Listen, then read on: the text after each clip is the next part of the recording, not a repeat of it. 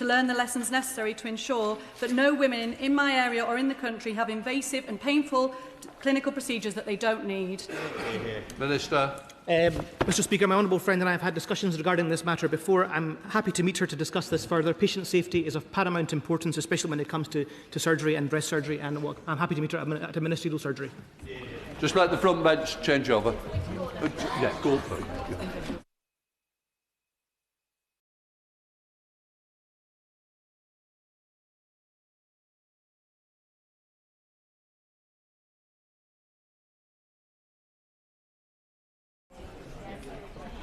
Right, point of order, Louise Sanders-Jones.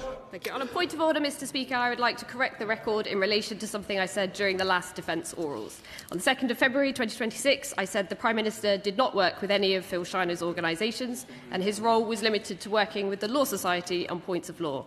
However, since then it has been brought to my attention that in 2006 the Prime Minister was instructed to represent an individual by the law firm for which Mr Shiner was the principal solicitor. So I would like to take this earliest opportunity to apologise to the House and correct the record. I thank the honourable member for a point of order and for placing a correction on the record. We now come to further point of order. I'm not giving you prior notice, Mr Speaker, but during health questions just now, the Health Minister said that for the first time ever there will be a children's cancer strategy as part of a cancer strategy. However, the government scrapped the children's cancer strategy that we had put in place. So should the Minister not come and correct the record for having misled the House? First of all, it's not a point of order, and the fact is we're going to carry on the debate, but it's not for me to accept whether it was right or wrong. But what I would say is you've certainly got the point of order. I'm sorry we didn't get any questions, but I just have the point of order. Right, let us come to a presentation of the bill. Maria Wilson. Online Services Age Restrictions Bill. Second reading what day? Monday the 9th of March. Monday the 9th of March. Thank you, Manera. Right, we now come to the 10-minute rule motion. Esther McBeth. Mr Speaker, I beg to move that leave be given to bring in a bill to introduce compulsory labelling of halal and kosher meat and products containing halal and kosher meat and for connected purposes. Mr Speaker, this is a bill about animal welfare, transparency in meat production and consumer choice. It does not seek to ban halal or kosher meat, it seeks to ensure they are clearly labelled. It is important consumers have such information so they can make an informed choice about what they are buying. And currently, consumers do not have that information, and many are purchasing and consuming halal and kosher meat without their knowledge and without their agreement. The unique process of halal and kosher meat requires the animal to have its throat slit. In the case of halal meat, the animal is often stunned before it's killed, although it might not be, and for the shahita killing, for kosher meat, there is no pre-stunning. This lack of stunning causes the animal to experience severe pain. An individual concerned about animal welfare would want to know if an animal has been stunned prior to slaughter. Likewise, there are many religious groups who want to know what they are consuming too, and if meat has been blessed by another religion. In all these cases, clear labelling is essential to make an informed choice. Currently, the legislation that regulates animal slaughter is set out in assimilated EU Regulation 1099/2009 on the protection of animals at the time of killing, as well as in the welfare of animals at the time of killing, England Regulations 2015. Under these laws, animals must be stunned before killing, but exemptions exist for killing without stunning, in accordance with specific religious rites. Added to that, there are currently no requirements for such meat to be labelled. And what was once an exemption to the accepted stunning process of animals has become a growing part of the UK's meat market. The government's own figures show that of the 1.035 billion animals processed in English and Welsh slaughterhouses in 2024, an estimated 214.6 million were slaughtered to produce halal meat. The analysis shows the total meat supplied by non-stun slaughter is about 4 times greater than the population of Muslims and Jews in the UK. So while government guidance is clear that non-stunned slaughter must be intended for consumption by Jews or Muslims, production is clearly going way beyond that. So much so, the UK is now exporting halal meat abroad. Between 2018 and 19, there was an almost 700% increase in the volume of sheep meat exported to the UEA, all of which is required to be halal.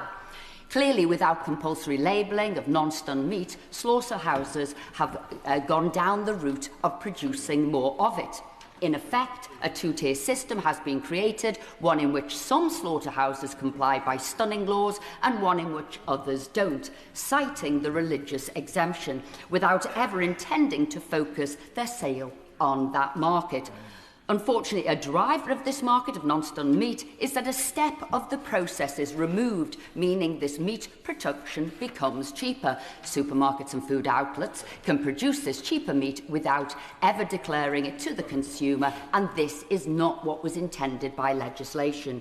We have seen many examples of this over the last 15 years. Britain's biggest retailers, such as Sainsbury's, Tesco's, Marks & Spencer's and Asda, have sold halal or kosher meat without informing the consumer, as well as places like Domino's, Pizza Hut and KFC.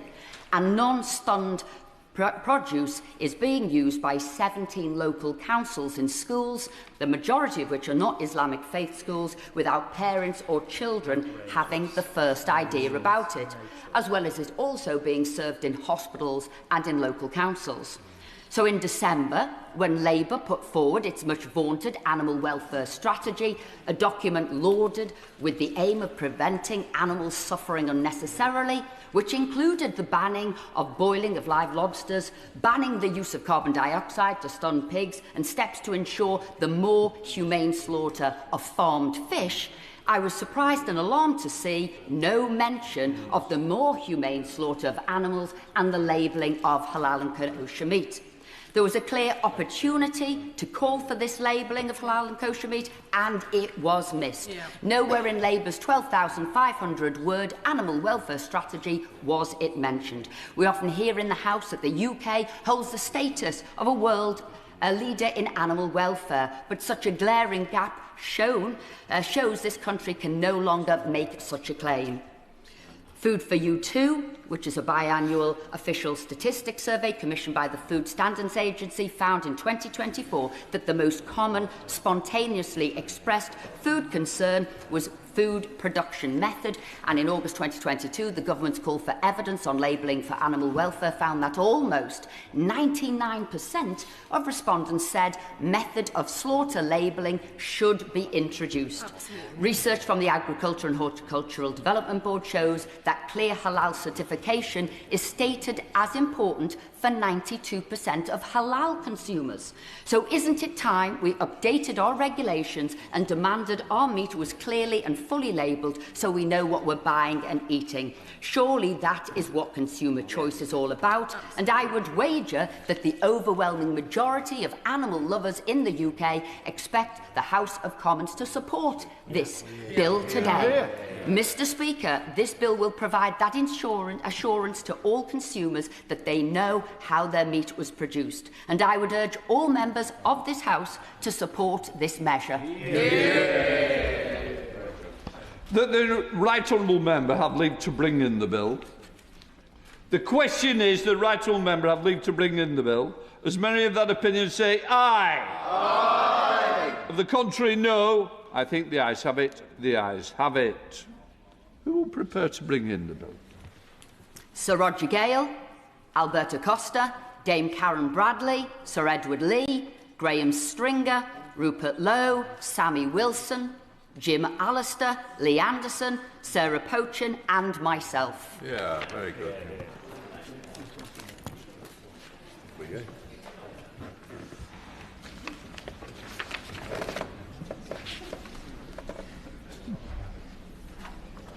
Esther McVeigh.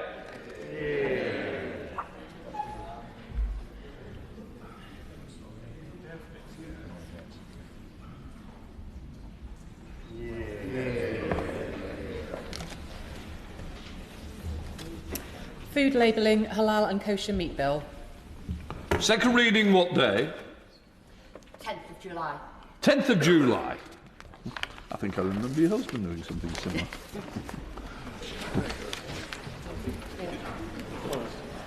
Order. Before we begin the debate on Andrew Mountbatten-Windsor,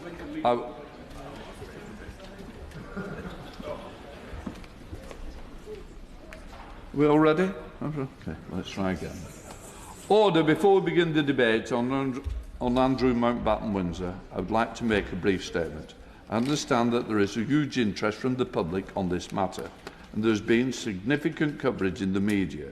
It is, and always has been, possible for the House to properly debate these matters within the framework of our existing rules, and there has been no change of convention in that respect. Whilst matters relating to Andrew Mountbatten-Windsor's recent arrest are currently not sub judice, members will be aware that there is an ongoing police investigation. I would therefore gently say to members that it will be helpful to exercise a degree of restraint. I know the House would not wish to do anything that risks prejudicing any possible prosecution. And of course, any comments on the King or the heir apparent would also not be in order. Right, we now come to the opposition day motion on Andrew Mountbatten-Windsor. No, then I think it's changed to Sir Ed Davey, a different name than I've got here. Sir Ed Davey. Thank you, Mr. Speaker, and thank you for your statement ahead of this debate. The appalling crimes of Jeffrey Epstein and his associates have rightly stunned the whole world. The scale of Epstein's operation was shocking, selling human beings for sex, turning hundreds of young women and girls into victims and survivors. And it is those women who are at the front of our minds today as we finally seek transparency, truth and accountability. Mr. Speaker, Andrew Mountbatten-Windsor shamed our country and the royal family. But for too long, members of Parliament were barred from even raising criticisms of him, let alone properly scrutinising his role as trade envoy. Because of the outdated tradition that mentions of any member of the royal family in this House must, in the words of the previous speaker, be, and I quote, very rare, very sparing and very respectful. I encountered this firsthand back in 2011 when I was asked to respond to an adjournment debate on behalf of Lord Green, who was then the Minister for Trade and Investment. The adjournment was brought by the late Paul Flynn. But even he, an ardent and outspoken Republican, as I'm sure many of us remember, wasn't allowed to raise any actual concerns about Andrew himself. Paul called it a negative privilege, and that's what it was. He said his mouth was bandaged by archaic rules, and that had very real and damaging consequences. And I'm pleased to see the Minister in his place, because I know he was also constrained by those rules when he raised similar issues. And in that debate, Epstein's name wasn't even mentioned once. There was no chance to debate the substance. And standing in for the responsible minister, I set out the government's position as it had been for a decade, in support of the Prince's role as the trade envoy. Looking back, and knowing what we all know now, I'm horrified by it. I can't imagine what it must have been like for the survivors and their families to hear Andrew praised like that, as they heard so often all around the world. So I apologise to them, and I'm determined to change things. Mr. Speaker, I was struck by the words of Amanda Roberts, Virginia Giuffre's sister-in-law, after Andrew was arrested last week. She said this could be a stain on the royal family for the rest of our history, or, quote, it could be a moment where they and we decide that this is the time when cultural change happens. And as a staunch supporter of His Royal Highness the King and the royal family, I believe we must help to bring about that cultural change now. Would you give way? Happy to give way. I'm most grateful to the leader of the Liberal Democrats for giving way. He's making a powerful speech. I'm sure will agree that decades of deferential, frankly sycophantic treatment by Parliament and state authorities are being exposed as having enabled Andrew Mountbatten-Windsor to behave as though he were untouchable. Yep. And I'm sure he will join me in calling on the government to introduce independent oversight of those members of the royal family who undertake official duties and require both transparency and scrutiny over anything from now on paid for by the state, because apparently they work for us. I'm grateful for that intervention. We must build a culture of transparency and accountability. I think that is essential. And I hope we as a House will look at ending the archaic negative privilege rules Paul Flynn spoke about. Remove the bandages from our mouths. And today, free of those bandages in relation to Andrew, our motion focuses on finally getting the truth out about his role as Special Representative for Trade and Investment. I'll give way again. Mr. Speaker, first of all, can I commend the right honourable member for bringing, and his party for bringing this forward? Commend him for the way that he interviewed on TV this morning. And certainly, he doesn't just speak for this House, he speaks for this nation. And we're all greatly shocked at what has taken place, but does he agree as well? King Charles, Queen Camilla, Edward, Sophie, William, Kate are members of the royal family at this time who also need our support. And does he agree that perhaps maybe now is a time to tell them that we in this House love them, that this nation loves them, and that we understand the pain that they're suffering, and our support is with those members of the royal family who are above this and above this reproach?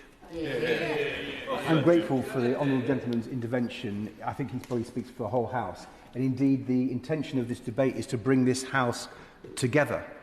And the changes that we think are necessary would indeed protect the royal family and strengthen the monarchy, which in some places is being criticised, and I think it's important, and that's why we need these reforms.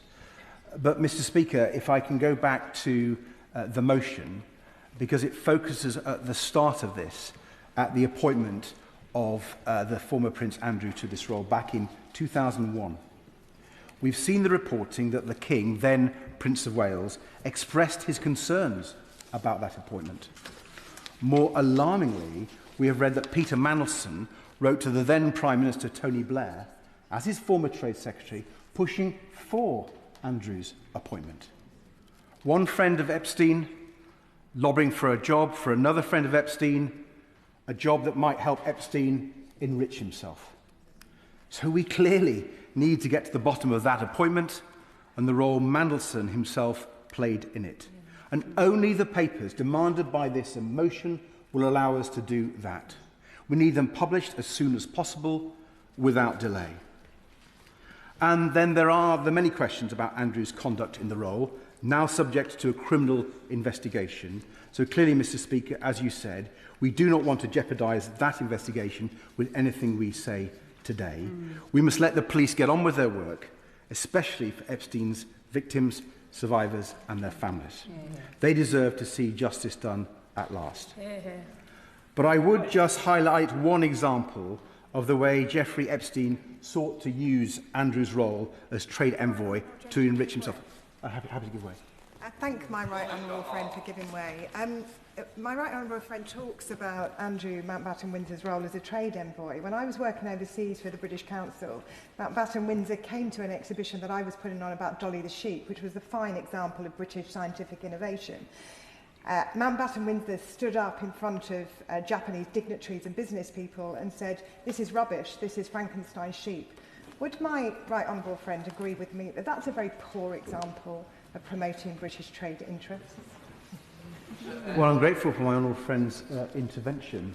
It shows that not only some of the scandals that we've heard about are things that we need to focus on, but if the trade envoy was actually speaking against British commercial interests, that raises even greater questions. And I hope not just this debate, but other debates in select committees and elsewhere will get to the bottom of that issue. But I was saying I would like to highlight one example of how Jeffrey Epstein sought to use Andrew's role as trade envoy to enrich himself. Channel 4 uncovered emails in the Epstein files in which Epstein was trying to meet the Libyan dictator Gaddafi in the dying months of the Gaddafi regime to help him find somewhere to put his money. I think something that the Minister actually raised at the time. In other words, Epstein looked at the deadly crisis in Libya and saw a chance to make some money. And he thought his friend Andrew could help. And this is what it says in one of the emails. I wondered if PA could make the intro. A few weeks later, Andrew wrote back, Libya fixed. Though the Epstein-Gaddafi meeting doesn't appear to have happened, it does show clearly what these relationships were all about for Epstein, increasing his own wealth and power. The idea that the role of Special Trade Envoy for our United Kingdom may have been used to help him do that, to help a vile paedophile sex trafficker enrich himself, is truly sickening. And again, I want to pay tribute to the Minister who tried to raise this at the time, like his colleague, the late Paul Flynn. And it shows, again, why we need to change the rules of this House that govern the debate here and ministers. But Mr. I give way. I thank the Leader of the Opposition for giving way. I posed the question. Sorry, the leader of the Liberal Democrats. I stand corrected. The Leader of the... It's coming. I thank the Leader of the Liberal Democrats for giving way. I asked the question to the Chief Secretary yesterday in this House about the speed of bringing legislation forward. Victims, members of the House, members of the Lords, we all need this process to be done as swiftly as possible. I just wondered if you agree that whatever happens with Andrew or anybody else, that you also agree that the Chief Secretary's comments that we do need to bring this forward and that we need to keep pushing to get legislation swiftly, not in years to come. Well, I'm grateful for the Honourable Gentleman's intervention, both for his Freudian slip and indeed for his suggestion that we do need to speed up action in this area. But if I can begin to conclude, Mr. Speaker, in many ways this is the first truly global scandal, from the White House in Silicon Valley to Oslo and Paris. But it's also a deeply British scandal, reaching right to the top of the British establishment. Because can there be many people more symbolic of the rot that eats away at the British establishment than the former Duke of York and Special Trade Envoy, and the former Business Secretary, First Secretary of State and Ambassador to the United States? Their association with Epstein and their actions on his behalf, while trusted with the privilege of public office, are a stain on our country. Today we must begin to clean away that stain with the disinfectant of transparency. Because whether it is the President of the United States and his Commerce Secretary, or Peter Mandelson and Andrew Mountbatten-Windsor, or Epstein himself, their victims and survivors have seen those responsible evade accountability and escape justice for far too long. I desperately hope, that is ending now, and I hope the House will approve this motion. Yeah. The question is, as on the order paper, I call the Minister, Sir Chris Bryant. Thank you very much, Mr. Speaker. Mr. Speaker, let me be clear from the outset, we support this motion today. Frankly, it is the least we owe the victims of the horrific abuse that was perpetrated by Jeffrey Epstein and others. The abuse that was enabled, aided and abetted by a very extensive group of arrogant, entitled and often very wealthy individuals in this country and elsewhere. It's not just the people who participated in the abuse, it's the many, many more who turned a blind eye out of greed, familiarity or deference. To my mind, they too were complicit, just as complicit, and I welcome the reckoning that is coming to them now. I doubt there is anyone in this House who is not shocked and appalled by the recent allegations. Colleagues and many civil servants have told me their own stories of their interactions with Mr. Mountbatten-Windsor, and they all betray the same pattern. A man on a constant self-aggrandising and self-enriching hustle. A rude, arrogant and entitled man who could not distinguish between the public interest, which he said he served, and his own private interest. I remember him coming to visit the Sea Cadets in Tonopandi. They were absolutely delighted and excited to meet a member of the royal family. But he insisted on coming by helicopter, unlike his mother, who came twice to the Rhondda and always came by car. He left early and he showed next to no interest in the young people. That is, of course, Mr. Speaker, not a crime, nor is arrogance, fortunately, I suppose.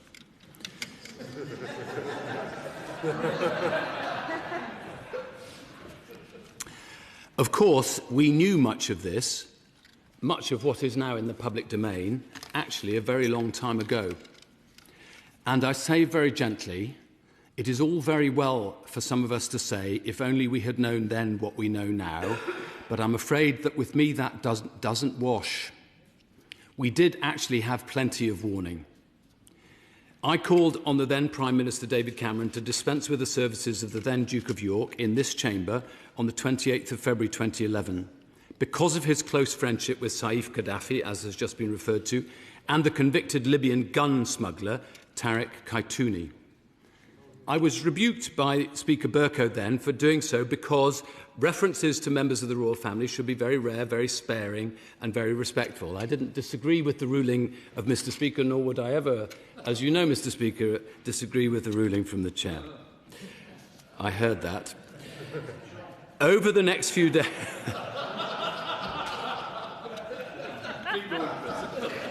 I'm taking your advice, Mr. Speaker. I'm just ignoring that. Over the next few days, back in 2011, I repeatedly called for Andrew to be sacked in the public domain on television, on radio and in newspaper articles, citing his relationship with Jeffrey Epstein, the mysteriously excessive £15 million cost paid for his Sunning Hill home and many other issues besides. I'm afraid the willful blindness of far too many at that time was absolutely spectacular, and it still angers me. The then Prime Minister, the then Home Secretary and many others in government defended Andrew time and time and time again.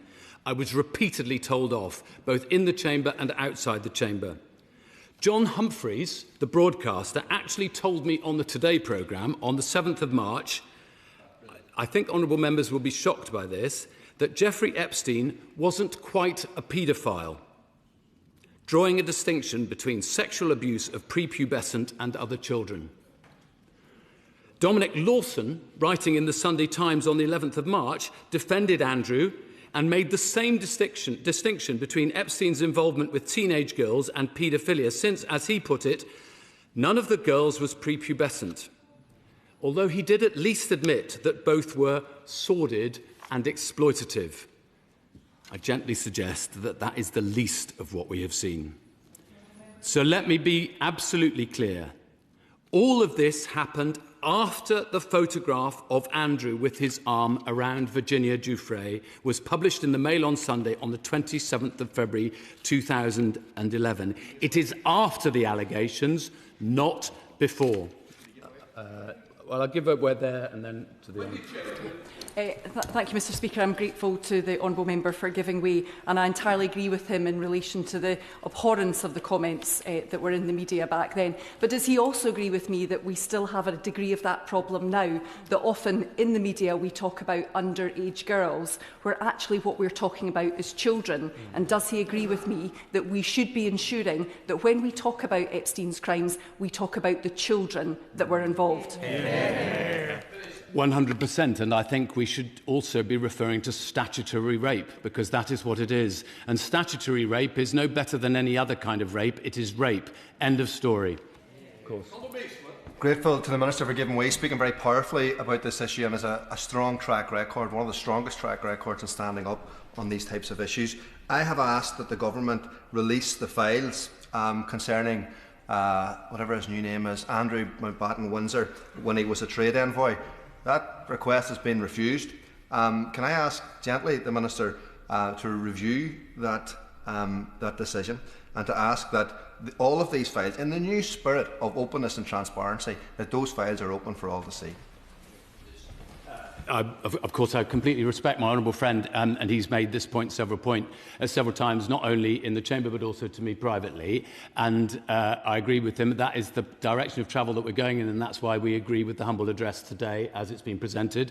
We're not standing in the way. We will do everything we can to comply with that as fast as we possibly can. I will come on to a couple of caveats a little bit later, but I just want to pursue the point about what we knew in the past, because the leader of the Liberal Democrats quite rightly said that on the 7th. That Paul Flynn had a debate on the 4th of May, to which he responded as not actually as the Minister responsible, but standing in for the Minister responsible. But actually, Paul Flynn also had another debate on the 17th of March in Westminster Hall, which was granted to him by the Backbench Business Committee, which had relatively recently then been set up. And he concluded, because he was finding it very difficult to make any of the allegations that he wanted to make because of the rules of the House, that there really is no point in continuing with the debate. That is a direct quote from him. And in fact, the then Deputy Leader of the House, David Heath, who was another Liberal Democrat member of the government at the time, made the point that, as I think, Mr. Speaker, has been made both by Mr. Burko and by yourself, that if there is a substantive motion, of course we can make these comments in relation to certain members, but it has to be a substantive motion, and you have to find a means of being able to table that motion, as indeed we have a substantive motion today. And then, following that, Paul Flynn tried to get a substantive motion, which was then the debate, but it was actually an adjournment debate on the 4th of May, which is therefore not a substantive motion again, and he struggled again, and this is what he said in that debate.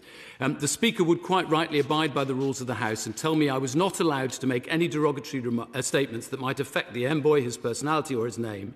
It is an illustration of how demeaned we are as politicians and members of Parliament that I am allowed to make any points about the damage that is done only in an oblique way by discussing the effects of the holder of the office, his role and the comments that are being made. And of course, he felt furious, angry. He wrote a great book about being an MP, which I commend to all honourable members. And the Right Honourable Member, as he knows, he responded to that debate as follows. I, for one, believe that the Duke of York does an excellent job as the UK's Special Representative for International Trade and Investment. He promotes UK business interests around the world and helps to attract inward investment. He went on at some length and then added at the end, he has made a valuable contribution in developing significant opportunities for British business through the role and continues to do so. I just say gently to him, I think if he'd followed the debates in the public domain at the time, he would have known better than to have made those comments. I won't go any further, but I'm happy to give way if he wants.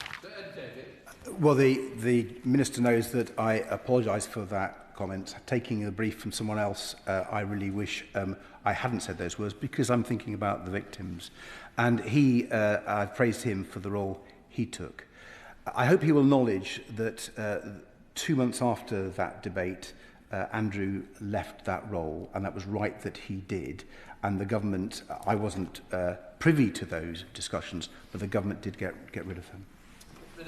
Yes, he left his post in July, I think, of 2011. It could have come soon enough for many of us, and it is a regret, I think, to many that the government wasn't able to listen faster and to act faster at that time. Mr. Speaker, what I believe this whole saga shows is that deference can be a toxic presence in the body politic. Of course, we always seek to respect others. We look for the best in others. There was another instance in that first debate that shows the generosity we often show, and I have told the honourable member that I'm going to raise this. The Right Honourable Member for New Forest East, who is a gentleman to his fingertips and is always a very magnanimous fellow, said, does the Minister agree that one reason why the Duke of York has considerable credibility is his distinguished record as a former member of the Fleet Air Arm who gave valuable service in the Falklands War? That shows a degree of commitment over and above any inherited responsibilities that he might be considered to have. Of course, I understand the point that the Right Honourable Member was making back then in 2011. But of course, the fear is that when deference tips over into subservience, it can be terribly dangerous because the victims don't get heard, respected or understood in the same way as those with grand titles do. And this, of course, has implications for this House, as the Right Honourable Member said. Mr. Speaker, of course, the conduct of business in this House is entirely a matter for you and interpreting with the clerks the Erskine May and the standing orders. I only repeat the words of Paul Flynn in 2011, who denounced what he called censorship on honourable members discussing an issue of great importance. I know you too would want to denounce such censorship. I want to issue one caveat about the motion today. The government will, of course, comply with the terms of the humble address in full. As I say, we support the motion. But as the House will know, there is a live police investigation into the former Duke of York after his arrest on suspicion of misconduct in public office. The House will also be aware that following that arrest on the 19th of February, Buckingham Palace issued a statement on behalf of the King.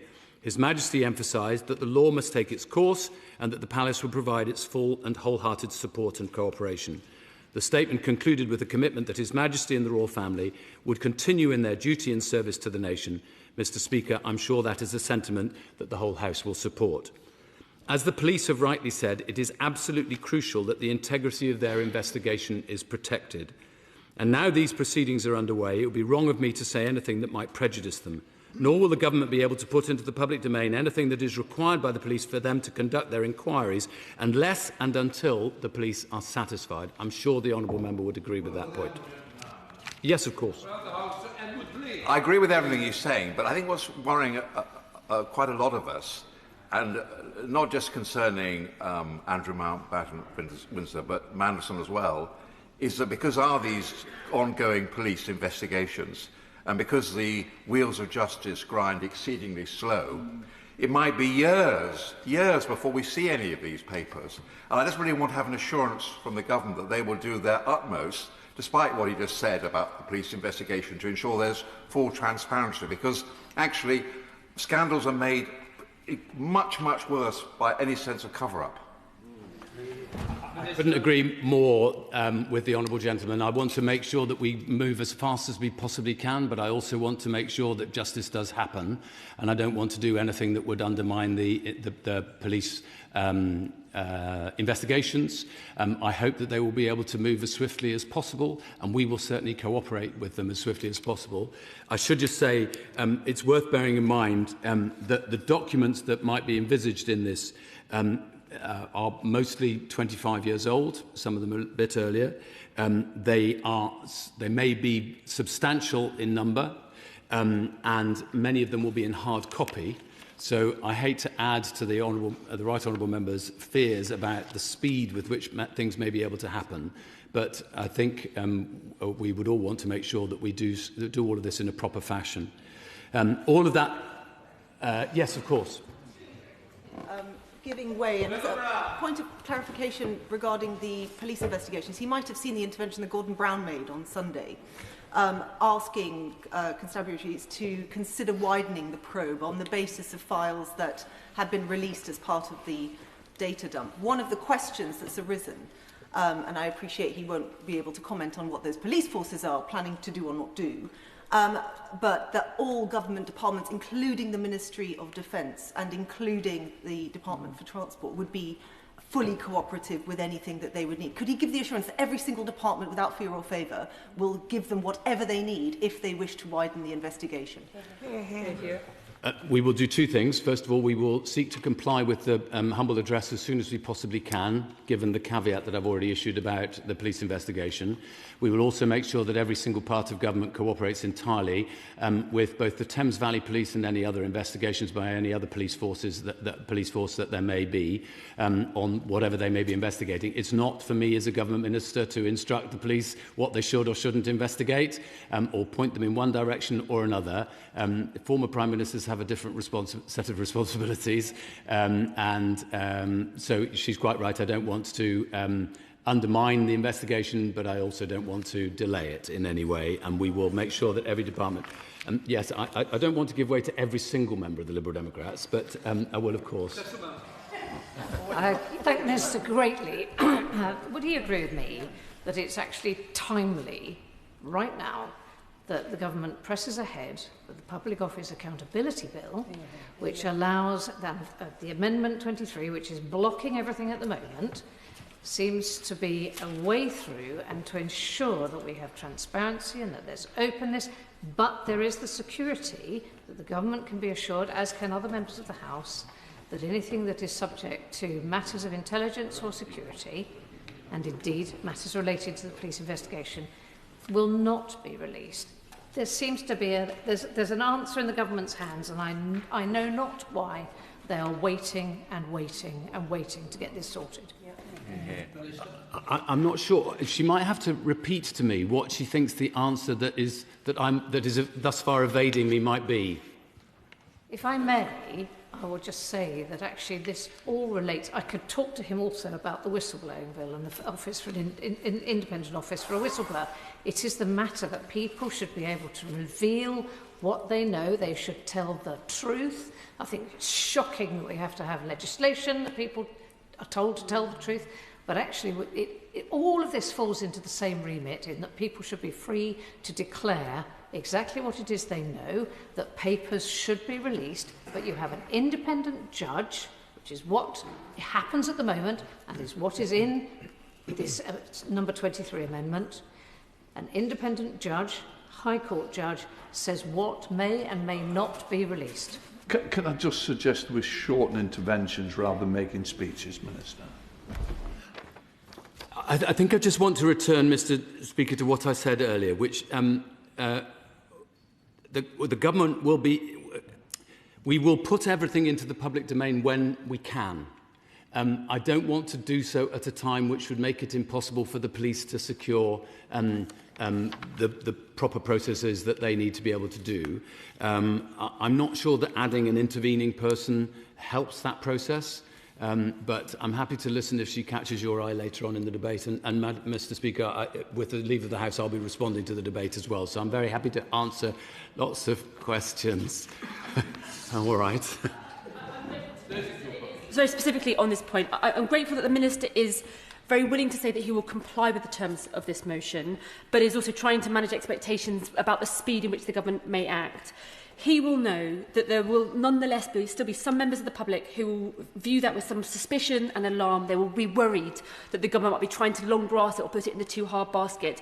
Could the Minister commit either now or by the end of the debate that the government will regularly update this House so that opposition parties don't have to repeatedly bring ministers to the House to urgent questions? Could he agree perhaps to set out by the end of this debate how often the government would intend to inform this House about regular updates? I'm very happy to commit now to updating the House as often as I possibly can in a way that is informative to the House. But she's quite right that I am slightly trying to manage people's expectations about timeliness, partly because of the quantity of material and because there is a live police investigation, and I just don't want to jeopardise that. If there are things that... I will in a moment. If there are things that are embarrassing to the government, that's who cares? I want to make sure that we end up getting the proper justice that is necessary for the victims, and that means that we have to have a proper police procedure. If there are charges brought, then that has to go through a judicial process as well, and I don't want to undermine that. But of course, I'm very happy both in a private way and publicly to update the House when I have anything possible to say. Now, I am trying to get to the end of my speech, and people normally like it when I get to the end of my speech. So I see I've united the House, Mr. Speaker. But I will give way to the honourable gentleman. I understand the concern about not treading upon the police investigation, but surely the police investigation is about the conduct of Andrew Mountbatten-Windsor in the role, whereas this humble address is about the appointment and the process of appointment. Is there not a distinction there which means that this humble address of itself should not unduly impede any police investigation or be hindered by it? Well, if he doesn't mind, I'm quite happy to explain to him out of the chamber precisely why I disagree with him, because I don't... Again, if I were to explain more fully in the chamber, I think that might not be very helpful to either the police or the criminal process. But I'm very happy to explain to him outside the chamber, and I think he might come back in and agree with me. I think he might. Just sometimes he agrees with me. He agrees. Not very often, but anyway. You know, small mercies and all, eh? Mr. Speaker, I also want to make it absolutely clear to the House that the former Duke of York's role as a special trade representative was very different to the one performed by the government's current trade envoys. This has often been confused, I think, in the public discussion at the moment. Trade envoys today are appointed by ministers with a formalised set of rules of conduct. They are unpaid. They work with my department on attracting and retaining inward investment while supporting UK firms to take full advantage of new trade opportunities. They are all members of either this House or another House. And I have recently emphasised to all of those trade envoys the importance of maximising the programme's impact on ensuring that it aligns completely with the goals of our trade and industrial strategies. They are under the same obligations as ministers in adhering to departmental restrictions, guidelines and confidentiality clauses, the same ones outlined in the Ministerial Code. In sum, trade envoys play an important role in boosting economic growth, delivering our industrial and trade strategies and helping British business to export. I'll stress this again, Mr Speaker. The role held by Andrew Mountbatten-Windsor was not a trade envoy position as we would understand it today, and I'm enormously grateful to the trade envoys today who go beyond the call of duty in promoting UK PLC. Andrew Mountbatten-Windsor's role was a separate one entitled UK Special Representative for International Trade and Investment. Mr Speaker, there is unanimous agreement across this House that those who may be guilty of misconduct in public office should face the full force of the law. That applies to everyone, regardless of who they are or how they were appointed. This was a point made by my right honourable friend prior to the news of Andrew Mountbatten-Windsor's arrest. One of the core principles of our constitutional system is the rule of law. That means that everyone is equal under the law and nobody is above the law. I share the anger, the disgust expressed by many at the alleged behaviour of Andrew Mountbatten-Windsor. What we are seeing now is a full, fair and proper process by which this issue is investigated by the police. And in that investigation, they will, of course, have the government's unwavering cooperation and support. Sometimes it feels to many members of our country that there is one rule for the rich and famous and another rule for the rest of us. But actually, there is only one rule, the rule of law. To Shadow Secretary of State Alex Burkhardt. Thank you very much, Mr Speaker. And I'd like to congratulate the right honourable gentleman for securing this debate. I should say at the outset the Conservatives support this motion. And the truth is that the people who helped Jeffrey Epstein, who helped him by supplying him with contacts and information, were the people who enabled him to become powerful. And those people effectively enabled him to build his net of influence, his net of abuse. And that network of power, in turn, enabled him to abuse more and more people. So it is quite right that this House is enabled to scrutinise what went on and how it went on. I listened to the Minister's remarks and I appreciate the way that he's approached this debate and the way that the government is going to constructively cooperate with the terms of the address. But I must say that this is the second occasion in only a few weeks when the government has had to be brought here by opposition parties under the terms of a humble address to disclose information that it could quite obviously have disclosed without the need for a humble address in the first place. And so whilst I accept the humility with which he's taken the debate, actually the government as a whole could have been much more proactive on this issue right from the start. And I also appreciate the humble way in which he came to the House and reminded us that he had been right all along. Very humble. The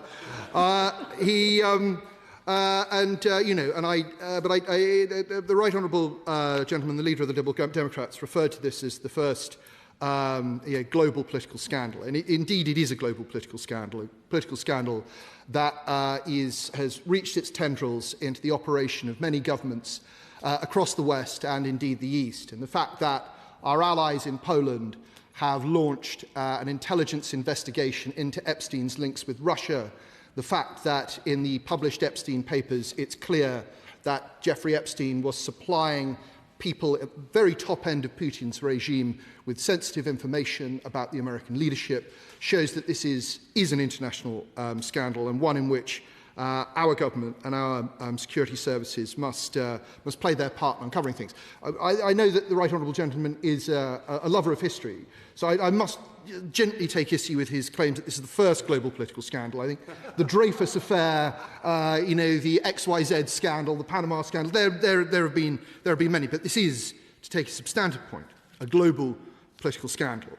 And I'd very much like to associate myself with the remarks made by my honourable friend from Strangford, that we can only be, as a general point, very supportive of the royal family's role in promoting our country. I think those people who have witnessed the best of the royal family using its awesome soft power to support what we do best can only be in awe of the vast commitment it makes to public service and to the life of the country. And indeed, if it is the case, as reported in the press, that very senior members of the royal family expressed concerns about Mr Mountbatten-Windsor's appointment in 2001, one can only feel enormous sympathy with them about what has subsequently come to light. Because these revelations surrounding the relationship between Andrew Mountbatten-Windsor and Jeffrey Epstein, just as with the relationship between Peter Mandelson and Jeffrey Epstein, and the arrest of both men on suspicion of misconduct in public office, make it right that questions are asked and make it right that information is brought before this House. I mean, if one looks back to 2001, it is possible to identify the hand of Epstein in Mr Mountbatten-Windsor's appointment.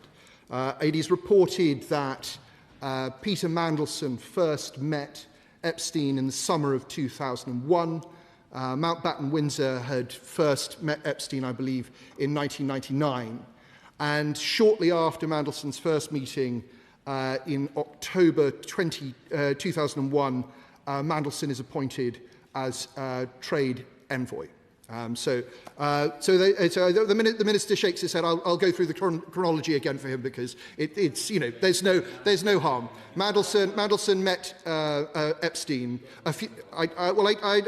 Hansard will reply. It may be that the numbers were juggled up in the minister's head. That in the summer of 2001, Mandelson met Epstein for the first time, and in October 2001, Mountbatten-Windsor was appointed as trade envoy. And so it's possible that Mandelson influenced. Now, what I also said is that in 1999, Mountbatten-Windsor met Epstein for the first time, so he was already an associate of Epstein.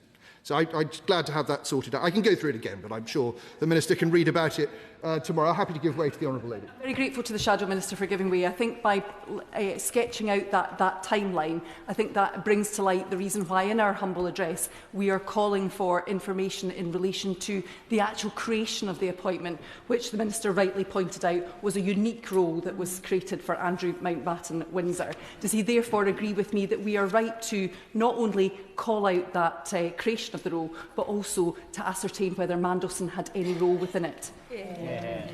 No, very much so. And as I say, what would have been better is if the government had been proactive on this and had not had to be brought to the House by opposition parties in order to release this information. And I'm very glad that the Liberal Democrats have learnt the lesson of the Conservatives' humble address a few weeks ago, that it's always good that once the Conservatives have, designed a bandwagon, got it up and running, showed that it can move at high speed, the Liberal Democrats scramble up and get on board. But, better late than never. And so, is anybody trying? No, fine. So as we see, if we go through the sequencing very carefully, it's possible that there was influence from Epstein, who we must acknowledge was not had not been arrested or convicted in 2001, but about whom there were rumours and reports, and who in any case was a highly influential foreign businessman. And if it was under his influence that Mr Mountbatten-Windsor was appointed as trade envoy, then it would be useful to see what the Prime Minister knew when that appointment was made. I will give way to the Honourable Lady. Giving way. I think what he's trying to get to is a point that deeply concerns me, which is we need to understand the extent to which the then Prince Andrew was leaning on government for things that he wanted. And an example of this is in the recent Epstein files. There is an exchange between Ghislaine Maxwell, Jeffrey Epstein, about how Andrew had written to the Ministry of Defence in order to allow their plane to land at an RAF base in Norfolk on the 7th of December in 2000. So his influence on government predated his appointment. And what we want to understand is to what extent was he already trying to influence government as a prince? And what did that lead to in his role as a trade envoy? Would he agree that that is incredibly important to get to the bottom of. Yes, and I'm afraid I don't know what year 2000. Well, I agree with her, that's an interesting point, although I think if one looks at the precise wording of the Liberal Democrat humble address, something like that might not fall within its context. So, she may wish to table an amendment to her own party's humble address in order to get at that. But transparency is essential in all of this. And that's, why, on this side of the House, we very much hope that the government will give us transparency quickly. And I turn to the point that my right honourable friend, Father of the House, made, that there is a danger that the government uses a police process as a means of not disclosing certain information. And I say that not because of what the Minister has said today, so much as what was said yesterday by the right honourable gentleman who is Chief Secretary to the Prime Minister, when in context of our own humble address, he said, "I can confirm that those documents will be made available, subject, I am afraid, to the exclusion of one particular item, in which number 10 asked Peter Mandelson a number of questions. The Met Police have asked that to be held back, subject to their investigations. That item will therefore have to be published at a later date, but the documents that are not subject to the Met Police investigation will be published very shortly." I think it would assist this House if, I think this was a point that my honourable friend from Northampton made, it would assist this House if the government could explain why the Met Police have asked that that item is held back. And I also think it would be helpful if the government would confirm that there is no bar to it handing that document over to the ISC. And this is a point on which the Chair has been very clear. On the 4th of February, Mr. Speaker said, the Metropolitan Police have no jurisdiction over this House, have no jurisdiction over what this House may wish to do. It will be a matter of whether or not the government provide the information. I want to let members know that the police cannot dictate to this House. That the police cannot dictate to this House. And there is a means that was specifically debated during the original humble address, which enabled members of this House, i.e. the ISC, to be given this information regardless of a police investigation. Happy to give way to the Honourable Lady. I thank the Honourable Member for giving way in what is a very important point that he is making, and something which concerns me deeply in this, is that my constituents, members of the public, are increasingly concerned that what they see is the tendrils that the honourable gentleman referred to reaching into government through this debate, and that in the handling of these papers and the release of information, we must at all times be aware of the impact on the reputation, not just on Andrew Mountbatten-Windsor or Lord Mandelson, but on us in this place, previous governments and subsequent governments in Parliament. Would the honourable member agree? Very much so.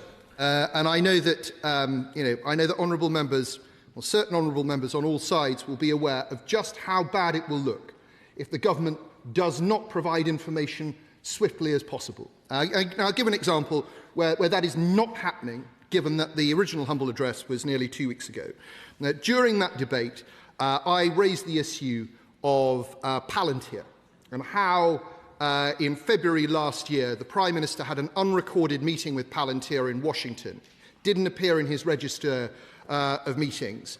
He was accompanied on that visit by Peter Mandelson. Peter Mandelson, whose company in which he held a commanding share, had Palantir as a client, and then subsequently, later in the year, Palantir received a direct award from government worth about £240 million. A very substantial contract. When I raised this in the House, there was concern on both sides, it was a cross-party issue, and the Minister agreed to write to me confirming, or I asked him to confirm, that the Cabinet Secretary, whoever that turned out to be, would be investigating what is clearly looks like a case of conflict of interest. I still have not received a reply. I've not received any reply, despite me bringing it up again at the dispatch box at the start of this week and being assured that I would receive a response. I just don't think that this is good enough. And it's very, very important that the opposition can hold the government to account in a meaningful way. So to the honourable lady's point, I think it's extremely important that the government should be seen to be willingly providing information rather than having to be pushed every step of the way to do the right thing. And I'll just sort of make an additional point on this score. And whilst we do very much support the humble address today, I'd just ask the government to be clear that nothing in this humble address is going to slow down the process of delivering on the original humble address. Nothing at all. Because whilst there is historic interest and contemporary interest in the history of what happened in 2001, what this government did in choosing to appoint Peter Mandelson, despite the information that it had at its disposal, is of paramount importance.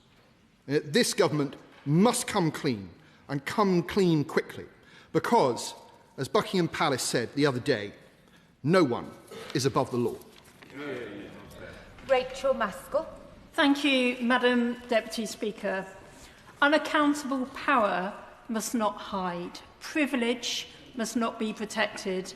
Money must be accounted for, and elite networks of men operating here and overseas must meet their reckoning for dehumanising, subjugating, exploiting and sexually assaulting women who must have justice.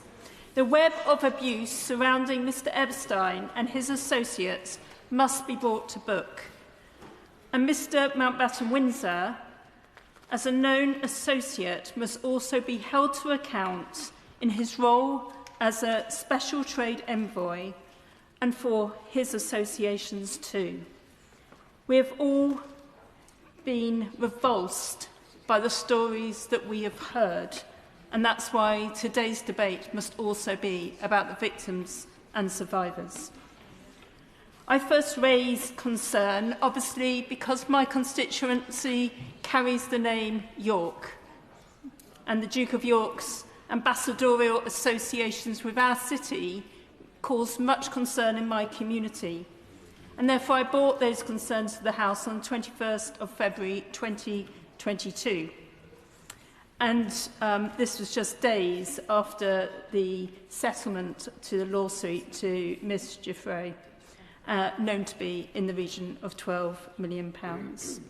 Clearly my city was very disturbed, and as a result of that, a human rights city no less, I sought to see a separation between the title and the city, and brought forward later that year, after working very closely with the clerks, a bill in order to remove the title, something which still has not been done. I brought forward another bill just last year for the removal of title, again bringing in the option of removing the title from peerages as well, and having worked through that, still not had a positive response to that.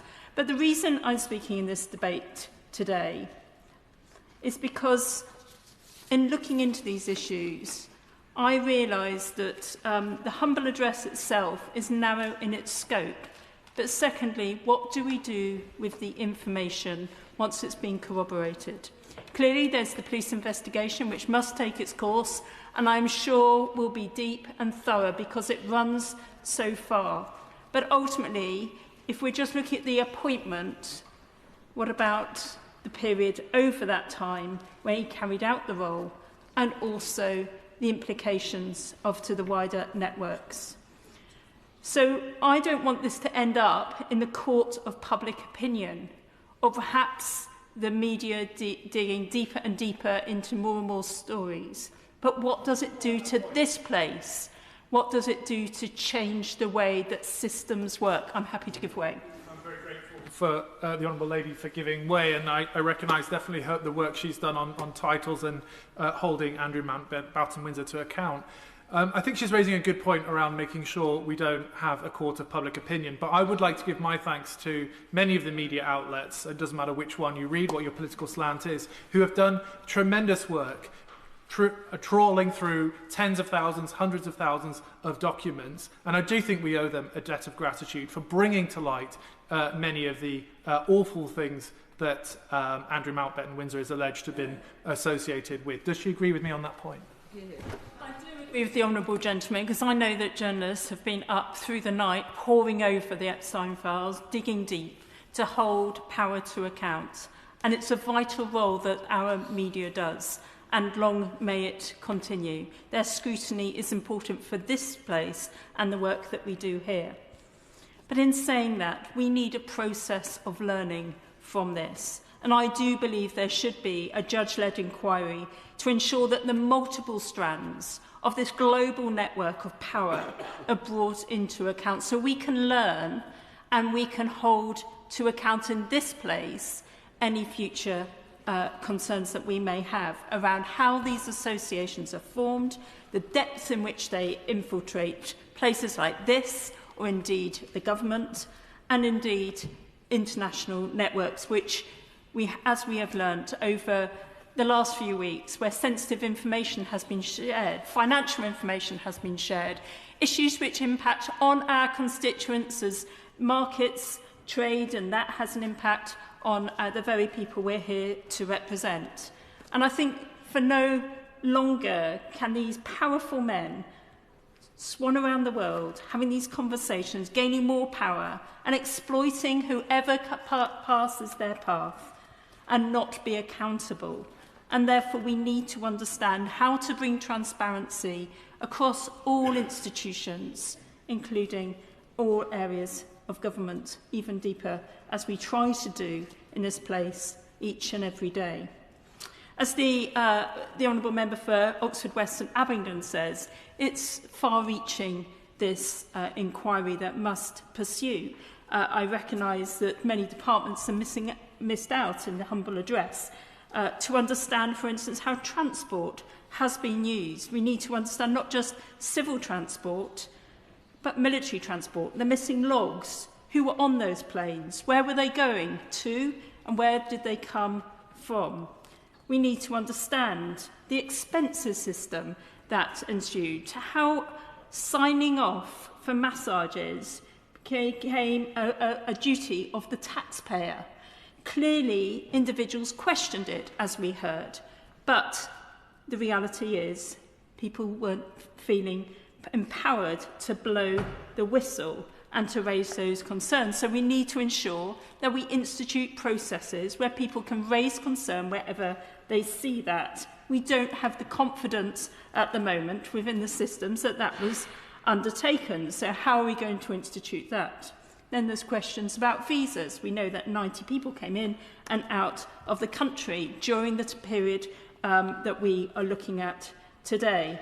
And of course, rigour in appointment processes. Much has been heard over the last few months around that, and of course that comes to the heart of the humble address today. But we need to ensure that all those appointments are transparent.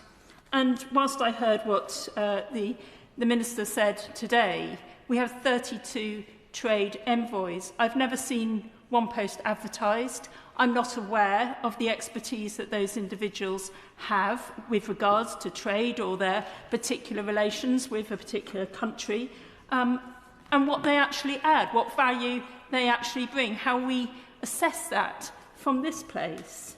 And therefore I do ask that we have a proper review over all of these appointments that we hear about as to what they bring, because surely we should have better accountability. And finally, I just want to raise the intelligence services as well. I cannot believe that our intelligence services were not aware of some of the movements that Mr. Mountbatten-Windsor had. How do we bring that to account too, to ensure that that information is also in the public domain?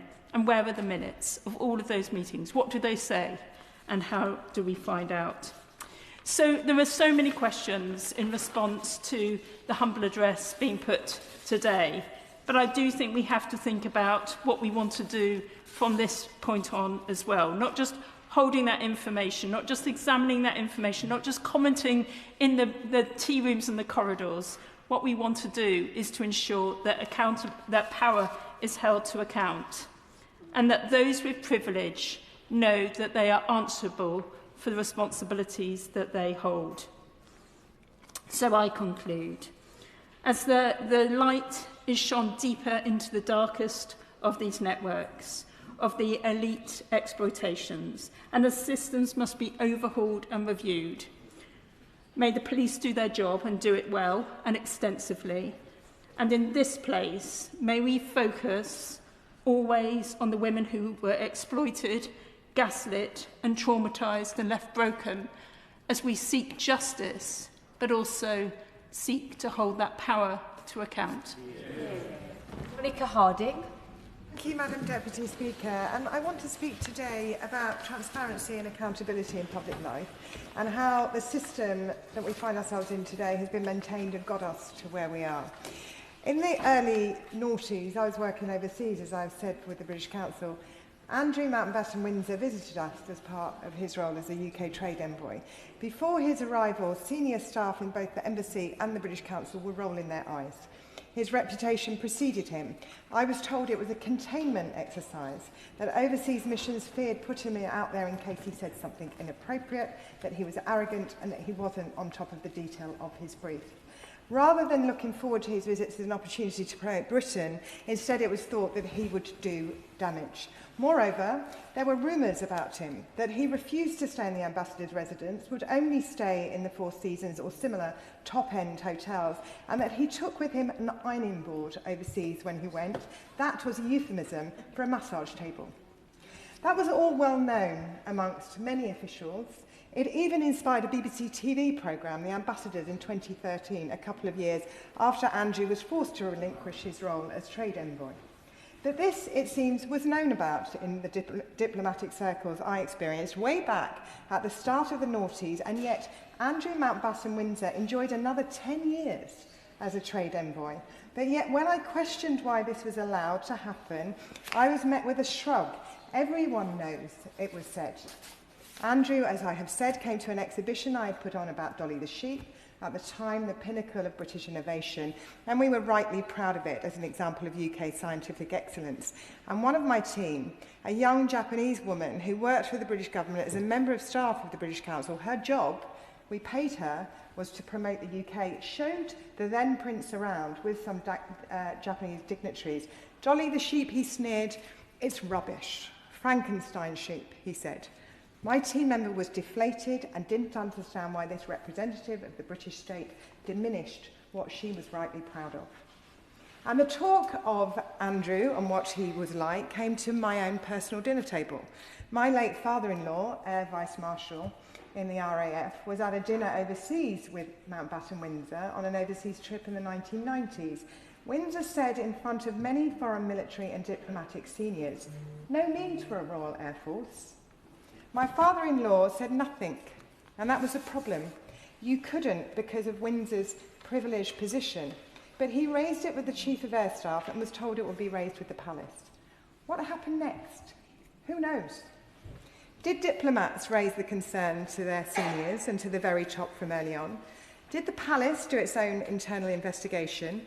If they did, was it shared with the Department for Business and Trade? Where did these concerns all go? And in doing so, did they, the system, unwittingly or wittingly, support protection or cover-up? Because of the way things were done or deference? That, Madam Deputy Speaker, is the point of this debate. Some officials knew, or the system seemed to know, but the system seemingly failed to do anything about it for 10 years because of privilege and because of deference. Will she give way? I will give way. Thank you for giving way. I mean, just on this point around which departments had which papers, does she not also think, and I note in the humble address today, it says departments including but not limited to. Surely the royal household, papers in the royal household that relate to this matter should also come under the scope of this humble address. Does she agree? Thank you, my honourable friend. I do agree. I think here there is a systematic failure and joined-upness that we need to unravel. And I will come back to that in the course of this speech. When there was scrutiny after 2011, there was still a failure of oversight.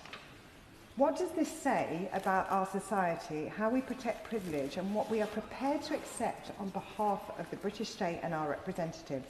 Can rules be broken by some people and not others? Do propriety and ethics belong to all those who represent the British state? Madam Deputy Speaker, we have a parliamentary monarchy.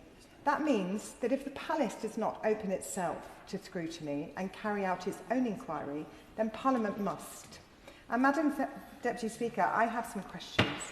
On what basis was Andrew Mountbatten-Windsor given the role as trade envoy? Who put him forward, and was there resistance to it? While he was trade envoy, what concerns were raised and with whom, from what date, and how were they actioned? Money was put up by the royal family to protect him. Does Parliament have a right to understand why that money was put up and that public funds were not used in the civil settlement with Virginia Dufresne? Can we, as Parliament, find this out, that not one penny of public money was used in this settlement?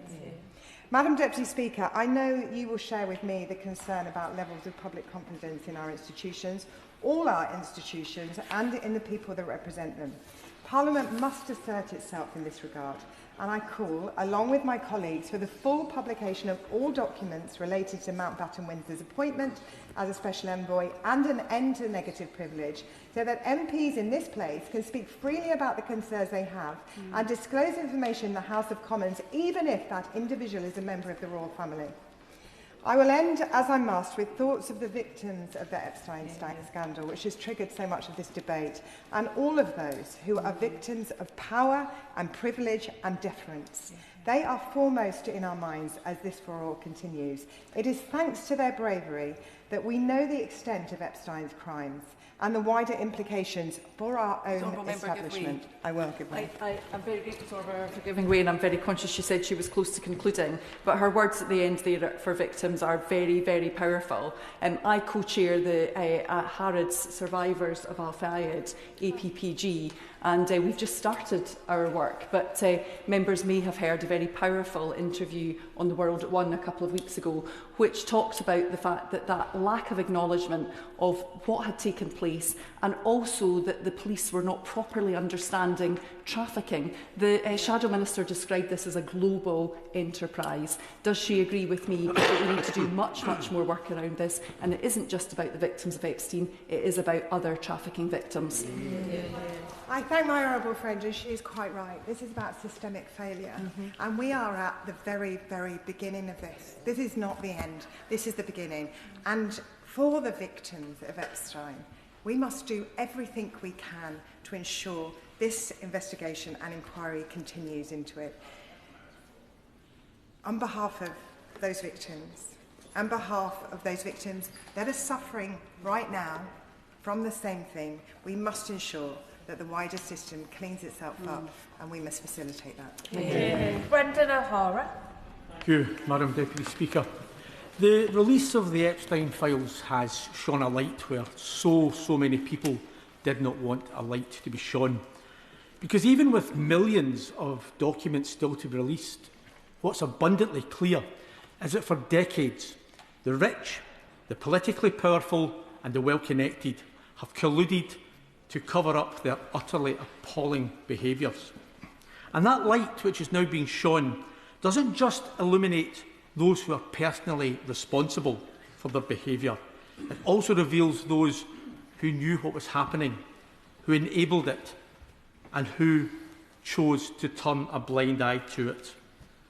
And the people of this country are rightly furious. And that's why, at the humble address yesterday on the release of the Peter Mandelson files, I made this point, and I'll make it again today, that with trust in the government at an all-time low, they really only have one chance to come clean about everything that they know and about everything that they hold, pertaining, in this case, to the creation of the role of Special Representative for Trade and Investment and the appointment of Andrew Mountbatten-Windsor to that post. Of course, unlike the Mandelson files which this House demanded be released, the appointment of Andrew Mountbatten-Windsor didn't happen on the current government's watch.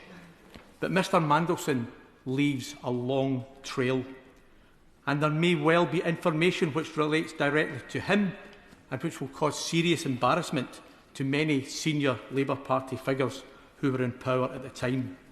Because let's not forget, the author Andrew Loney, in his book entitled details, in extent great detail, about how it was the former Trade Secretary Peter Mandelson who assisted Mr Mountbatten-Windsor in landing the role of UK's special representative, seemingly against the advice of Mr Mountbatten's brother, the then Prince Charles.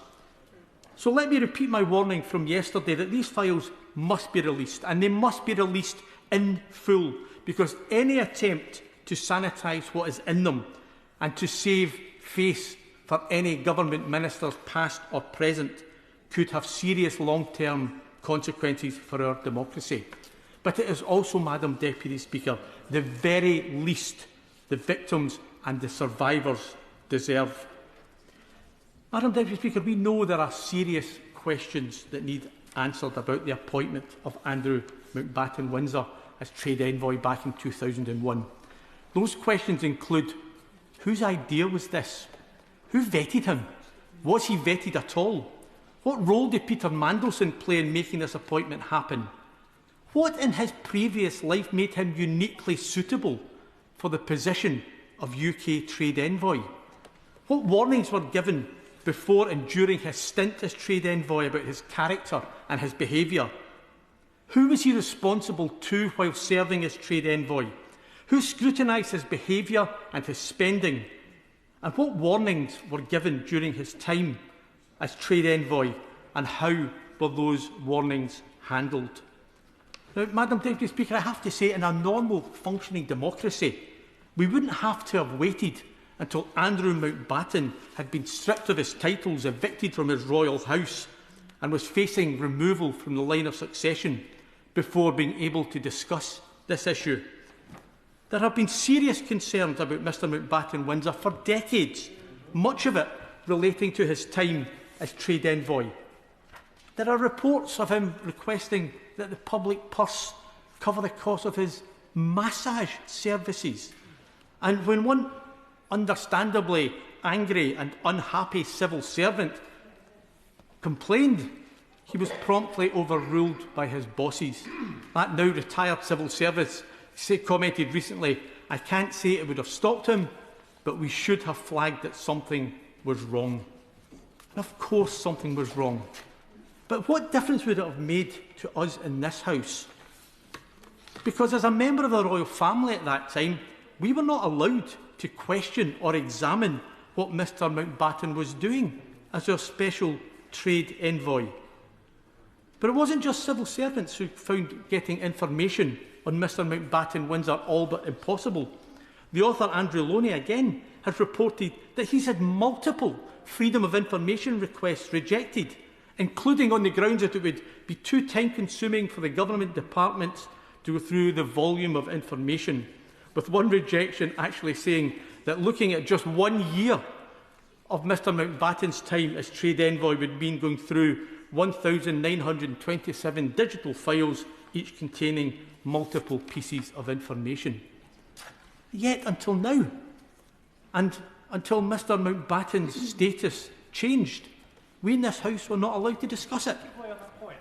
Yes, absolutely. I'm very grateful to the honourable gentleman for giving way. And he's speaking, I think, to the fact that the title Prince has protected Andrew Mountbatten-Windsor from greater scrutiny and inspection of his activities. What does he think we should do around ensuring that other titles, whether they be royal or Prime Minister or Secretary of State, don't protect powerful individuals? I thank the honourable member for that intervention. And the answer is quite simple, Madam Deputy Speaker. Nobody can be above the law. Everybody has to be equal in the eyes of the law. And as Paul Flynn, the great Paul Flynn, said, we have to remove the bandages from our mouths in this place. And it's a point I will return to. But fundamentally, nobody, regardless of rank or privilege, should be or must be allowed to be above the law. And I know that many people will be embarrassed by what has happened, not least, as we've heard, the now leader of the Liberal Democrats, who is Under Secretary for Business, Innovation and Skills, and I presume with his fingers firmly crossed behind his back, was forced to come out and stoutly defend the then Prince Andrew, saying, I believe the Prince of York is doing an excellent job. He's a long-standing success and he's been great for British business. But the reality is, as a government minister, what else could he have said?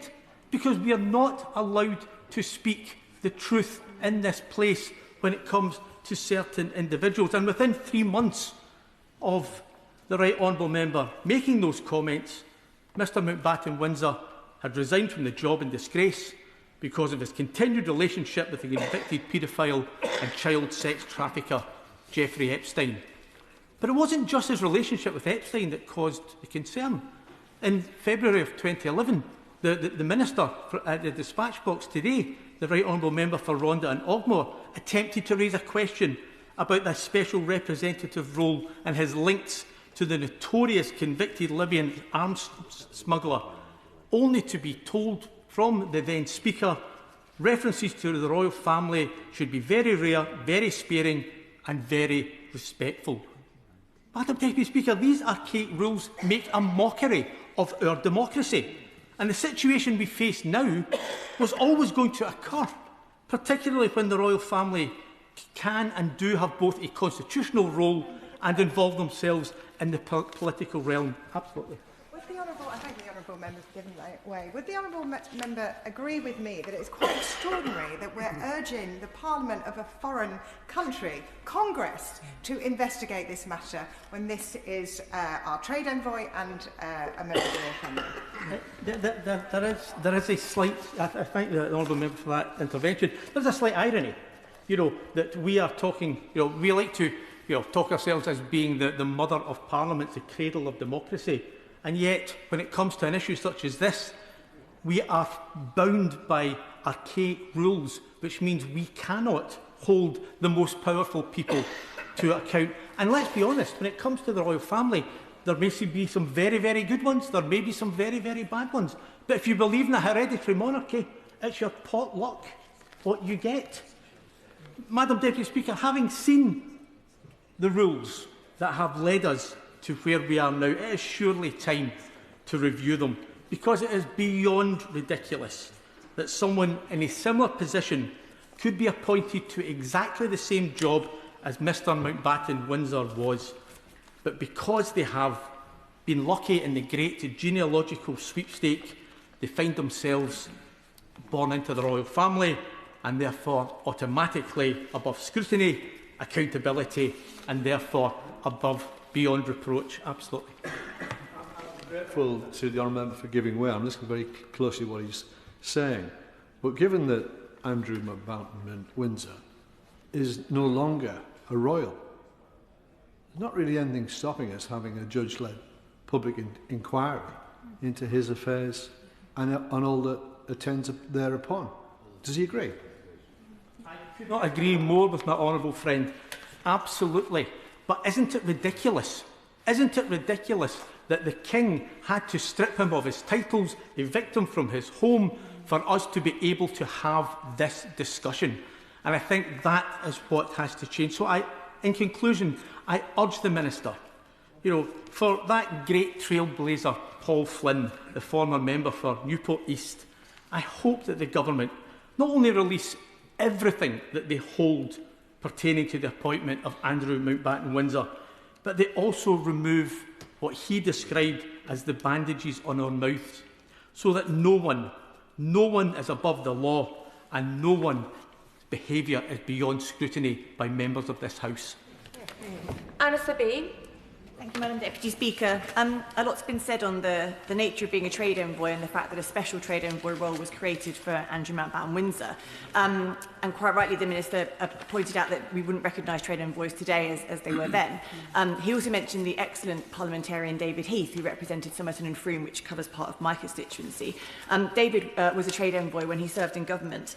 And when he was the trade envoy to Nigeria and Angola, the government wouldn't pay for his yellow fever jabs in case he went somewhere else with yellow fever when he wasn't on government business and he derived some private benefit from the jabs and he had to pay for his own. His wife Caroline tells me the only thing he got out of his chips was food poisoning.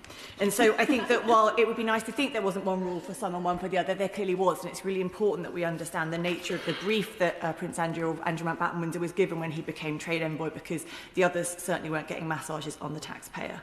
But while this debate concerns Mountbatten-Windsor, it's not about one man. It's really about the structural sexism that is embedded in our institutions. Violence against women and girls doesn't persist in this country for a lack of speeches in this chamber. It persists because structurally it's still not treated as foundational to our policy making. There are many members across this House utterly committed to tackling violence against women and girls. Many have dedicated their political lives to this cause, often in the face of horrific abuse. This isn't a party political issue, nor is it about individual commitment. It's about whether the system itself is designed to prioritise women's safety, and too often it's not. Defence is seen as core business, the Treasury is seen as core business, infrastructure is seen as core business. But violence against women and girls is too often siloed, assigned to one minister and under one strategy, as though half the population's safety is a niche concern rather than a central test of whether the state is functioning. Sure. I thank my honourable friend for giving way. Does she not agree with me that a powerful illustration of the point she's making is that women and equality's ministerial questions in this place gets just 30 minutes each week, and a very compressed one just before Prime Minister's questions each time? I absolutely agree with my honourable friend, and I'm actually just coming on to give another example of the way in which this sexism is embedded. I recently wrote to both the Minister of Housing and the Minister of Safeguarding and Violence Against Women and Girls to ask why the recent draft National Planning Policy Framework made no mention of women and girls' safety, bearing in mind that this document sets out how we design and build the spaces and places we live in. The response from the MHCLG was jaw-dropping. They said, and I quote, "The NPPF is a planning document. It sets out guidelines for house building and planning in England. The Vorg strategy is about protecting women and girls from violence and misogyny. It's unclear as to why anyone would expect the two things to be combined. If it's unclear to the department responsible for planning why violence on women and girls should be considered in their work, then we have a structural problem." And this is where structural sexism becomes inseparable from power, because who makes the decisions matter. In this country, a remarkably small circle of people, disproportionately male, disproportionately drawn from the same networks, still make the most consequential choices. Would my honourable member give way? Sure.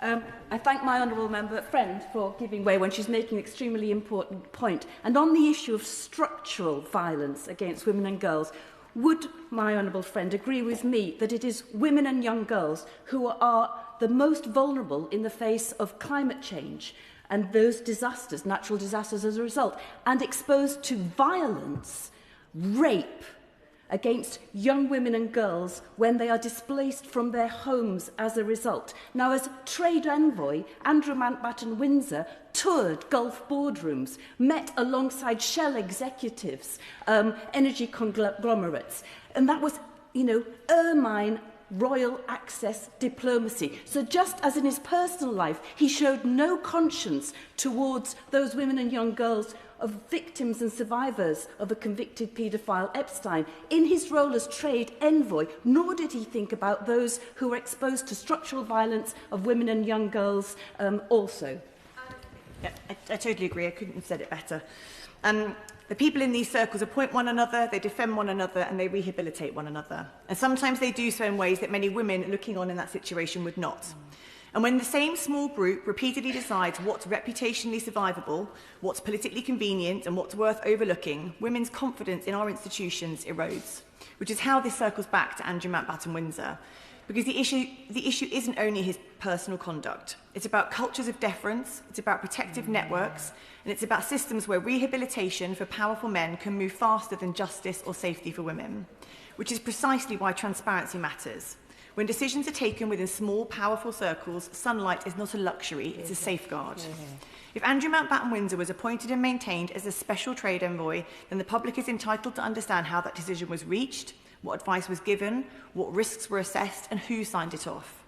We cannot say we are serious about accountability while withholding the very documents that would allow this House and the public to scrutinise how power was exercised. Releasing all correspondence, risk assessments and internal advice relating to his role as trade envoy is not about political point scoring. It's about restoring trust, because transparency is the antidote to institutional deference, and without it, structural sexism continues to operate behind closed doors. Helen Maguire.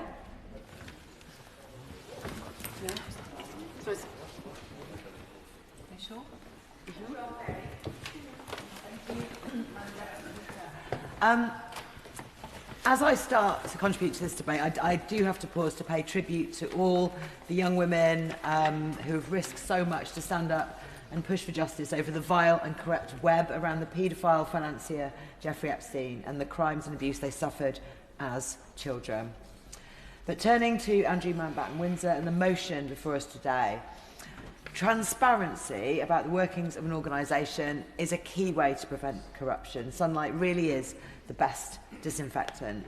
And appreciating that there is an ongoing police investigation that mustn't be jeopardised, Green MPs support the motion in the name of the Liberal Democrats, whilst noting the Honourable Member for Kingston and Surbiton's apology for defending Andrew Mountbatten-Windsor as doing an excellent job whilst in office in 2011 and the reasons he gave for that. This is when Paul Flynn, the formidable late former MP for Newport West, held his debate in the House in 2011 that other members have referred to.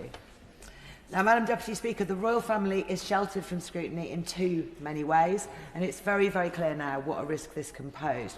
We have heard many examples of MPs facing restrictions and limits on what we can ask about royal activity, but it is reasonable and right that we should scrutinise any work they do on the country's behalf in the fullest way possible, and we look at how these restrictions can be removed and others.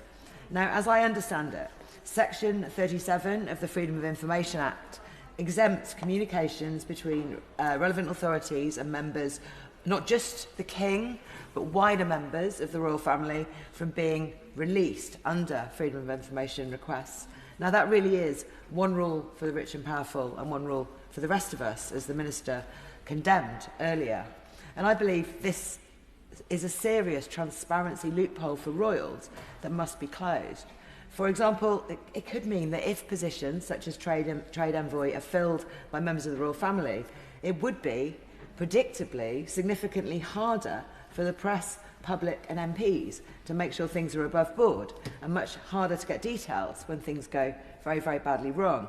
One example of the effect of this on transparency is in today's Guardian, where there's a profile of the author Andrew Lowney, who's the author of a biography of Andrew called Entitled, and he talks about the stacks he has of rejected freedom of information requests from different government departments. This is why this humble address is so important, as it would uncover whether these restrictions in the FOI Act were in fact part of the equation in making the appointment. I have tabled early day motion 2769, which now has support from MPs of 6 political parties, calling for the King to release all communications between members of the royal family and the paedophile financier Jeffrey Epstein. But obviously that is just the start of what is needed. I'm very grateful for the motion today. If reports are correct that the royal family were aware of concerns about Andrew's financial dealings ahead of his appointment, there are serious questions about whether and how that knowledge matches the King's statement following Mountbatten-Windsor's arrest, suggesting he had only recently learned about his brother's misconduct. And it is reasonable to raise these questions too and find out what advice was given from the palace at the time, including as suggested by the current King, for or against the appointment. And I want to add that reactive cooperation with any investigation cannot be enough on the royal family's part. That suggests waiting to be asked by the police, whereas the royal family could be proactively checking its records and visitor logs. It could be speaking to palace and Royal Lodge staff to encourage them to share information with the authorities. And it could be making sure there is an effective whistleblowing policy within the palace. We also need to be able to scrutinise the exact provenance of the £12 million payout from Andrew to the brave late Virginia Giuffre. So to conclude, Andrew Mountbatten-Windsor should never have been a trade envoy for this country, but that is not the only matter that requires urgent transparency. His relationship with the child trafficker Jeffrey Epstein has turned the nation's stomach, and we also need to know who in the royal household knew what and when, as well as what he did when he was trade envoy. As part of ensuring that, I hope the Minister will make it clear today that royal freedom of information exemptions that have for too long allowed their power to act in the shadows, concealing important truths from MPs and the public, also need to go. Helen Morgan. Thank you very much, Madam Deputy Speaker. I'm one of a handful of MPs on these Liberal Democrat benches and on the current government benches who was elected in the wake of a political scandal. Yeah. In my case, in December 2021, a financial scandal followed by a cover-up by the then Conservative government trying to get one of their own off the hook And then in the midst of that by-election, there was revelations about Partygate, where it emerged that the Prime Minister had concluded at the time, the Prime Minister of the time, had concluded that there was probably a number of rules that the people in this country that were subject to that didn't apply to him. And I can remember very, very clearly knocking on doors during that by-election and feeling the anger of my constituents that a small group of elite people had concluded that there was rules that applied to them that didn't apply to the people at the top of our society. And I think they would have described that as entitlement.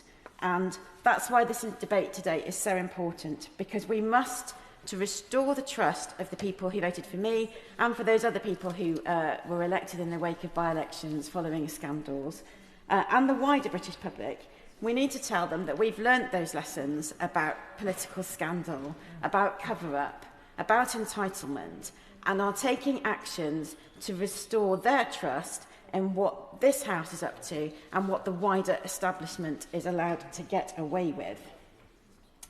It's so important to hold the powerful to account. And since then, we've had another of other scandals which have destroyed trust in politics. We've had the VIP lane for COVID contracts. We've had the treachery of Nathan Gill. And we've had the concerns surrounding the appointment of Peter Mandelson. Now, Andrew Mountbatten-Windsor was intimately involved with Jeffrey Epstein, and we've learned in recent weeks that the relationship was probably much more deep than we first thought and continued much longer than maybe we first thought.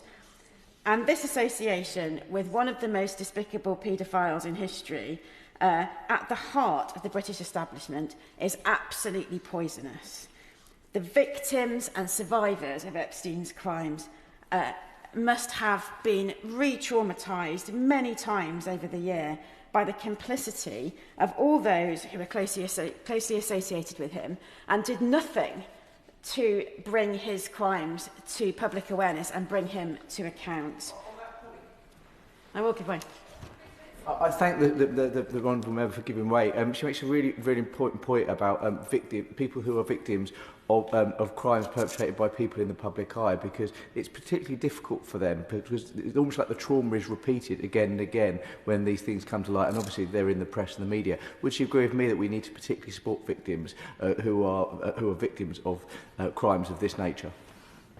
It makes an excellent point, and I can't imagine what it must have been like to be one of those victims or one of those survivors, and to see repeatedly over the years the establishment closing ranks around those that knew him and telling us everything was okay. And he's entirely right. This whole process must be extremely painful for everyone involved, and we should put them at the first and foremost of everything we do as we go forward. On that point, I'll give way. I'm grateful to my honourable friend for giving way. One of the things that I've been struck by is that as we hear more and more and more revelations, I think it's quite difficult for some members of the public to keep up. And for many of them, particularly a number of women, they'll want to turn away from what they see on their screens. Does my honourable friend agree with me that as we see what is unfolding in front of our eyes is a conspiracy of silence, where horrific acts were allowed to take place in the shadows, and increasingly we are seeing the arms of the British state were either protected, facilitated or colluded with these horrific acts by people in power?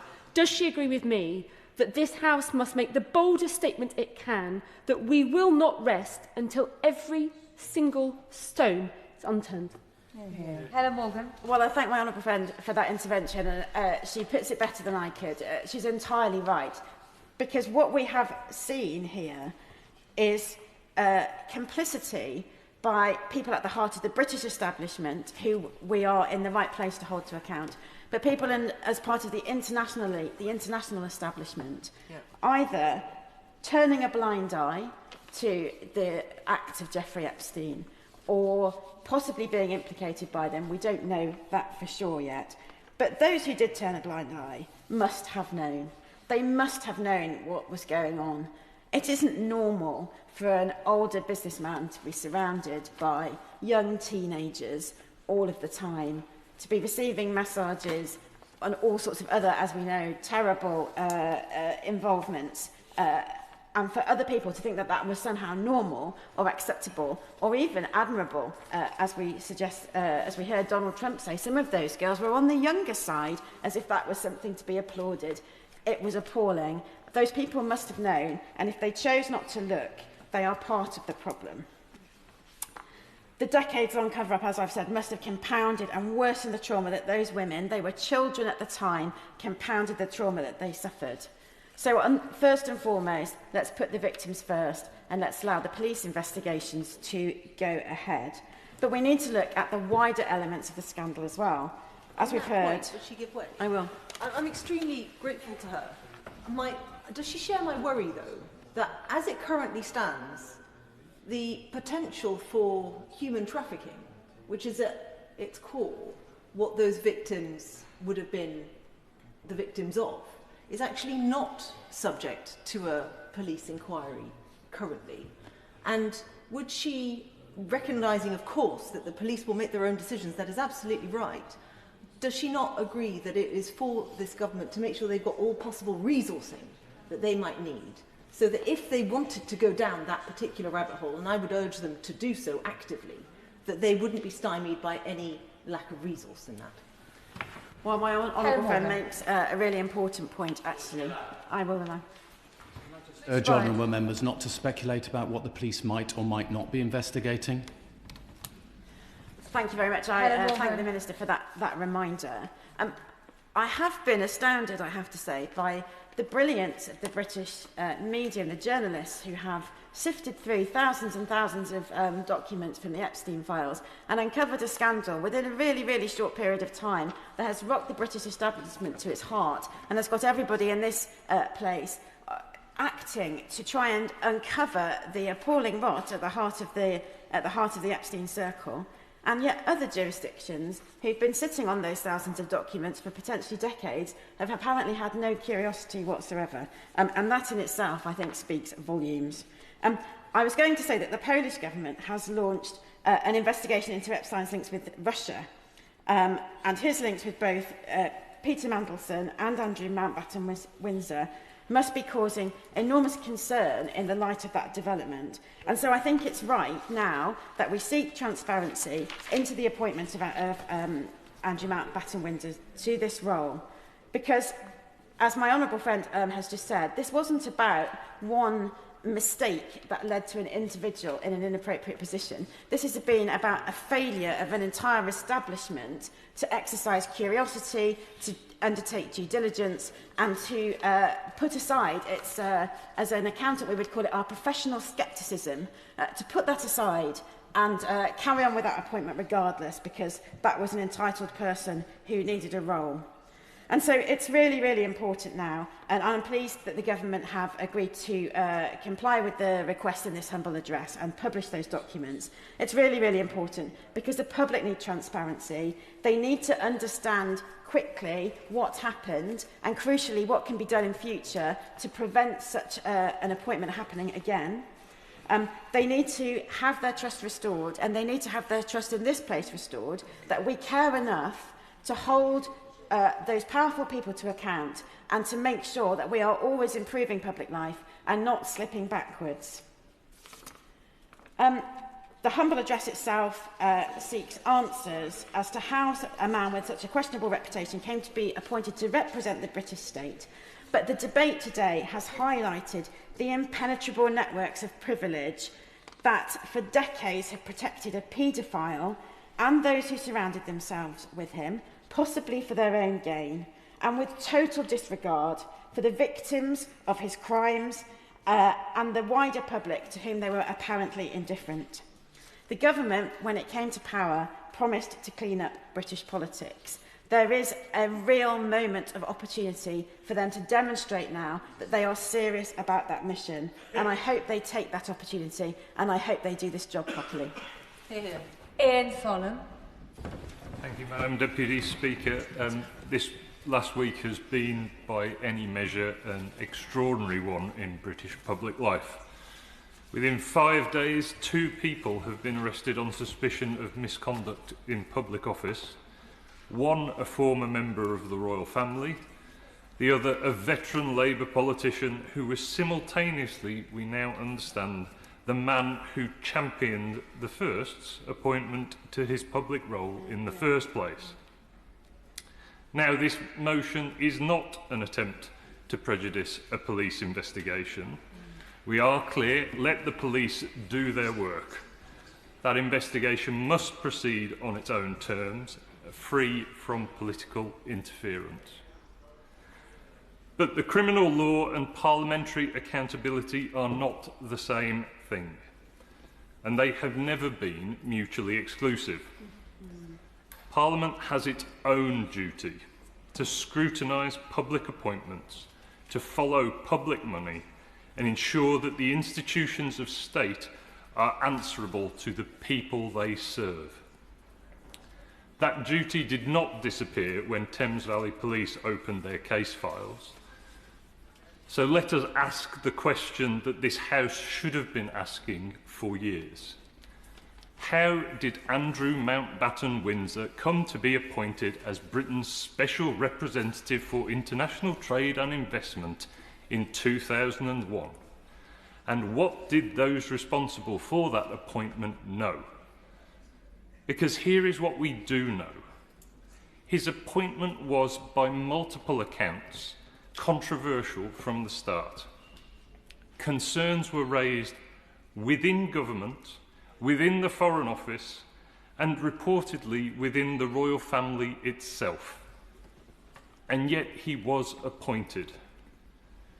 For a decade, he travelled the globe on the public purse, meeting heads of state and billionaires, with expenses described by former officials as lavish and poorly scrutinised, effectively given a rubber stamp.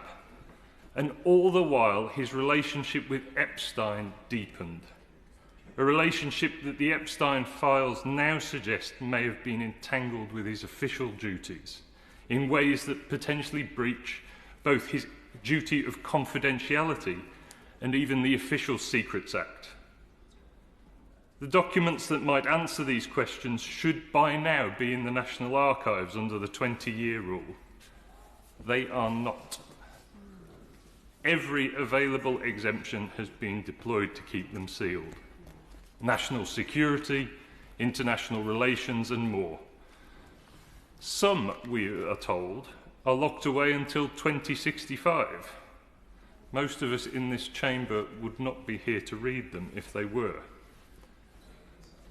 As the member for Argyll and the member for Brighton Pavilion, who's no longer in her place, have already raised, the historian Andrew Lowney has spent years attempting to access these files through the proper channels. When asked what he made of this, he said simply, "Every single reason has been deployed to stop these papers getting out. You have to ask why." Madam Deputy Speaker, we are asking why. Now, at this point, some may ask, if Parliament has had the tools to scrutinise this through a substantive motion, why is this happening only now? And it's a fair question. No party in over a decade successfully used the parliamentary mechanisms available to force this issue properly. Not because the rules prevented it, but because the cultural gravitational pull of deference was so strong that sustained rigorous scrutiny of a public figure who happened to be a member of the royal family felt, to too many people, like it simply wasn't the done thing. The unwritten convention was as powerful, if not more powerful, than the written rule. That aspect is not a procedural failure, it is a failure of political culture. And it is precisely that culture that this motion challenges today. Now, I came to this place with a background in science, and in any field of systemic inquiry, there is an important principle. You cannot correct a failure you refuse to examine. Institutional failures do not disappear when you look away from them. They compound.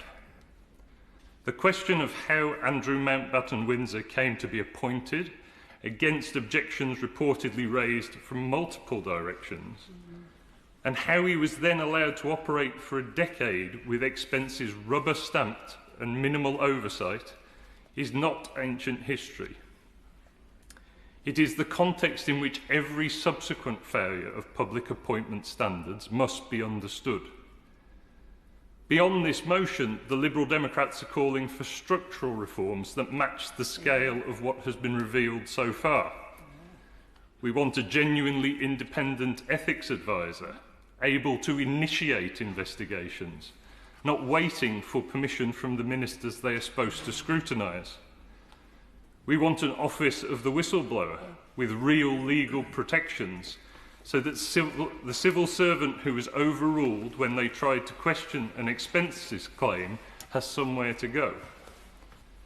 We want a rigorous, transparent, confirmatory process for all significant public appointments, with proper parliamentary involvement from the outset, not as an afterthought, not after the damage has already been done. And we want to see an end to government by WhatsApp. All official business, on the record, all lobbying published, no more deals done in the dark. Madam Deputy Speaker, deference is not respect, silence is not discretion, and secrecy in public life is not safety. It is the condition under which misconduct flourishes. The documents we are asking for today should have been in the public domain years ago. This House has the power and the responsibility to require their release, and it should do today. Thank you. Luke Taylor, I know you're in a lot of pain, Luke. Thank you very much, Madam Deputy Speaker, and you'll have to forgive me for my dancing around to aid my pain back. Power tends to corrupt, and absolute power corrupts absolutely. Full quote from 1887 by British historian Lord Acton, and it explained how power in its most essential form inevitably corrupts. And I think we discuss here today how that absolute power, that feeling of invincibility, has led to the behaviour that we are also utterly disgusted about around the chamber. I speak on behalf of all residents who've been in touch with me over the last few weeks, whether you are a Republican, a monarchist, ambivalent to the general principle. What we see is a scandal that is not just engulfing Andrew Mountbatten-Windsor, but also dragging in the integrity of the wider royal family, because, as has been raised by the Honourable Member for Brighton Pavilion so correctly, we have to ask who knew what and when. What was known about the £12 million that was paid out to Virginia Guthrie in 2022? And how was that allowed to be used to settle a civil suit of allegations of Andrew's offences? Alleged offences, I should say. How was that allowed to happen in the first place? As my right honourable friend, the member for Kingston and Surbiton, has already said, we've seen one friend of Epstein lobbying for a job for another friend of Epstein, and then a 12-year relationship that benefited them both financially and has now resulted in the two arrests for misconduct in public office. This humble address talks about how that began, and I think it is absolutely the right place to start. As a politician coming here, trying to convince the public that we are there to serve, we are there to represent them, that the conspiracies they read in the darker reaches of the internet are nonsense, and that there isn't an elite paedophile ring that runs the world's institutions, becomes increasingly difficult to maintain when actually we see these links in the files that go directly from the Kremlin to the White House and everywhere in between, including the British royal family. We talk about standards in public life. We talk about integrity. It's very difficult to maintain if not only that is known and the information in those files is understood by the public, but that then we're unable to scrutinise, we're unable to bring people to this place to ask questions about what has happened. So as discussed, this humble address covers quite a narrow set of papers that surround the appointment as the Special Envoy to the UK trading industry. However, I think we've all discussed as well the parliamentary gymnastics that has been required to get a discussion of outrageous misdeeds allegedly conducted by that man to be discussed in this chamber. And it's those parliamentary gymnastics that I think we have to call out as being so outrageously an outrageous impediment to what our jobs are in this very chamber that we need to dispel from this place entirely. We talk about as well the implications of Andrew and his line of his position in the line of succession. I think at the time that the photos were published of him walking in New York with Jeffrey Epstein in 2011, he was fourth in line to the throne. We talk now of his position, but at the time that that scandal was occurring, how close he was to the throne. It's disgusting. I think I'm going to ask the Minister specifically if he can give us an update on legislation that the government might bring forward to remove Andrew from the line of succession. We speak about, I think he's 8th in the line now, and maybe not such a worry, but the principle of that position to our head of state is obnoxious in the extreme, and I'd like to hear if he's got any update. Did he give way? Absolutely. I think people just find this. We understand we have a living, breathing constitutional democracy that grows as society better understands things. But it just makes no sense, does it? That if the king doesn't want him to be a prince, it makes no sense that we have to still bring legislation in order to strip him of his dukedom and his earldoms, and equally that he remains in the line of succession and could potentially be a king. Now, yes, we've got plenty of other things we need to be getting on with, but there's a certain logic here that just needs tidying up, if nothing else. I thank my honourable friend for her intervention, and I completely agree. I also want to thank the Minister for his very early acknowledgement of the support for the humble address today, and I also think that he has engaged constructively with comments about its scope, about exactly what it says, and I think that has been done in and broadly around the chamber, very much a supportive attitude. So I do thank him for that.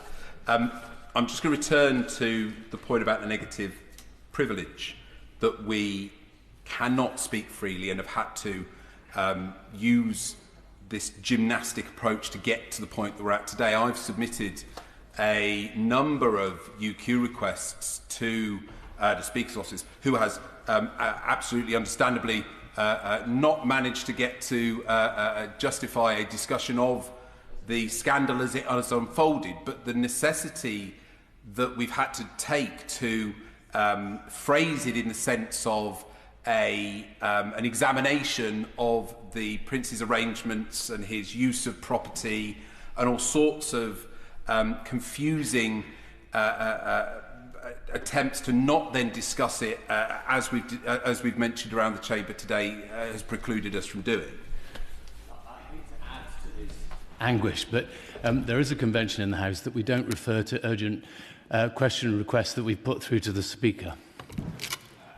And I will apologise for breaking that, but I think it is a useful demonstration, however rightfully and with such utter wisdom that we will never question, that the Speaker chooses. Again, it's that challenge to raise issues of this type in the chamber. I will move to close, thank you. Specifically now, and I think the Liberal Democrat benches have been pretty clear on this throughout the afternoon, we have to have a full statutory inquiry into the whole Epstein affair and the tentacles that it has inserted into our public life. we must allow those criminal investigations to be completed, but that investigation must be able to compel witnesses and required to give evidence under oath and to produce documents and other evidence. This must be used not only to punish those who have been complicit and have been involved in the heinous crimes that we've heard about and seen about in the media, who again, and I will reflect other colleagues' comments about the incredible work that the media and journalists have done in investigating these crimes and pouring through those files. I really do think that that cannot be overstated at the effort that they've taken on that. So just to conclude, we do have to ensure that the events that have transpired over the last 20, 30 years from Epstein's scandal can never be repeated, and that the investigation must allow us to fireproof our constitution from similar events ever happening again. I was going to call Ollie Glover, but I wasn't sure whether the Minister wanted to do that next. But I'll call Ollie Glover. Thank you, Madam Deputy Speaker. Madam Deputy Speaker, this motion is first and foremost about the victims of the appalling crimes of Jeffrey Epstein and his many associates, as well as the importance of protecting people from abuse of power. But it also has significant implications for wider political culture. As my honourable friend, the member for North Shropshire, articulately outlined, this and previous governments have been racked by scandal of many kinds. And this whole Andrew Mountbatten-Windsor affair adds to that by making a very significant contribution to already severe erosion of trust in our politics and institutions. And that is why we are calling for a public inquiry into all aspects of UK and British citizen involvement with Jeffrey Epstein over many years. Now, that inquiry would include, of course, taking account of police and criminal investigations, disclosure and publication of relevant documents. But we must go further. I give way to my honourable friend. I'm grateful to my honourable friend for giving way. Many people are talking about the different elements that could be examined during an inquiry. I've even heard some people saying that an inquiry could become too big and take too long. Would he agree with me that there is precedent in this country of having public inquiries in 2 or more parts, and that that is a particular structure that the government and government ministers, who I hope would be listening, would consider in order to make sure that some parts of the inquiry that we need to see urgently looked at could happen sooner rather than later?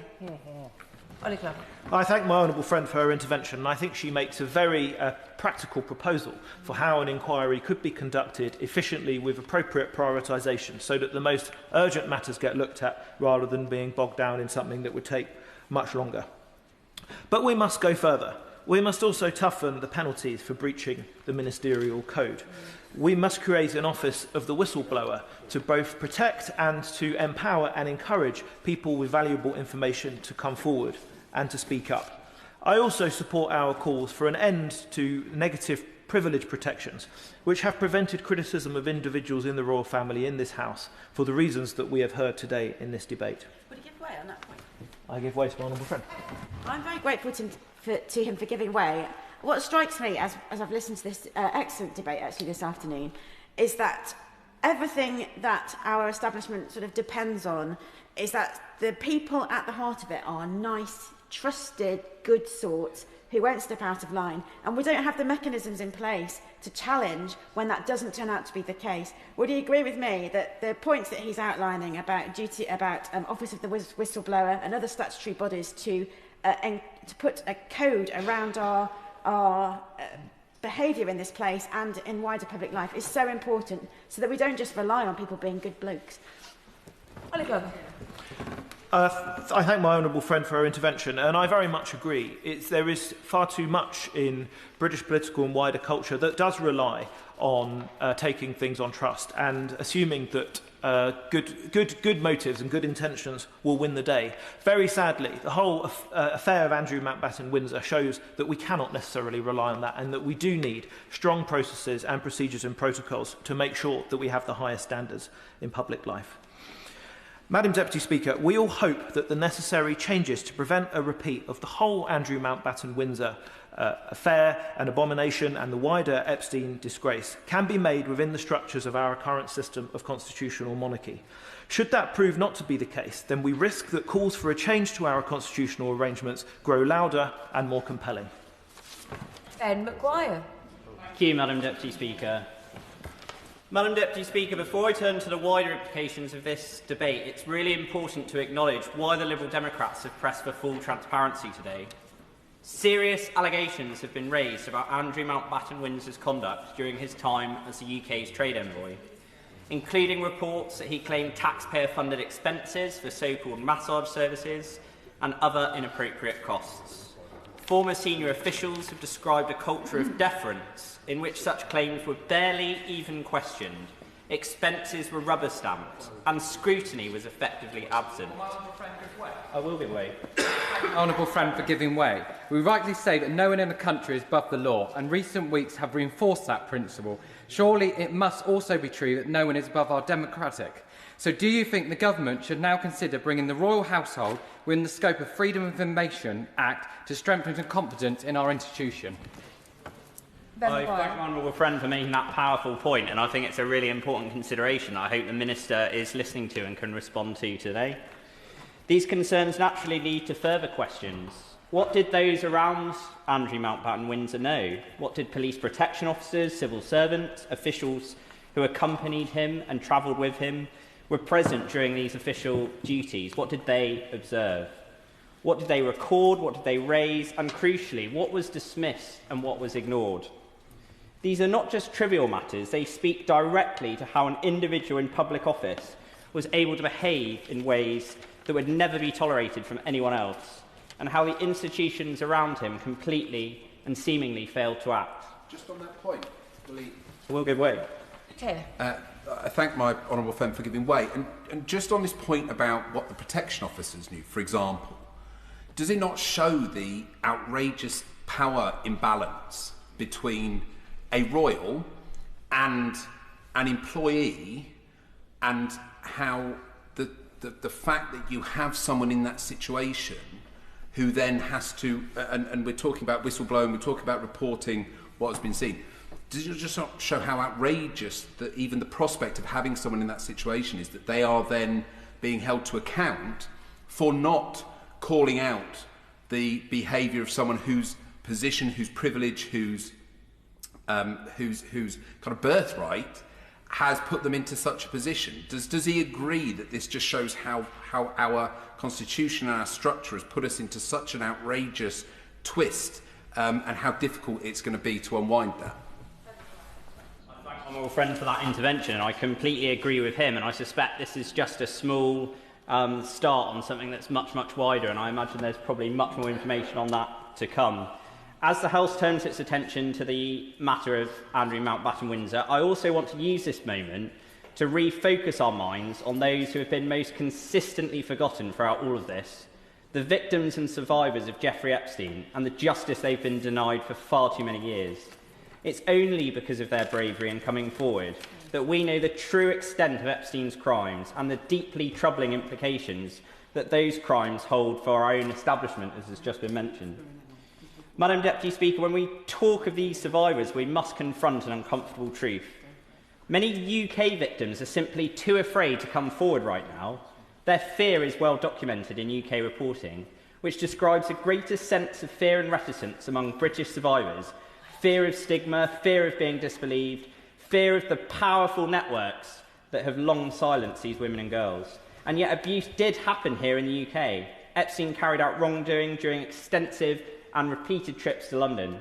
These weren't distant or abstract harms. They took place here on UK soil under UK jurisdiction, and so they demand a UK-led response. But instead of justice here at home, victims were effectively steered, and are still steered, Madam Deputy Speaker, into a US justice system. They're told to seek redress through the Epstein Victims Compensation Programme and a fund that ultimately paid $120 million to around 135 survivors, and did so more quickly and confidentially than litigation could. Now, that programme has been open internationally, and victims here in Britain could apply without needing a lawyer, making it less costly and less traumatic. But, Madam Deputy Speaker, what does it say about our own UK justice system when British victims who are abused here on British soil are left seeking justice 4,000 miles away? When we ask traumatised people to navigate foreign bureaucracies because we here in the United Kingdom have nothing equivalent to offer them? And what does it say that only less than a handful of UK victims even approached a solicitor? Not because abuse didn't happen, we know that it did, but because the absence of any UK prosecution meant they didn't feel empowered to speak.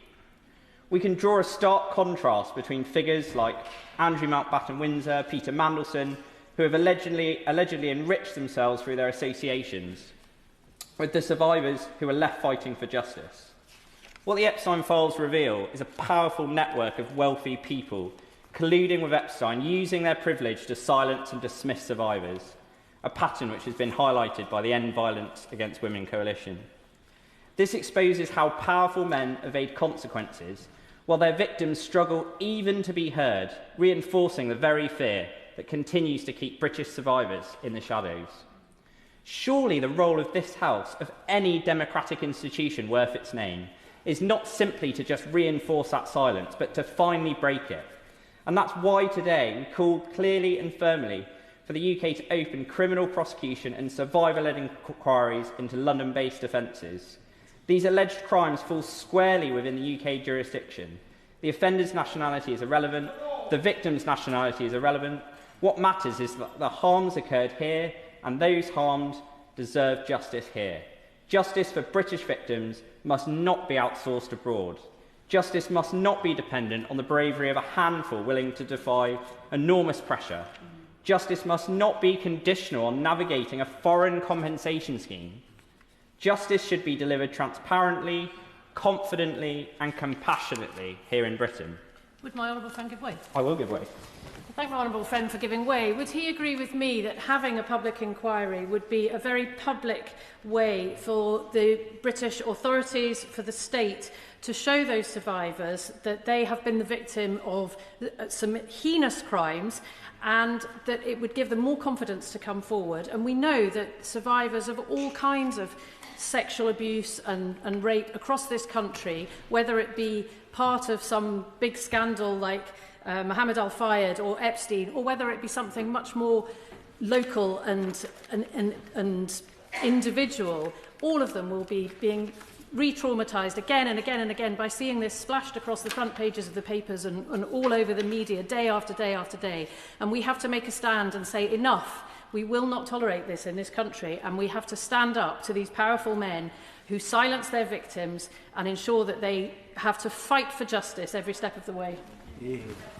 I thank my honourable friend for that excellent intervention. I couldn't agree more that a public inquiry is very much needed to expose all of the harms that have been done to these victims and how the establishment of our country have seemingly played such a central role in that.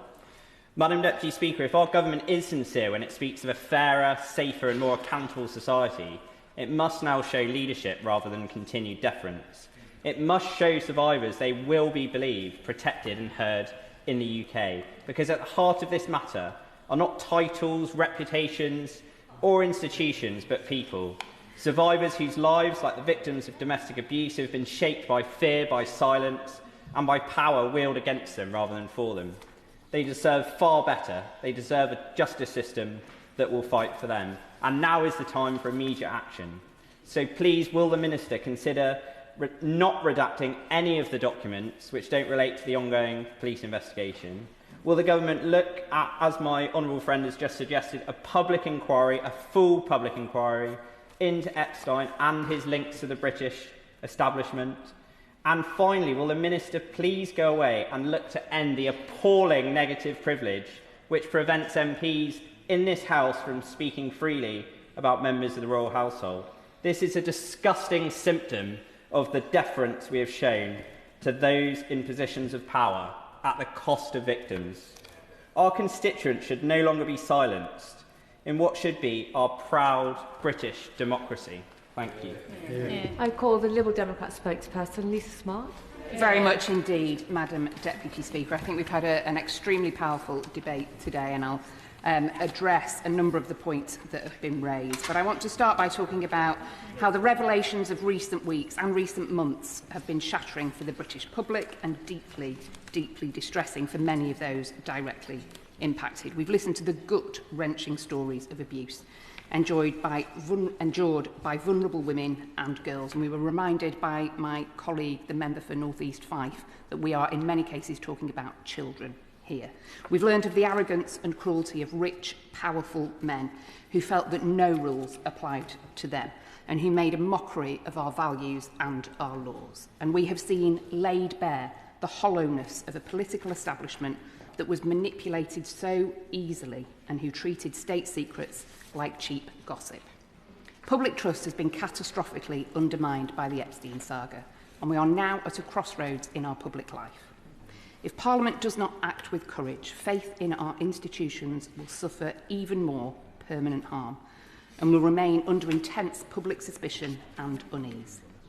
To start to repair the damage, we must uncover the full and unvarnished truth. Critical to that process is demanding that every relevant department comes clean and shares what was known about Mountbatten-Windsor's appointment as Special Representative for Trade and Investment, about what concerns were raised ahead of his appointment if his suitability came into question, and what risks were identified throughout that process. The British people deserve to know what behaviour was tolerated and by whom, and they deserve to... I will give way. I thank my honourable friend for giving way, because on that point I have a constituent who contacted me who played a public role in the Middle East, and during that role they said they had to go through incredible checks, background checks, etc. And obviously the release of these files would enable us to see actually if the same background checks that are applied to people in public life, you know, citizens like us, are also applied to the royal family. Does my honourable friend agree? So I'm grateful to my honourable friend's intervention, also to her constituent who's contacted her about this really important point. My view and the view of the Liberal Democrats is that we should get to the bottom of how this role was created, the vetting that was done before the appointment, to understand the extent of that vetting or the lack of the extent of that vetting. If somebody is being paid by the public purse, they should be held to an extremely high standard, and there should be transparency about their role and the creation of that role to begin with. So I very much agree with her. The public deserve to know if sections of their government of its time put in place systems to shield Mountbatten-Windsor from accountability, even at a cost to the national interest. Now, of course, Madam Deputy Speaker, the police must undertake their work unimpeded. And of course, anybody who has committed a crime should face justice if they are found to have committed that crime. But a police investigation, no matter what prosecution it leads to, is not enough. It is essential for the strength of our constitution and our social fabric that we go further and clean up the broken system that facilitated this scandal in the first place. On that point, with pleasure. I'm grateful to my honourable friend for giving way. One of the points that's been raised this afternoon is that even whilst the police go ahead with their investigations, there is still a job for this House to do. And it strikes me that some of the most basic principles that we assume in this place and when we come to this place are really being questioned. And I just wonder if she would agree with me that it is worth restating for the record and for the public that there are certain principles in public life that this case is highlighting we have to make sure remain in place, that no one is above the law, that taxpayers' money and public office must be used for the public interest and not for private gain, that Parliament has not just the right but the duty to hold the powerful to account and to pursue all means of transparency, and that ultimately all powerful people must face a reckoning if they were involved in this scandal. Yeah. I wholly agree with my honourable friend. She's made a number of very powerful interventions throughout this debate. This whole sorry saga repeatedly brings up arrogant, greedy men, mostly men, who have behaved in a way that has sought to enrich them further and increase their power. Just on that point. With pleasure. I hope this adds to her point, because does she find the irony that the only person who has been imprisoned as part of the Epstein scandal is a woman? He is not the only person to refer to structural sexism in this debate, and I think particularly my colleague and honourable friend, the member for Frome and East Somerset, made an extremely powerful speech about how we could, should we choose to do so as a parliament, embed looking at sexism, at violence against women and girls, in our policy making, in our thinking, in a way that would benefit the whole of society. And I'm grateful for him raising the point that there remain many people for whom the hand of justice is yet to seek them out with the full vigour with which it should. We should be pulling back the curtain on Andrew's use of the special envoy role and the whole system around him, on the power he had in an official state-sanctioned position, and on the many opportunities missed for scrutiny and accountability, not least, Madam Deputy Speaker, in this place. A number of members across both sides of the House have talked about the importance of pace and of speed. I think the member for Sherwood Forest made a very good point that I think he raised earlier this week to the Chief Secretary to the Prime Minister about making sure we get on with some of this. And indeed, the Father of the House reminded us that the wheels of justice often grind slowly.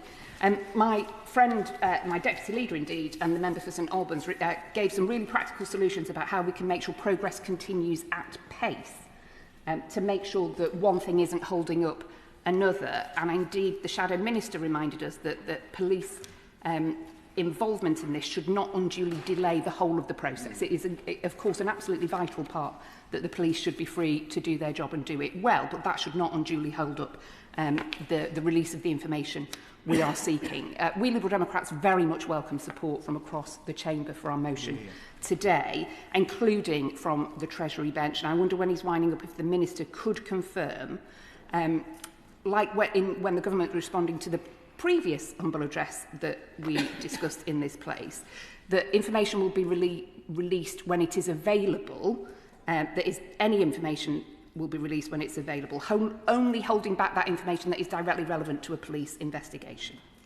And I'd be grateful if he could do that when he's on his feet in a few moments. On that point, please go ahead. I'm grateful to my honourable friend. A few moments ago, she made reference to a comment I made earlier in the debate. I'm mindful that the Minister was not in his place at the time, so I wonder if I may be indulged. No, as a separate point that I made later when you were out of the room for a second. Madam Deputy Speaker, one of the points I made earlier in the debate was that because there are so many things that could be examined during a public inquiry, I had wondered whether ministers would consider having an inquiry made of 2 or 3 or more parts, given there is precedence for such a thing. And I just wondered whether that might be an answer to make sure that some things that need to be examined earlier in the debate, are not delayed too long. I just wonder whether the Minister is now in his place, whether she would agree with me that that is a point on which we might hear from the Minister in his winding up and closing. I'm very grateful for her reminding us all of the very insightful comment that she made. I think we on the Liberal Democrat benches have been fizzing with ideas. We have got a real opportunity to improve our processes, improve our systems, and if the bravery of the women who have come forward to talk about their horrific abuse and their experience can reach its full potential, it is to improve the system so that things like this don't just keep happening. A number of colleagues on both sides of the House have talked about a conspiracy of silence. They've talked about the role of deference, and indeed the Leader of Plaid Cymru used the word sycophancy, and I think she was absolutely right to do so. And this comes from the whole establishment over several decades. A number of colleagues have talked about the role of journalists, which I think was a really interesting point, Madam Deputy Speaker. And a number of colleagues have talked about those who can be rightly proud of the role they have played in bringing transparency, bringing accountability, bringing the public's understanding up. But I think the Minister is also absolutely right to talk about some of those people who minimised child abuse, who minimised statutory rape, whose comments have not aged well, and who should reflect upon the roles of some of what was said at the time. We've also, this afternoon, Madam Deputy Speaker, spoken about our own procedures in this place, and my colleague and honourable friend, the member for Sutton and Cheam, used the phrase parliamentary gymnastics, which is one I'm not going to spend too long thinking about. But the role of some of our predecessors, Paul Flynn's been talked about a lot, and the role of negative privilege not really being fit for purpose in this day and age. We need processes and procedures that enable us to do our job. We should be holding the powerful to account. There should be power within Parliament to hold the powerful to account and to scrutinise before decisions are made as well as after decisions are made. I will give way to my honourable friend. I'm very grateful to her for giving way. The scandals surrounding Jeffrey Epstein is reminiscent of other similar scandals, perhaps not on a similar scale, but certainly of similar magnitude in terms of their impact on their victims. I'm thinking the one that comes to mind is the Jimmy Savile scandal, where people who knew what was going on didn't feel able to speak up, didn't feel able to break that conspiracy of silence, and therefore victims didn't feel able to come forward either. Does she agree with me that by hopefully embracing this opportunity to change the way we do things in Parliament, we can create a culture where people do feel empowered to come forward, where we can break that conspiracy of silence, and people who have observed things that they knew they should have reported don't feel constrained in their ability to report them and ensure that these terrible scandals don't happen in the future? Very grateful to her. She's made a number of very good points this afternoon, reminding us of previous scandals and of making sure that we learn from previous scandals. I think in the Peter Mandelson debate on which I sat in the same place a few weeks ago, the honourable member, I think she's the honourable member for Bolsover, talked about shame needing to change sides. And I think that references some of the cultural changes that we need to bring about, and that we as parliamentarians have a role to lead on, bringing about the cultural changes we need to see, so that anybody who is a victim or survivor knows that the stigma is not with them, it's with the perpetrators, and that anybody that turns a blind eye know that the stigma should absolutely be with them for doing so. Because nobody should be above the law, and nobody in public office or in receipt of public funds should be out of the reach of parliamentary scrutiny. And with pleasure. I'm very grateful for her giving way. And I'm reminded of the debate that we did have, the Conservative ventures brought on Lord Mandelson, and the proverbial parliamentary knickers twisting that had to happen to work out that the way to deal with the issue of intelligence services was indeed to allow the Intelligence and Security Select Committee to look at those papers. The issue, isn't it the case that we do have the mechanisms in this place to scrutinise most things, but when it comes to the royal family, we don't. And even if a Select Committee wanted to do something on these matters, we self-censor by the own conventions that we apply to ourselves. Only we can change that.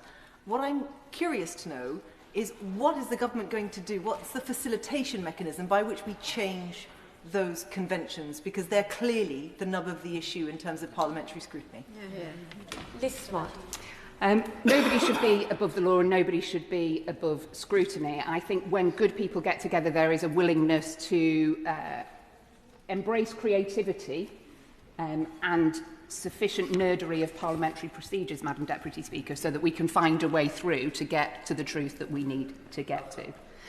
Because trust in our politics is vital, and trust in our institutions, every time we have one of these debates, is further eroded. And my colleague, the honourable member and my friend from Edinburgh West, talked about the impact on the reputation of this House and talked about the vital role of trust in politics. There are too many people, Madam Deputy Speaker, involved in politics for whom a lack of trust in politics is really useful for them.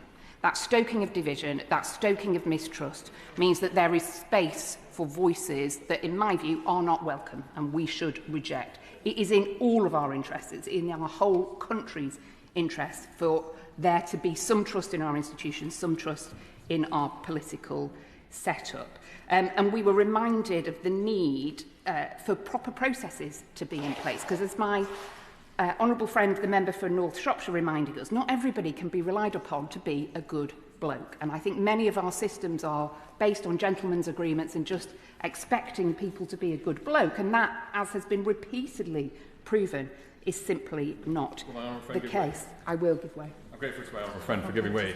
In serving for a number of years as senior civil servant, I experienced in Whitehall the impression that the monarchy should be protected and that nothing should be done to embarrass the royal family. I wonder whether my honourable friend would agree that hopefully the materials that we're seeking the release of through today's humble address will ensure that we can scrutinise whether indeed that impeded the scrutiny of civil servants in order to check whether or not Andrew Mountbatten-Windsor was an appropriate person to be a trade envoy, and shed light on the relationship that should exist between Whitehall and the monarchy in the future.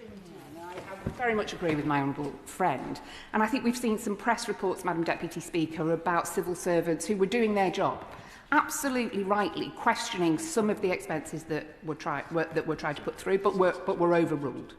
And that clearly is not good enough, is clearly not acceptable, and is not what we should expect from our institutions and from our establishment. I completely agree with my honourable friend of the importance of being clear about what we expect when somebody takes on a public role at the cost to the taxpayer. We should have very, very high standards, and we should, as the member for York Central mentioned, talk about how we can ensure those with power are held to account. She was entirely right in some of the points she made about, well, what do we do with this information? Where do we go with it? How do we build from here?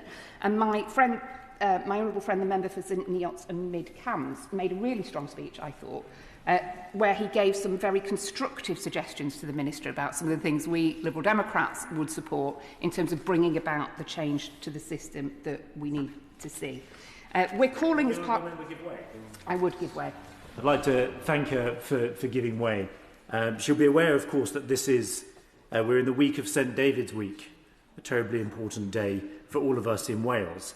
And in terms of accountability, she'll be very aware of the long-standing policy stance that the Liberal Democrats have taken on the Crown estate, which in Wales, regrettably, still has not been devolved. Its powers and its funding have been devolved to Scotland, but not... Yeah. The member should be seated. Has the member just arrived, or has he been here for a while? Members should not be just traipsing in and intervening whilst the speech is taking place. So I'll just allow Ms Spott to continue. I'm going to stick more within the tramlines of the debate that we've all enjoyed today, Madam Deputy Speaker, although I think devolution is a very good thing, of which there should be more. Parliament is calling today for transparency, and the public deserves answers, not further silence, because cleaning up public life means acting quickly, openly and honestly, because this goes to the heart of public trust. Sadly, what we're talking about ultimately is not an isolated incident. There has been a drumbeat of scandals, and we've had mention of Partygate. In other debates recently, we've talked about Nathan Gill's treachery. Peter Mandelson has also been mentioned, and all of these further shatter trust in our politics. It is obvious that the current system is broken, and so it's beholden on all of us to take action. We need to clear out the rot, and we will keep pushing as Liberal Democrats until corrupt and criminal behaviour is stamped out and the muck cleared out of our democracy. We are campaigning, as a number of colleagues have mentioned, for a public inquiry into Epstein and his relationship with the British establishment. A number of contributors this afternoon referenced the Polish government's investigation into Russian links of Epstein, and I think that would be very interesting to see what that investigation turns up. We are asking, as the humble address is very clear, that we want the publication of all of the relevant documents relating to the appointment as a special representative for trade and industry. We should be seeing an end to negative privilege. We should have it so that MPs can speak freely about concerns they have and disclose information in this place, even if the individual in a public post, is a member of the royal household. But we should go further. We should have criminal sanctions for public figures who failed to whistleblow. My colleague, my honourable friend, the member for Wells, talked about the importance of an office for the whistleblower, and we should have new legal protections for whistleblowers and a dedicated office of the whistleblower. Please go ahead. I'm grateful to my honourable friend for giving way again, to being very generous. We Liberal Democrats have had this policy for a very long time about having an office of a whistleblower. We hope very much that the government takes that proposal up. We've tried a number of times in other pieces of legislation in the other House to introduce it into legislation in this session. But there'll be people at home listening to this debate who themselves may have information. They want to volunteer it. They don't know they don't know whether to write to their MPs. They don't know whether there's a formal way in which they can bring that information forward. We've had examples just this afternoon from some speakers of information that they heard, or that intelligence that officials, just knew something. I wonder if she has any thoughts on that, and whether she thinks that we might perhaps hear from the Minister about what the government's message is to those people and who they should contact. I'm very grateful to her, and I think she's entirely right that a public inquiry is the best way to bring to light a number of the issues that we're talking about today. It is increasingly clear that there were people who were silent when they should have been loud. There are people who knew things who didn't share them, and there are people in our country today who will know information that could usefully contribute to getting to the bottom of what happened, who knew what when, and importantly, how we can stop this from continuing to happen in our system. So I think she's right to encourage anybody out there with information that they can usefully contribute. We've heard from colleagues who have worked internationally in different roles, and that's just this sample who've been in the chamber today. There will be countless others across the country, and she's entirely right to encourage people to come forward. Because the people who have led to us being here today are the victims and survivors of Epstein and his cronies. My colleague, the member for Frome and East Somerset, talked about structural sexism and talked about how people weren't listened to, and other colleagues have referenced as well how victims and survivors were often not believed or thought they wouldn't be, importantly, and that stops us from getting to the bottom of things like this. Would you give way? I would. On the point about structural sexism, it wasn't so much about, although it's absolutely right that people should be listened to, it was more about the fact that we have this problem in government at the moment, particularly where there's a small group around leading figures in government who tend to be comprised of men, and actually if you don't have women in those places and spaces, a lot of these issues don't get picked up, or they don't get treated in the way in which they might do if there were women in the room. And I wondered if she might agree with me that it's good news to see that the Prime Minister certainly has currently some chiefs of staff that are women, and that we would be pleased to see more women in senior roles, kind of key advisory roles, not simply as ministers and secretaries of state. Yeah. I think she's entirely right to make that point. I think we've seen the tone of some of the briefings about government ministers, about secretaries of state, being notably different when it's a woman who holds that office.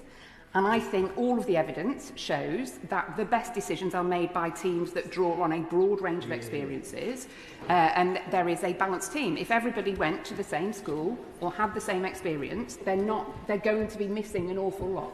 So she's entirely right to talk about elected members and ministers, but also the officials who are working with them and advising them and supporting them. And it is an extremely well-made point. It is something that we should strive to, that only when we have elected as many mediocre women to this place as we have mediocre men, will we have achieved equality.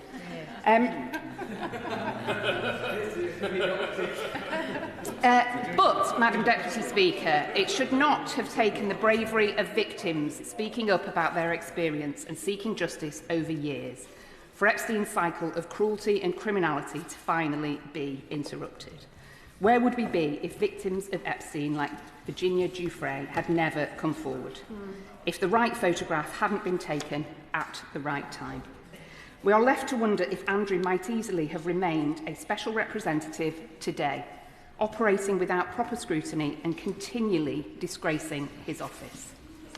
So we urge the government once again to commit to a statutory inquiry into Epstein's links to our establishment, including Andrew Mountbatten-Windsor, so that we can develop a full understanding of how it served him, so that we can understand what networks were formed that facilitated a prolific paedophile and how widespread the complicity goes. Crucially, it can point us to what must change to protect people in the future. But I also urge the government and members here to bring any further vital information to light right now and ensure there's no delay to essential scrutiny and transparency. Andrew's role as an envoy and the engagements he undertook were determined by those at the very highest levels of political power, including the Downing Street of the time. And it's increasingly clear that he was protected, even while he betrayed public trust in his position as special representative. He was protected by outdated rules that forbid members of this place from raising concerns about any member of the royal household in Parliament in most debates. And I fear he was protected by powerful friends and allies repeatedly and by a number of people failing to raise the alarm. Today we can start to set that right. If we really believe that nobody is above the law, then it must surely follow that no appointment is above scrutiny, that no one's abuse of their public office should be hidden from the public gaze, and that no truth is too uncomfortable to come into the disinfectant of daylight. Yeah. I call the Minister, Sir Chris Bryant.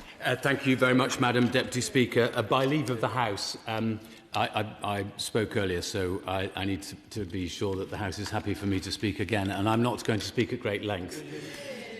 Again, I've united the House twice today. That's a great comfort to me. First of all, can I commend the Liberal Democrats on the debate that they've held and on bringing this to us. Lots of people have made very powerful speeches on both sides of the House, including the Honourable Member for York Central, my friend, the member for Esher and Walton, the member for Argyll, Butte Southern and South Lochaber, the member for Frome and East Somerset, the member for Brighton Pavilion, the member for North Shropshire, for St Neots and Mid Cambridgeshire, for Sutton and Cheam, for Didcot and Wantage, for North Cornwall and for Hazel Grove. And I appreciate that the shadow spokesperson, the member for Brentwood and Arnger, isn't able to be here now. He sent me a kind note to say why he can't. Madam Deputy Speaker, it is the Government's intention to comply with this motion, as I said right at the beginning of my speech, as soon as is practicable and possible within the law. As I've said from the beginning, my only caveat is that I will work, my department will work, and the whole of government will work for maximum transparency and timeliness. But I do have to just say that where documents may speak materially to the offence of misconduct in public office or any other offence that may be considered by the police, we will have to follow the advice of the prosecuting authorities. I don't think anybody disagrees with that. It's a different point from some of the other points that have been raised in relation to other humble addresses, but I think that's an important one. I hear the calls that have been made by several honourable members for a public inquiry. One of the other things that I was engaged in 2011 was a big row about phone hacking at the News of the World, and we demanded a public inquiry, and we ended up with a two-part public inquiry. And the second part of the public inquiry wasn't going to happen until the police had completed their investigations. And then, of course, it never happened because so much time had elapsed. So I'm somewhat cautious about this process of seeking multi-part public inquiries in relation to this. I do want the police to be able to do their work as effectively as possible. The one other thing I always issue just a word of caution around is I was also in the House when members understandably used the privilege of this House to talk about Sir Leon Britton. And it turned out that many of the things that were said at the time were completely and utterly untrue. People have been misled by somebody. And I think we always have to just be cautious about the way we use our privilege in this House. I'll come on to the bigger point of what others have referred to as negative privilege in a moment, if she will allow me just a moment. We are very keen to work with the prosecuting authorities as fast as possible, but in the end, the timetable for that is set by them, not by us. We do want them to do their job without fear or favour, and I think the one message that has come from today, I think, to the whole of society and the prosecuting authorities will be that they must proceed without fear or favour. Nobody is above the law. And of course, I give way to my honourable friend. I was hoping to complete my remarks. I'm really grateful and for what the Minister has said. Whilst the prosecuting authorities will clearly clear up the criminal matters, there are implications which go way beyond that, and therefore I just wonder what thought the Minister is giving to how they are dealt with. For instance, the closing of the loopholes around our airports and our access into the country, visas, and obviously the privileges held within decision-making at the heart of government.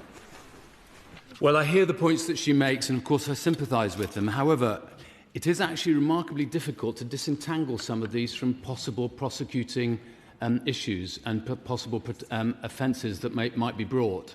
So I'm somewhat cautious in this area, as she will hear, and she will know that sometimes I can be as vociferous as her on some of these kind of issues, but I think at this particular moment I want to be cautious in this area. I'd want to talk about the issue of negative privilege that several members have referred to, because I don't think I fully understand the point, and I made it myself back in 2011. I had a bit of a row with the Speaker Burko about it, and I fully understand the point that people are making. I don't think we should have excessive deference. Of course, it's a matter for the House, for Mr Speaker and the Deputy Speakers, and for the Procedure Committee and others, whether we want to change the accepted conventions of the House. And honourable members, it's a backbench committee. If people want to take those issues to the Procedure Committee, they should think of doing so. But I don't think we should overstate the case, because if at any point any of the political parties had wanted to bring a motion to the House on a substantive motion, whether in opposition or, for that matter, in government, anybody would have been able to do so. But all of us chose not to, is the truth of the matter. Now, whether that is because of deference or not, I cannot judge. But it is certainly true that it is available to us to use a substantive motion to consider these matters. I'm not, just for one moment, if the honourable members don't mind, we do enjoy freedom of speech in this House, and it is a precious thing. As honourable members will know, Article 8 of the Bill of Rights says that no proceeding in Parliament shall be impeached in any court of law or any other place. That means that we can say things in here without threat of being prosecuted anywhere else. That is a really important and precious privilege, which I think we have to guard quite carefully. And that's why we have a sub judice rule, which the Speaker has decided doesn't apply in today's debate because no charges have been brought yet. It's quite specific when the sub judice rule applies. But I do think we need to guard that privilege quite carefully, because we have a separation of powers. We don't think that we should have acts of attainder anymore, where the House decides by a bill that somebody is guilty of some offence or some crime or other. That is a matter for the prosecuting authorities, and a person is innocent until proven guilty in a court of law. Now, I think the honourable gentleman with the bad back wanted to say something. I thank the Minister. I don't know whether I do thank him or not. Just to push gently back on that, and I'd be interested in his response.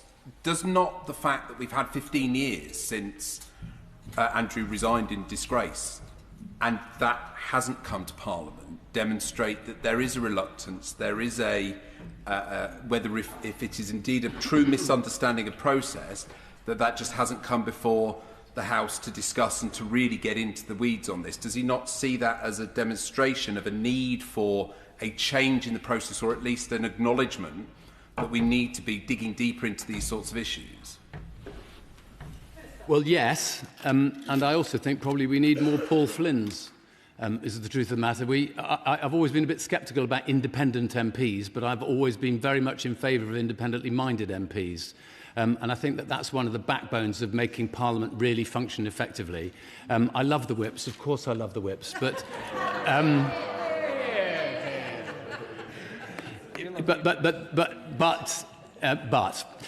Now, the honourable lady, and then I really do want to try and stop my remarks. There's scepticism over public inquiries, but the reason why, the more this debate has gone on, the more I've felt this is an issue of culture. There are going to be things that are material to how we've ended up where we are, that won't meet an evidentiary threshold, that haven't contravened any laws, but do clearly need changing. And the thing that needs changing is the overall culture that we have in our establishment itself. If it isn't a public inquiry that needs to examine this in the round on the basis of everything we know, if it isn't that, and I understand his arguments for why it shouldn't be that, then what is it? How do we do this? Yes, I mean, I made all those arguments myself in 2011 about phone hacking. A chunk of us had to persuade our own political party to be brave on the matter at a time when it wasn't easy because the whole of the media was not in favour of us moving on that. So the point I would make is I think the single most important thing for a Member of Parliament is that they should feel able to speak without fear or favour. It's one of the instructions. Now, all the Lib Dems are now trying to intervene on me, and I'm trying to make a very short speech, which was meant to be 5 minutes, and it's now already 9 minutes, so I'm failing miserably. I'm all right, whatever. I'm grateful to the Minister for giving way. I want to press him on that point again. There are some specific allegations that an inquiry might want to look at, but there is this broader point about culture, which my honourable friend mentioned. He will know very well, both in the context of phone hacking, but also looking at the culture of the Metropolitan Police. There are many examples in not that distant history, in our recent history, where an inquiry has looked separately at the culture of an institution as opposed to specific allegations and what specifically went wrong. If he is concerned about a two-part or three-part inquiry, a second or third part being cancelled in the future, that simply requires a small amendment to the Public Inquiries Act. But I do think it's important to press the Minister on this point that there is a cultural issue here, and we do want this cultural issue to be looked at. Yeah. I completely agree that there is a cultural issue that needs to be looked at. The only thing is I'm certainly not able to commit the government here today to a public inquiry, and I think all honourable members accept that I'm not going to do that. But I'm also not entirely convinced that a public inquiry actually often ends up changing culture. Culture changes because we choose to. I note that the whips have got a terrible coughing case. So I just want to end with a few more short points. The first relates to trade envoys. I do want to praise the work of our present trade envoys. They are helping us win contracts around the world, not just from the Labour Party and not just from this House. They are all accountable through the Minister for Trade and through the Department. I would quite like there to be more questions about trade envoys at business and DBT questions, which are coming up in the near future. On the Act of Succession, which one honourable member asked me about, we are working at pace on this, and we intend to be able to bring forward legislation where we can. I can't commit to a particular date on that, but I note that Julie Andrews in The Sound of Music sang, "I have confidence that spring will come again," and so I have confidence that the Act of Succession will come round at pace. One honourable member said that power corrupts, and absolute power corrupts absolutely. The cultural point I'd make is that actually this wasn't about power. This was about influence. And actually, influence can be just as pernicious in the body politic as anything else. And that's one of the things that we need to address, because it can lead to corruption. And then the honourable member, I'm going to end with this point, Madam Deputy Speaker. The honourable member for Sutton and Cheam said, let's make sure that this never happens again. Of course, every single member of this House would hope that the horrific abuse that happened under Jeffrey Epstein and the concatenation of different forms of abuse that were created by people's complicity from so many different sectors, people turning their blind eye and people participating, whether because they loved wealthy people or they loved a wealthy lifestyle or whatever it may be. Of course, I would dearly, dearly love to be able to stand at this dispatch box and say it will never happen again. But I would bet my bottom dollar that there will be young people today who are being abused by rich, wealthy, arrogant, entitled people, and it will continue. Yes, we must do everything in our power to make sure that the deference and influence and complicity does not allow that to happen. But in the end, the only recourse we have is the court of law to make sure that those who abuse their position of trust face the full rigour of the law. Yeah. The question is, as on the order paper, as many as of that opinion say aye. Aye. Of the contrary, no. I think the ayes have it. The ayes have it. We now come to the Opposition Day motion on protections for children from online harms. We'll allow a few moments for the front benches to swap over. Perhaps members could continue their conversations outside the chamber rather than lurking. I call Munira Wilson to move the motion. Thank you very much, Madam Deputy Speaker. I beg to move the motion tabled in my and my honourable friends' names on the order paper on protection for children from online harms. Madam Deputy Speaker, this afternoon is an opportunity for the House to come together to take urgent and meaningful action and legislate within weeks, not within months, not within years, but within weeks, to keep our children and our young people safe online. Whether that's protection from harmful social media, with AI chatbots, or addictive gaming. It's clear that we are at a tipping point now, with widespread public and indeed cross-party support for a cross-party approach for decisive action. Every parent across this country knows the threat social media poses to our children, to their mental health, to their physical health, to their sleep, and to their concentration. They have written in their thousands to every single MP in this House, and I want to take this opportunity to thank the 1,500 or so parents and carers in my Twickenham constituency who've written to me. And they are begging for a change in the law so that they can better protect their children.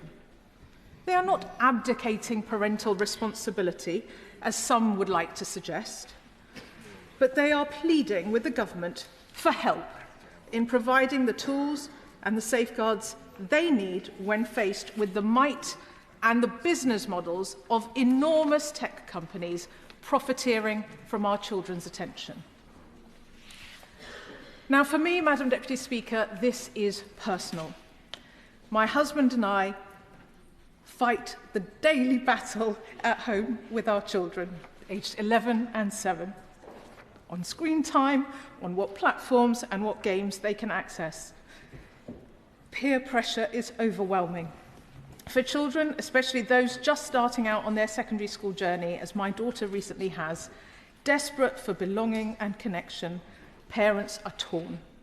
We are torn between ensuring our children are not left out of online spaces that we all too often struggle to understand ourselves and protecting our children. I believe, Madam Deputy Speaker, it's time we sent a message loud and clear to Musk, to Zuckerberg, to the other big tech giants. If your platform spreads harmful content or relies on addictive and harmful algorithms, you should not be allowed anywhere near our children. And that's why Liberal Democrats have introduced a bill today that would bring forward a range of protections for children from online harms, including restricting access to harmful social media. Now, before I set out what we Liberal Democrats would ideally want to include in that bill, I want to emphasise that if this House were to support the motion before us on the order paper today, we would want to work cross-party to bring forward workable and effective legislation quickly, given there is support for action on all sides of the House. This is not about one party winning or owning this issue. This is about us, as politicians, as policymakers, and as parents coming together to protect our children, their safety and their well-being. I'd be delighted to give way. Madam Deputy Speaker, first of all, can I commend the Honourable Lady for bringing this forward. Her devotion to this subject is well known in the House, and we thank her for it. Does the Honourable Lady also agree that perhaps when it comes to the role of education in schools and principals, in Northern Ireland, the Minister, Paul Given, has introduced a pilot scheme to have phone-free schools. I had an event in my constituency on that very thing, but it's to stop children in school from being harassed and from understanding things that they should not be doing. So does the Honourable Lady agree when part of the policy and part of it that Lib Dems are trying to do, that should be part of it, phone-free schools to help our children as well? Thank you, Madam Deputy Speaker. It's always a pleasure to give way to the Honourable Member for Strangford. First up, on his interventions in this debate, I agree with him entirely, and I was going to touch on the point about phones in schools later, and I believe we'll be having a chance to actually vote on that specific measure shortly when the Children's Wellbeing and Schools Bill comes back to the House. So I'm just going to turn now, I've talked about the fact that we want to approach this in a cross-party way, but obviously I will turn now to what we on these Liberal Democrat benches would ideally like to see in that legislation. Yes, of course.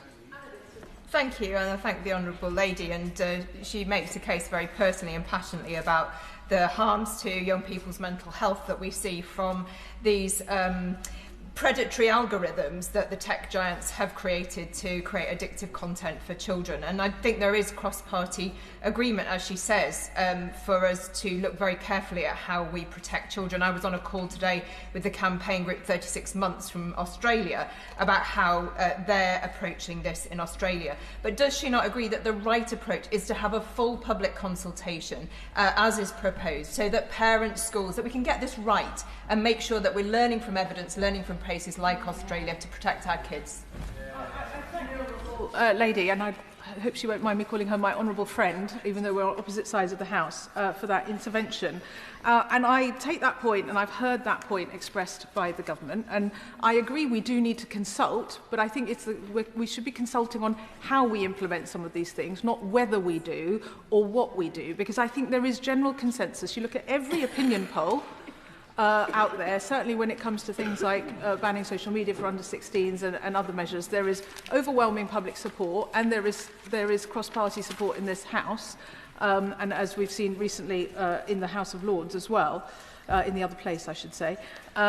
So for me, if there is a consultation, it should be how it's implemented, how these things are implemented, not whether we do it or which ones we seek to implement. But I will touch on the government's approach towards the end of my speech. So we Liberal Democrats would introduce a film-style classification system with social media rated at 16 as a default, and give Ofcom the powers to back up such a framework. This echoes the film and video classification system established in the 1980s, adapting a trusted framework for the digital age. Companies would be required to age-gate their platforms based on the harmfulness of their content, the addictiveness of their platform design, and the impact this can have on a child's mental health. I'll just say the next sentence, and I'm very happy to give way. The onus would be on social media companies to stop children from getting onto their platforms and take steps to make their apps safer in the meantime. I very happily give way. Thank you, Madam Deputy Speaker. And I'm thankful to the Honourable Lady for giving way, and I'm sympathetic to all of the arguments she is making. But it does appear that we're about to have a second reading debate on an as yet unpublished bill, when the motion on the order paper is actually about whether or not we have a day for that second reading debate. And I'm just conscious, because I've been to the vote office, the bill itself is not actually available yet. So what are we actually debating this afternoon? And what is it that we intend, if we were to vote with the Honourable Lady this evening, what bill are we actually going to be asked to look at on the day in the future? So it's very simple. As I've said, I want us to come together to have a cross-party consensus on what should be in that bill. I've heard what the Conservatives have to say. I know I'm about to set out what the Liberal Democrats have to say on this. I'd be keen to hear what government ministers have to say in terms of what they should be on the bill. That's why we don't have a bill yet, because we think that there's an opportunity to work together on this, because there's been suggestions that there is party politicking on this issue. I don't think it's a party political issue. I think we all agree children's safety and children's well-being is a cross-party priority. So the idea is that we agree to move forward, to come together, to work cross-party on a bill we can all agree on, that hopefully we can get through Parliament very quickly and onto the statute books, starting to protect our children as soon as possible. Yeah. I don't wish to make this a procedural debate, Madam Deputy Speaker, but the Honourable Lady did introduce a bill today for first reading. We're being asked to consider that bill for second reading on a future date. That bill is not available, so whilst I absolutely respect the Honourable Lady's approach for a cross-party consensus to design the bill, as I understand it, the bill is already written, and we're being asked today to give over government time in order for that bill to be debated on a second reading. So again, what are we debating today if the bill is not available but is written, and we're not going to have a second reading debate until sometime in March? So we are debating today the principle of bringing forward legislation quickly. I know the government is saying that they want to bring forward legislation at some time in the future. We don't know when that is. I'm trying to put a time frame on it because we know that what's going to come back shortly from the other place in the Children's Wellbeing in Schools Bill is not going to be accepted by this House. So that's why I'm trying to find an opportunity for us all to come together to be able to get to a point that we all agree on. So this is about agreeing the principle that we should have legislation, primary legislation, sooner rather than later. And I'm happy to make time in my diary tomorrow to start those discussions. Thank you. Yeah. The other honourable gentleman wanted to give... Thank you, Madam Deputy Speaker. I thank her for giving way.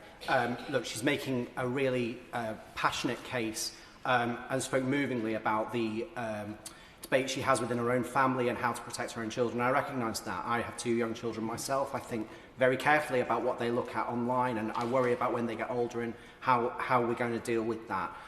She talks about age gating as the principle behind with which she wants to work. And what I'm concerned about is that we know that these algorithms are addictive. We know that they reinforce people's worst prejudices. What evidence is there that stops at 16? Is she not concerned that by simply focusing on age gating, that the pressure on social media companies to open up these algorithms and for us to be able to have a look at how that affects society more generally will diminish? So I thank him for that intervention. I mean, I haven't said we should only focus on age gating, and as I continue through my speech, you'll hear about the other range of things that I think should be in any legislation that's brought forward quickly to protect our children. Age gating of certain platforms based on their harmfulness is a key principle that is would be part of this legislation and part of our proposals. But so are various other things that I will talk about in terms of tackling the addictiveness of algorithms that are so damaging to our children. So, where was I? On that point with the Honourable Lady as well. Yes, happy to. Thank you, Madam Deputy Speaker. On the point that she was making before the other 2 interventions, I wanted to ask her about the register and the ranking of age appropriateness for content, because I have grave concerns. I know we've sat opposite each other on many occasions discussing this, about who is going to register those individual self-published bits of content, and who's going to manage it, who's going to pay for it, how would it actually work in practice? I was just coming on to further expanding on that before I took the 2 interventions from her honourable friend. So if she'll allow me to continue, and if I haven't addressed her concern, she could perhaps intervene on me again. So now, if the platforms don't want to play ball, Ofcom would be given the powers to force them to do so or face serious consequences. And we believe this would mean a ban on harmful social media for under 16s, but family-friendly services such as Wikipedia or TripAdvisor would be available at a lower age, because those sites fall under the user-to-user definition that's currently in the Online Safety Act.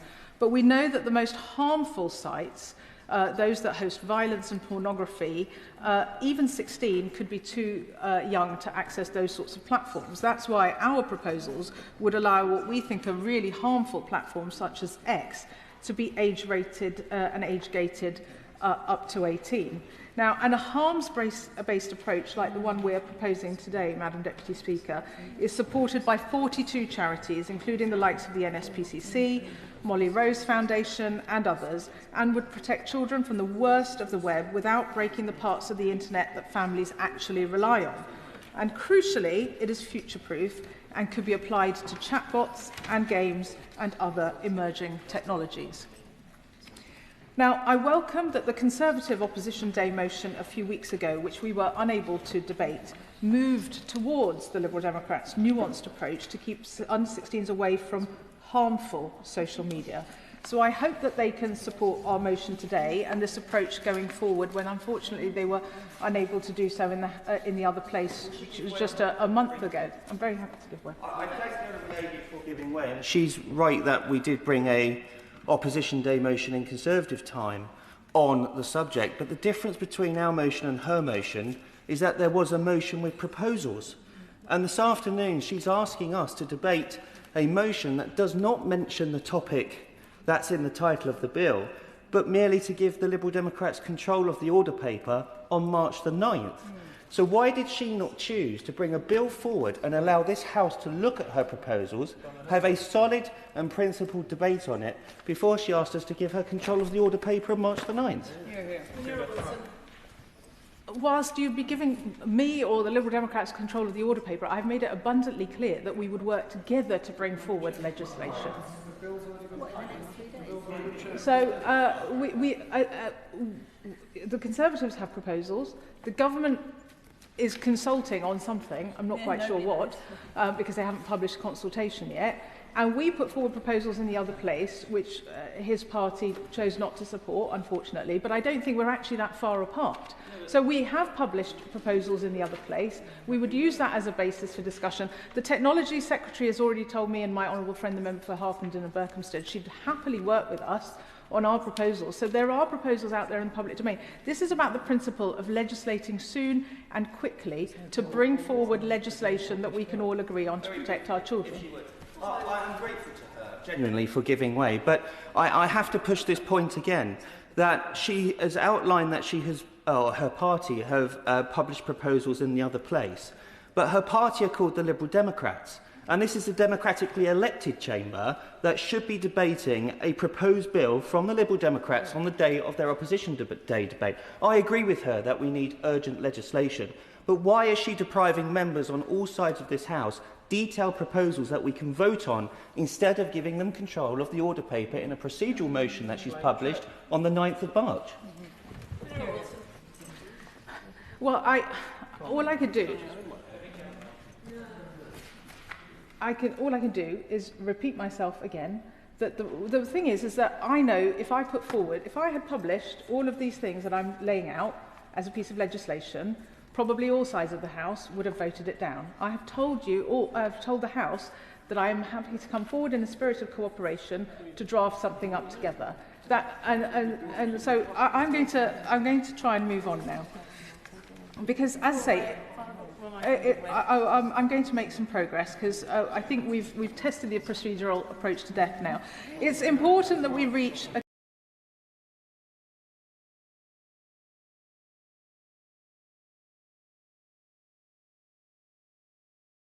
blanket bans that have been proposed elsewhere that put enormous powers in the hands of an individual politician. Now, I don't think any of them are here, but given the Reform Party wants to scrap the Online Safety Act altogether, I shudder to think what potential future ministers might deem acceptable for our children if they are allowed to choose what our children and young people can access, which is what the amendment that is going to be coming through in the Children's Wellbeing Bill from the other place would allow the Secretary of State to do. Now, I'm happy to give way. And in amongst the discussion around procedure, which is important in this place, I do fear we're missing kind of the nub of what she's trying to get to, which is that this is a nuanced space. This isn't a blanket, we say no to everything, and there are some people who are arguing that we should do nothing and that it should be just down to parents to do it. Would you agree with me that actually this thoughtful way that she is putting across, trying to get us all to come around this with the public, is the way we're going to create something that is future-proof, because so much of legislation in this area is chasing our tails, and this is an opportunity for us to get ahead of it for once. I thank my honourable friend for her intervention, and that is indeed what we're trying to do, because actually just trying to put forward a blanket ban on a particular list of social media sites determined by any given Secretary of State at any given point in time is necessarily acting after the fact, is not future-proof and not particularly effective, I would say, and subject to politicisation, and which is why our harms-based approach, which is what I would want to negotiate to try and get into legislation soon, would be future-proof and work to act on things like chatbots and games. And I know from the discussions we have at home how addictive games such as Roblox, for instance, can be. Now, we Liberal Democrats have long been pressing for a suite of measures that would make the online world safer and healthier for all. Now, one measure that could be implemented overnight would be to ban tech companies profiting from our children's attention by raising the age of digital data consent from 13 to 16. Now, this would end the hold that addictive algorithms have on children. Point of order, Madam Deputy Speaker. Point of order, Gareth now. Because whilst the Honourable Lady is making an excellent point on the substance, it bears no resemblance to the motion on the order paper. So are you, as a chair, able to give me guidance on what is up for debate this afternoon, and if the Honourable Lady can point me to what she's debating now and where that sits in the motion in front of us? For his point of order. What is clear is that there is a motion on the order paper on which members will presumably be asked to divide in due course. However, what that does not give is any detail of the proposed bill. But the motion on the order paper is orderly, and it will be up to members to decide how they wish to vote on that. On a further point of order, Madam Deputy. Point of order, Paul Holmes. Madam Deputy Speaker, I'm grateful for your indulgence, and I suspect I will get the same answer as the honourable gentleman before me, but I have never in my 7 years in this House been in a situation where a motion outlines the timetable for a bill on Monday the 9th of March, the timings of proceedings and questions to be put on Monday the 9th of March, on consideration of Lord's amendments and messages on a subsequent day, of a bill that this House has not seen. So how can members in this House vote for a motion that allocates separate procedures around a bill that hasn't been tabled at this House? Madam Deputy Speaker, I want my constituents to know what the Liberal Democrats are proposing in this space, and the Honourable Lady's now elaborating on the floor of the House what she wants her policies to be, but she's asking us to vote for a bill that has not been tabled before this House, Madam Deputy Speaker. Therefore, can I have your advice on whether this motion should be going ahead if the House has not got a substantive bill to debate these procedural motions on? I thank the honourable member for his point of order. The motion that is on the order paper is perfectly orderly, so members will be invited to vote on that, not on the substance of any bill that might come on the 9th of March. And I do think it is important that the House is clear on that. Point of order, Chiomura.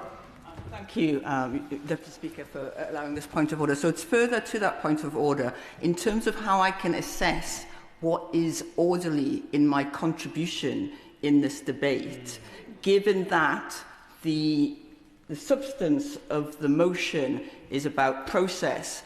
And to be frank with you, I don't want to speak about process, I want to speak about protection for children. It's a motion to give consideration to. So, the motion is to give consideration to a bill on the specific matter which has been outlined on the order paper very clearly, protections for children from online harms. So can I reassure the Honourable Lady that any contribution she chooses to make on that matter would be in order? Munira Wilson. Thank you very much, Madam Deputy Speaker. And that's why what I'm setting out is what I would want to put forward as suggestions for that bill. But as she has helpfully pointed out, we would be dividing on whether there should be a bill very soon on the broad subject of protecting children from online harms. Now, the other thing that I would want to bring forward in any legislation would be a doom scrolling cap, which would end the infinite scroll feature on short-form online platforms for young people, limiting the amount of time for which children are pushed to TikTok-style video content to 2 hours, and for health alerts on social media platforms for under 18s. Now, just like cigarettes or alcohol, these addictive products carry well-documented risks, especially for young people.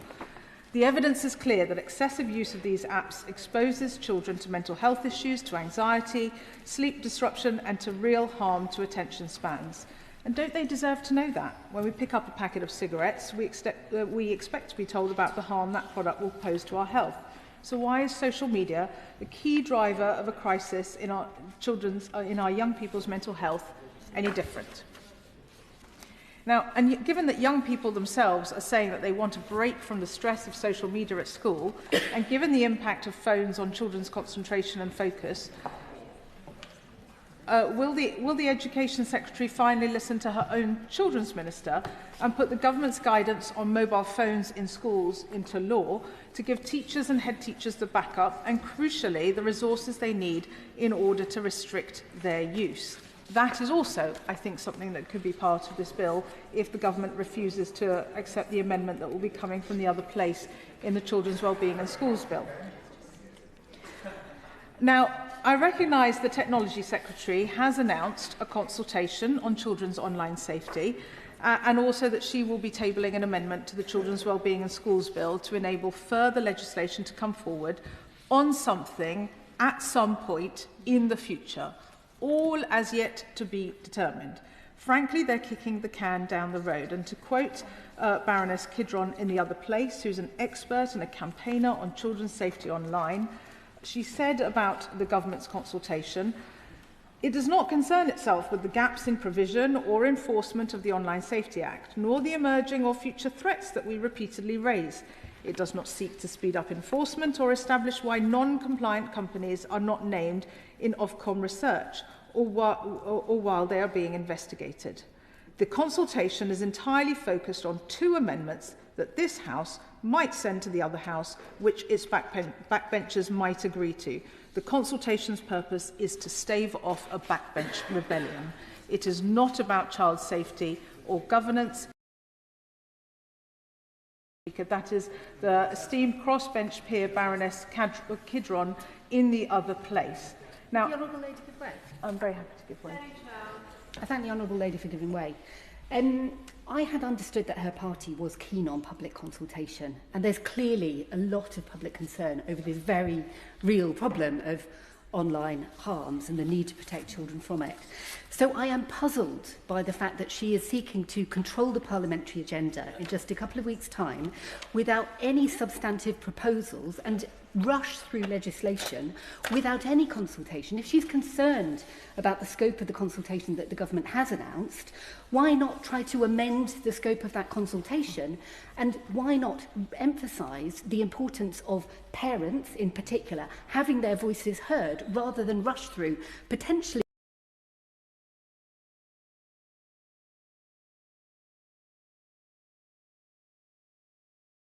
everybody's voices are heard in this conversation. It feels like politicking, to be honest, rather than a substantive engagement with the details of the issue. I'm sorry she feels that way, because we've brought forward a lot of these proposals previously, so it's not politicking. We've long been committed to this issue. And because a number of these things could be done tomorrow. They don't need to be consulted on. The age of digital data consent could be raised tomorrow without any further consultation. It's something that was set by European law. There was a flexibility in what age it was set at. UK chose to set it at 13. A number of other countries have recently raised their age. Unfortunately, amendments to the data bill were rejected to do just that. I think the bit that probably does need consultation in how it would work would be how any sort of ban or restrictions on harmful social media would work. But I think we could legislate for the principle and consult on the operational detail of that. I don't think that's a problem. And I think on her point about making sure parents and young people's voices are heard, I think they have been heard loud and clear up and down the country. They have been pushing and pushing and pushing for this. And they are concerned that the consultation is just going to delay action further. Parents, teachers and young people are crying out for urgent action now. We need a smart approach that allows young people to benefit from the best of the internet, whether that's learning or staying connected with their friends and family online, while properly tackling the harms it can cause. I've given way to him a couple of times. I'm just coming up to completing. Will she give way just on that? I haven't intervened before. It was just specifically on the proposals that are being put forward by the Liberal Democrats, because I'm confused as to what they are. The proposals that have been laid out by the Honourable Lady are not the proposals that were moved in the House of Lords. The House of Lords only talked about user-to-user services. It didn't talk about addictive online gaming, for example. Are we discussing a bill that is the proposals that were laid out in the House of Lords, or are they some new ethereal proposals that the Honourable Member is putting forward? I don't understand what this bill is going to be, because I was expecting when it was put forward today that we would actually see it, so we could discuss it. I thank you for giving way. So the approach that we've taken on this harms-based framework that we proposed in the other place would apply to chatbots and gaming as well. But it's only user-to-user services.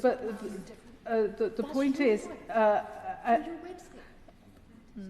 is, as I have already laid out, we would come together and come forward with proposals that we can all agree on. Now, as I've said already, the only consultation that should be taking... I'm very grateful that he wishes to help me out, but I suspect he doesn't have my best interests at heart when he said...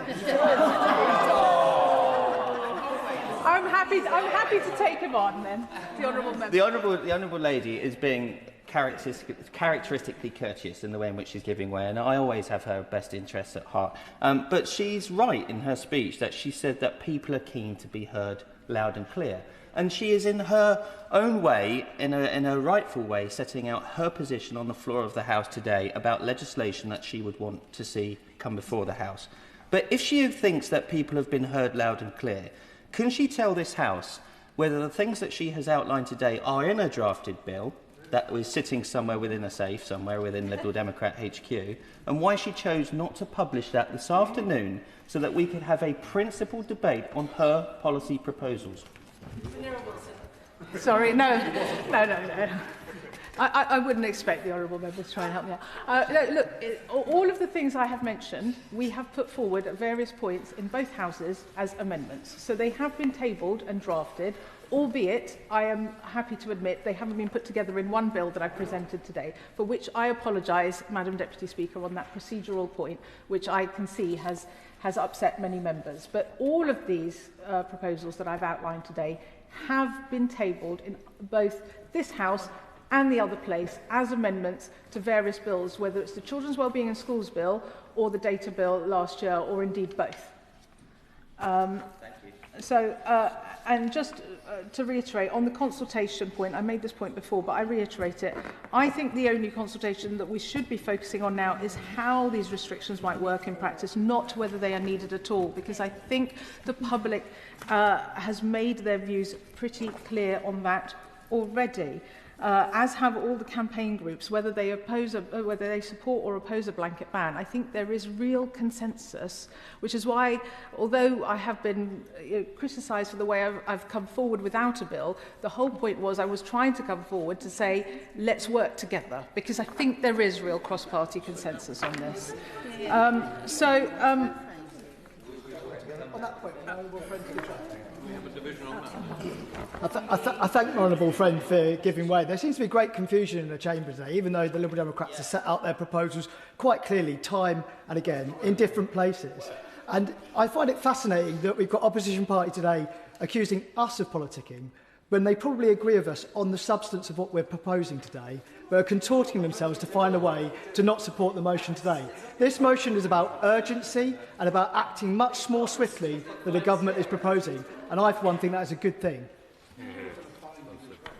I thank my honourable friend for that intervention, because that's exactly what we're seeking to do. We're trying to discuss the substance of this issue, because it's been a long time since this chamber has had a proper debate on these issues, and I think in a few weeks' time we will be discussing amendments that suggest a particular party's way forward. What we're saying is, let's all come and discuss what we think are the right proposals, and then go away and come forward with a piece of legislation that meets those needs and requirements of the public, of our children, of our young people, and their parents and carers.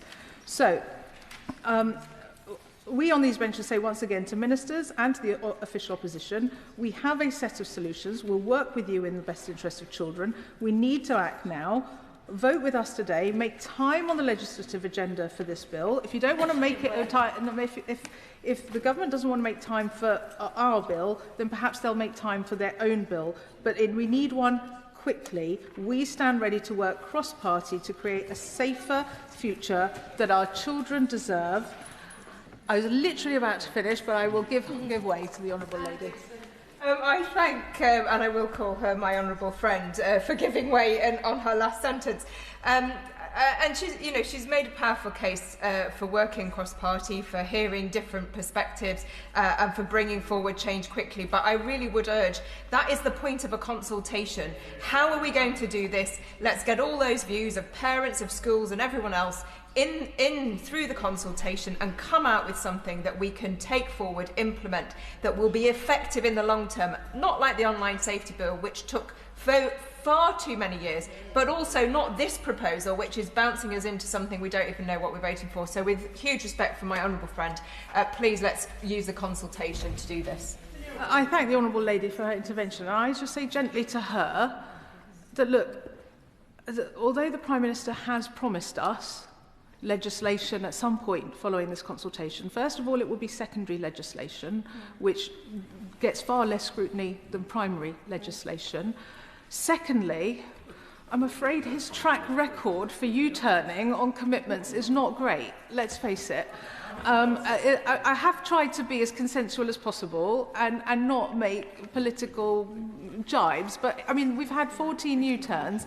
He had said just a few months ago that he didn't want to bring in any sort of ban on harmful social media for under-16s because of his teenagers' experience. And then last week he made a speech saying because of his teenagers he did want to do that. So I'm not entirely sure which version of the Prime Minister's comments to believe. And so this is why I would like to try and press this issue to get the government to bring forward legislation sooner rather than later. And I think it needs to be primary legislation that we can all discuss, debate, amend and look at thoughtfully. But we need a clear and strong timetable on that now.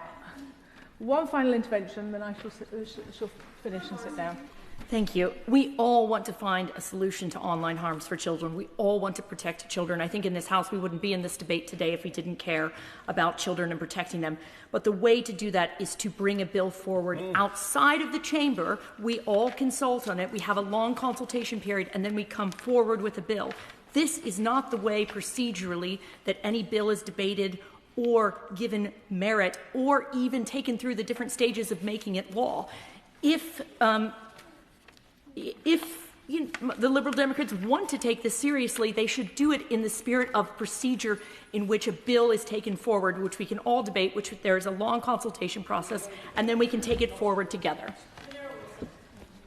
I thank the Honourable Lady for her intervention once again about procedure. I say to her gently that her party and other parties in the past have used this mechanism to try and force governments to come forward with legislation on a particular issue.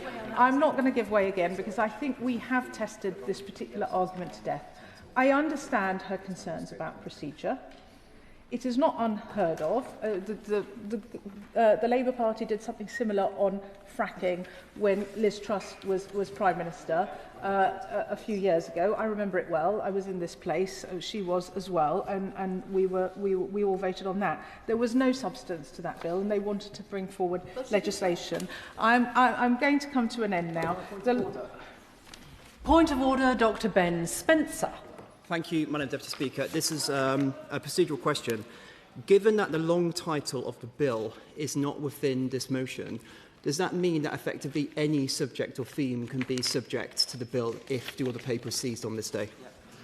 Can I thank him for that point of order, which I had actually anticipated might come at some point. And if he checks the order paper, he will see that under the motion paragraph on point D, it very specifically has to be an online services age restrictions bill that is brought forward on the 9th of March. Further point of order, Dr. Ben Spencer. Thank you for clarification on that, Madam Deputy Speaker. just from my understanding, because it's the short title but not the long title, and is it the case that the long title can be used to tag in, for example, any particular related fields that could expand the scope from the now one here? Can I thank the honourable gentleman for his further point of order? And I think clarification on that point had best be sought from the Public Bill Office. But it is my understanding that any bill brought forward will have to cover online services age restriction. I appreciate the distinction he makes between the long and the short titles. Munira Wilson. Thank you, Madam Deputy Speaker. I mean, I am perplexed because I think there is support for restricting online harms and protecting our children on all sides of the House. And so I think there is support for the principle to bring forward legislation, albeit people are vexed about the procedural point. I understand that. I think, I fear there is some contorting to find a way to justify potentially voting against this, and I'm sorry to hear that, because we Liberal Democrats are ready to work cross-party to create a safer future that our children deserve, where they can flourish and thrive both in the online world and in the offline world. So I hope that colleagues across the chamber will support us today. Point of order, Paul Holmes. Madam Deputy Speaker, I'm grateful to you allowing me to make this point of order, and members might be a bit jaded by me doing so, but I am a Democrat, and I do like this chamber working properly. Madam Deputy Speaker, can you clarify for me the procedural basis of the member for Twickenham asking the government to make government time for the space for this legislation, yet despite asking for government time, the consequences of voting for this motion to be accepted, and should this motion pass, the government won't be able to pick a time to which they would give this legislation. The Liberal Democrat motion would take over the order paper and force the government to accept their legislation on March the 9th with the procedures that are outlined. And also, Madam Deputy Speaker, can I ask you your guidance on the motion in question, which states that, which makes a number of amendments to the order paper on that day, which is that no dilatory motion shall be made in relation to proceedings on the bill to which this order applies. The question on any such motion shall be put forthwith, and that only a designated member would be able to make any decision on the order in which a bill was to be taken, and that designated member is not under paragraph 19A, the leader of the second largest opposition party, and B, any other member acting on behalf of the leader of the second largest opposition party.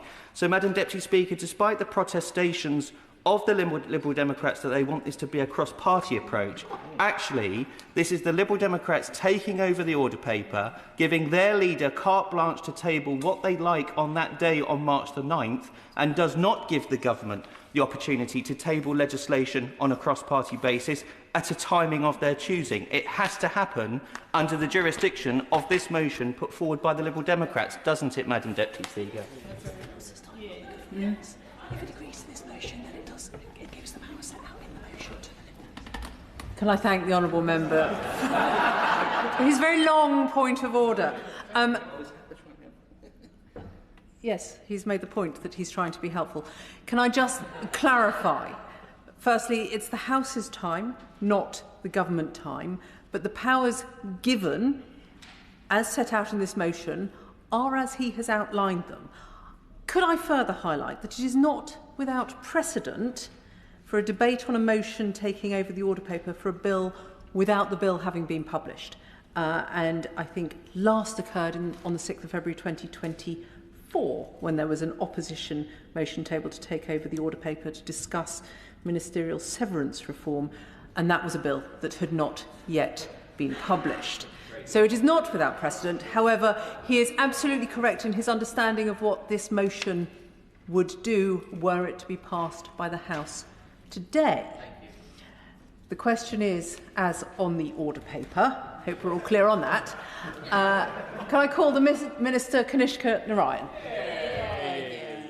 Thank you, Madam Deputy Speaker. It is a pleasure to respond to this debate, not least to further my education in my personal passion area of parliamentary procedure. Let me begin by responding to the motion itself, and then I will turn to the substance of the debate. The honourable member for Twickenham will accept that no government could accept a motion such as that proposed by the Liberal Democrats today. The motion goes against the standing orders of this House, which state that the government, as elected by the people, controls the order paper, apart from specific exemptions such as opposition days. The motion would give the Liberal Democrats free rein to schedule the business on the 9th of March. They introduced a bill today, still not available to members across the House, and are asking the House to hand them control of the business to complete all stages within a day. That is no way to make complex changes to the law in this area. It is not just a procedural outrage, but, Madam Deputy Speaker, more than that, I am sorry to see the Liberal Democrats join yet again the Conservative Party in their usual coalition of putting political desperation on this question ahead of the interests of British children and families. I would urge the Liberal Democrats to forget this approach and to take part in the government's consultation, a true attempt at engaging across parties and across the country so that we can find the right solution for children and parents across the country. This government, I've barely started, I'm happy to give way shortly. This government has already set out a way forward which considers these vitally important issues in a responsible way and which allows for swift action in response. This is how we will give children the childhood they deserve and prepare them for the future. I'm happy to give way. I don't know where he has been, but my inbox has been inundated with families, parents calling for action. We are responding to the request of our constituents to take action. Is the government not seeing the urgency in which we need to take action? Thank you, Madam Speaker. And in response to the honourable member, I would simply say that the government is seeing both urgency and responsibility in the correspondence we're receiving and the consultation we're engaging on, not the desperate lurch to a specific answer that the Liberal Democrats are exemplifying in this instance. I want to take this opportunity to set out the approach we are taking. I am happy to give way. I really appreciate the Minister giving way. I would just say gently that I do believe that if you look back at our track record the last few years, we have worked really hard to actually put forward concrete proposals around putting online safety first. But there are really, we have tried to push that agenda. It's not like social media came yesterday. It was 20 years ago, 22 years ago that Facebook was launched. And it was actually the pressure from across the House that the government had put the consultation forward. So I just asked the Minister to gently say, actually, we are trying to work together and to continue working together in that vein. Well, I thank the honourable member for that point, and I take very much her point on wanting to work together. That is exactly what the government is committed to. Not a question of whether we act, but how specifically we implement changes to secure our children's future. I would encourage her and the entire Liberal Democrat Party to engage with the consultation and to ensure that I might make a slight bit of progress, having given way twice to the Liberal Democrats in the short succession of one sentence. I want to be absolutely clear. It is crucial that we allow for a short, sharp consultation to allow the different parts of the debate to be heard, including, crucially, from the voices of children themselves, too often underrepresented in this debate. This is a complex area, and it is vital that we get it right. We have already announced that we will act both with speed and appropriate scrutiny to legislate based on the outcome of the consultation. Last month, the Secretary of State set out to this House that technology has huge potential for good, to create jobs, to drive growth, to transform our public services, and so much more. However, we have also been clear that in order to harness the potential benefits, parents need to have confidence that their children can benefit from the opportunities that the online world offers, ensuring that technology enriches children's lives, not harms them. Most children report benefits from being online, such as interacting with their peers, finding useful information, or learning a new skill. But we also know that there are concerns about children's online experience. This government has always been clear that the protection of children online is our top priority. The Online Safety Act introduced one of the most robust systems globally for protecting children from harm online. Last year, I'm happy to give way. I very much thank the Minister for his remarks and would hope, as part of the consultation, also be listening to research. The Born in Bradford study is a huge cohort study, and they've recently looked at social media use of 12 to 15-year-olds in the Bradford district. 3.36 hours per day of social media use. and real associations with increases in anxiety and depression. So will the Minister make sure that those harms that we already know about from social media and that research will be factored in as he makes decisions following the consultation to act swiftly to protect our children from harm? Minister. Madam Deputy Speaker, can I firstly commend my honourable friend for her consistent commitment to evidence-based policy making in this place and much beyond it too, and I commit to her absolutely that both the specific study she mentioned, the Bourne and Bradford study, and the wider point she makes on engagement with research will be very much front of mind for the government as well. I'm happy to give way. I thank the Minister for giving way. I'd just like to ask him, could he tell the House when the consultation is going to be launched? Madam Deputy Speaker, we will be very glad to come to the House as soon as the consultation is launched. It will be very soon indeed. As we have said, members will expect not just a consultation. Well, I haven't committed to be debating the consultation today prior to having published it, and so perhaps the Liberal Democrats can take a lesson from that and follow appropriate procedure in this place. Madam Deputy Speaker, the illegal content and child safety duties came into effect last year. These duties represent a major milestone in protecting children from illegal and harmful content online, as well as helping them have age-appropriate online experiences. I'm happy to give way. Thank the honourable member for giving way. Consultation and time frame is absolutely key here, because whilst we procrastinate, online harms is continuing. Our children are being put at risk, and I only have to just think of the statistics around online pornography and the fact that up to 50% of boys aged 11 to 13 have already viewed pornography, how this is influencing their minds on a daily basis with regards to relationships and how they conduct their business. Can he give this House an assurance that the consultation will come very, very soon to this place, and can he give timeframes thereafter following the consultation as to when we will see legislation brought before this House?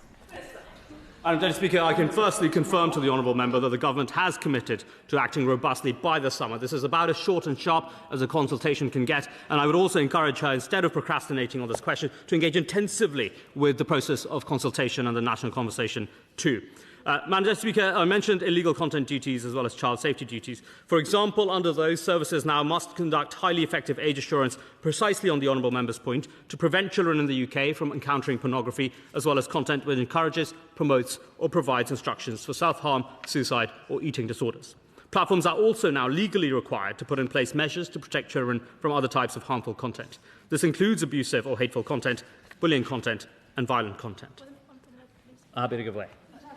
I thank the Minister for giving way, and I thank him for the decisive action he took over the Grok incident that we had very recently. But just given the scope of the consultation, and when we're talking about online harms, I just wanted to flag the issue around content we have on YouTube, which is a video sharing platform that's not necessarily a social media platform, and the type of content on there that our children are consuming, whether it be the quick succession of images that is not very good for child development, and rather than the slow-paced stuff you get when you're watching a broadcaster.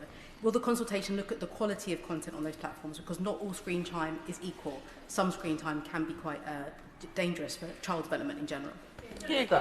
Well, can I thank my honourable friend for that point, because both the points she's raised, the scope of how we look at particular platforms and the functionalities that we look at, both are not just considered by the consultation but deeply important. I was engaging with the Australian Minister on this just last week, understanding both their experiences on this and the uncertainty of getting those two right. That is exactly why the consultation has been an appropriate approach in this context. Where, Madam Deputy Speaker, services fail to comply with the duties in the Act, Ofcom's enforcement powers include fines up to £18 million or 10% of qualifying worldwide revenue. Ofcom has indicated it has issued financial penalties to 6 companies under the Online Safety Act amounting to over £3 million, and I can confirm to the House that just yesterday Ofcom announced that they have fined a porn company £1.35 million for failing to introduce proper age verification on its websites, the largest fine levied so far under the Online Safety Act. I welcome the strong action to protect children online. We have also always been clear that whilst the Online Safety Act provides the foundations, there is more to do to ensure that children live enriching online lives. Like all regulatory regimes, it must remain agile. This is all the more critical given that we're dealing with fast-moving technology. That is why this government has already taken a number of decisive steps to build on these protections. My right honourable friend, the Secretary of State's first act was to make online content that promotes self-harm and suicide a priority offence under the Online Safety Act. This means that platforms must take proactive steps to stop users seeing this content in the first place. If it does appear, platforms must minimise the time it is online. As well as this, both intimate image abuse and cyber flashing are now priority offences under the Online Safety Act. Last month, my right honourable friend, the Secretary of State, stood in this chamber and made it clear that the creation of non-consensual deepfakes on X is shocking, despicable, abhorrent. She confirmed that we would expedite legislation to criminalise the creation of non-consensual intimate images. I am pleased to confirm to the House that these have now come into effect earlier this month. This will also be designated as a priority offence under the Online Safety Act and complements the existing criminal offence for sharing or threatening to share a deepfake intimate image without consent. Alongside this, it was also announced that we will legislate to criminalise notification tools to make it illegal for companies to supply tools to be used as generators of non-consensual intimate images. And last week, we have gone further still. We have announced that we will now introduce a legal duty requiring tech companies to remove non-consensual intimate images within 48 hours of them being reported. These measures will provide real protection for women and girls online. However, we recognise the strength of feeling up and down the country, right across this House, shown not least in the debate today. We share the concern of many parents about the wider impact of social media and technology on children's well-being. The rapid growth of grassroots campaigns like Smartphone-Free Childhood highlights how concerned parents are about the pull of these technologies and what that means for their children. This includes the potential impacts on mental health, on sleep and on self-esteem. We have set out our commitment to supporting parents and children with these issues. We want to find solutions that genuinely support our children's well-being and to give parents the help they need as they guide children through online places safely. I'm happy to give way. Any chance? I thank the Minister for giving way. I've received contact from hundreds of parents in my constituency and indeed some young people sharing their huge concern about harm caused by engagement with social media, online harm. And so I fully understand the sense of urgency in the Chamber today and the desire for quick action. Now, the government said in January they would consult. They reiterated that commitment 10 days ago in February, and I understand the consultation is due to start in March. The Minister's talked about bringing measures through before the summer. Can he commit to acting with real urgency, bring that consultation forward? What is the delay? And will he commit to bringing legislation by the summer? The Honourable Lady has repeatedly made very long interventions. It would always have been open to her to attend the opening of the debate and speak in it. Minister. Thank you, Madam Deputy Speaker. I totally agree with the honourable member in asking for urgency, and can I assure her that, one, the government will act by the summer in robustly responding to the consultation. Two, of course, we have been focused on getting the consultation right, not just for the wider public, but ensuring it's designed for young people's engagement, which requires particular design features. And three, that we're not waiting for the launch of the consultation for the national conversation. I have been in schools, I've been with parents, the Secretary of State has, ministers across government have as well, and so the conversation has very much started. The consultation, I'm sure, is imminent too.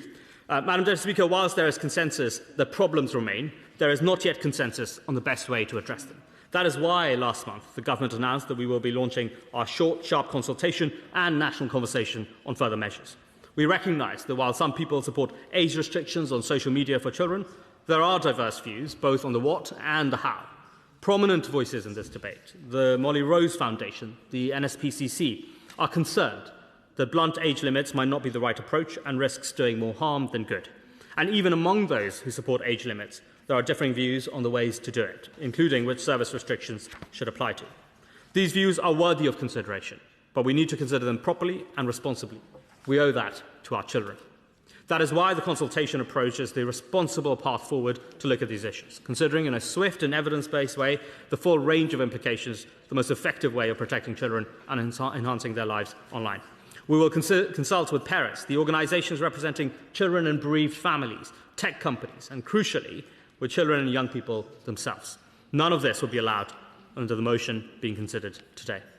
This consultation, backed by the national conversation, will identify the next steps in our plan to boost and protect children's well-being online.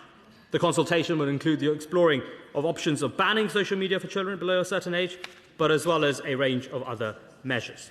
This will include gathering views and evidence on options such as restricting access to addictive functionalities, understanding what we can do better to support parents in navigating their children's digital lives, and we will also explore if we should raise the digital age of consent to give parents more control of how their children's data is used and how existing laws around age verification could be better enforced. I'm happy to give away. I thank the Minister for giving way. He's making lots of observations about the consultation that's going to go ahead and what's going to be in it, how long it's going to take. What we do not know is when will he commit to bringing legislation to this House to act against social media. Well, I'm happy to repeat to the Honourable Member the commitment of this government, which is that we will act by the summer. This is about as short and sharp as a consultation period gets. The Online Safety Act took 7 years. This is a quarter that we're simply asking for to make sure that young people, parents, families are properly heard across the country. I thank him for giving way again. I understand the consultation, but what about actual legislation? I will simply repeat the point I've made, which is we are going to act by the summer. We have already sought permissive powers to ensure that the government is able to act through rapid legislation on the outcome of the consultation. I hope the combination of those two commitments gives the Honourable Member some assurance. Madam Deputy Speaker, the engagement in the consultation will take place alongside working with counterparts and monitoring developments in Australia on their social media ban for under-16s to share learnings and best practice. We are steadfast in our belief that the right way to deliver the next steps to protect our children online is to be led by the evidence through our short, sharp 3-month consultation. Last week, I'm happy to give way. The Minister just said they'd already sought permissive powers. I understand that they're going to move an amendment in lieu to the Children Wellbeing in Schools Bill. I'm not aware that that has been published yet, not least sought from the House. When will that be published so that we can see what those permissive powers are supposed to be? I thank the Honourable Member for that point. I commit to we're going to try and do that as soon as possible. You shall be aware that the legislative process there is very tight already, given the process is going through, and so I will come back to her and the House with the wording of the motion as soon as possible as well. Last week, the Secretary of State confirmed, as I just mentioned, that we will take new legal powers to allow us to act quickly on the outcomes of the consultation, delivering on our promises to parents. And as I just mentioned, we will make sure that the wording of that is presented to the House at the earliest opportunity. We also recognise the importance of parliamentary scrutiny and the expertise that parliamentarians in both houses provide. We have already committed that when regulations are brought forward, they will be debated on the floor of the House and there will be vote in both houses, ensuring proper scrutiny. We're clear that it is not if we will act, but what type of action we will take, ensuring that we do so effectively, in lockstep with our children and in the interest of British families. Shadow Secretary of State, Julia Lopez. Thank you, Madam Deputy Speaker. Now, today we're debating something that's very important, a vital subject, which is the protection of children from online harms. And I commend the Honourable Lady for Twickenham for what I think was a very heartfelt speech, but I fear that her good intent has been rather thrown under the bus by her party leadership. Setting aside the importance of this subject, let's look at the method, and it's a point that's been raised rather expertly from across the House. Today, the Liberal Democrats are doing what they do best, slightly nutty stunts. With the menace of Captain Mannering, they are attempting to seize control of the order paper and effectively declare themselves not only government for the day, but rulers of the internet with their online services bill, which is very, very loosely defined. It is a gimmick, Madam Deputy Speaker. It's the parliamentary equivalent of boinging in the chamber from a giant bungee. Though the Honourable Lady for Twickenham has put a little bit of flesh on the bone in her speech, the motion itself simply requests the power to barge through this House with a blank cheque bill for which we have no details, and in so doing let the government benches clean off the hook. And it's all gone a bit Benny Hill. And it's a great shame, Madam Deputy Speaker, because it's a distraction, given that the moment of truth on social media for children is coming to us imminently. And they know that from the panicked recess briefings that the Prime Minister has been caught on the hop on an issue that is of deep concern to families, children, teachers and communities across this country. Before too long, the Children's Wellbeing in Schools Bill will return to this House and members will have the chance to vote on a credible proposition, an amendment tabled by the Noble Lord Nash, that no child under the age of 16 should have access to harmful social media.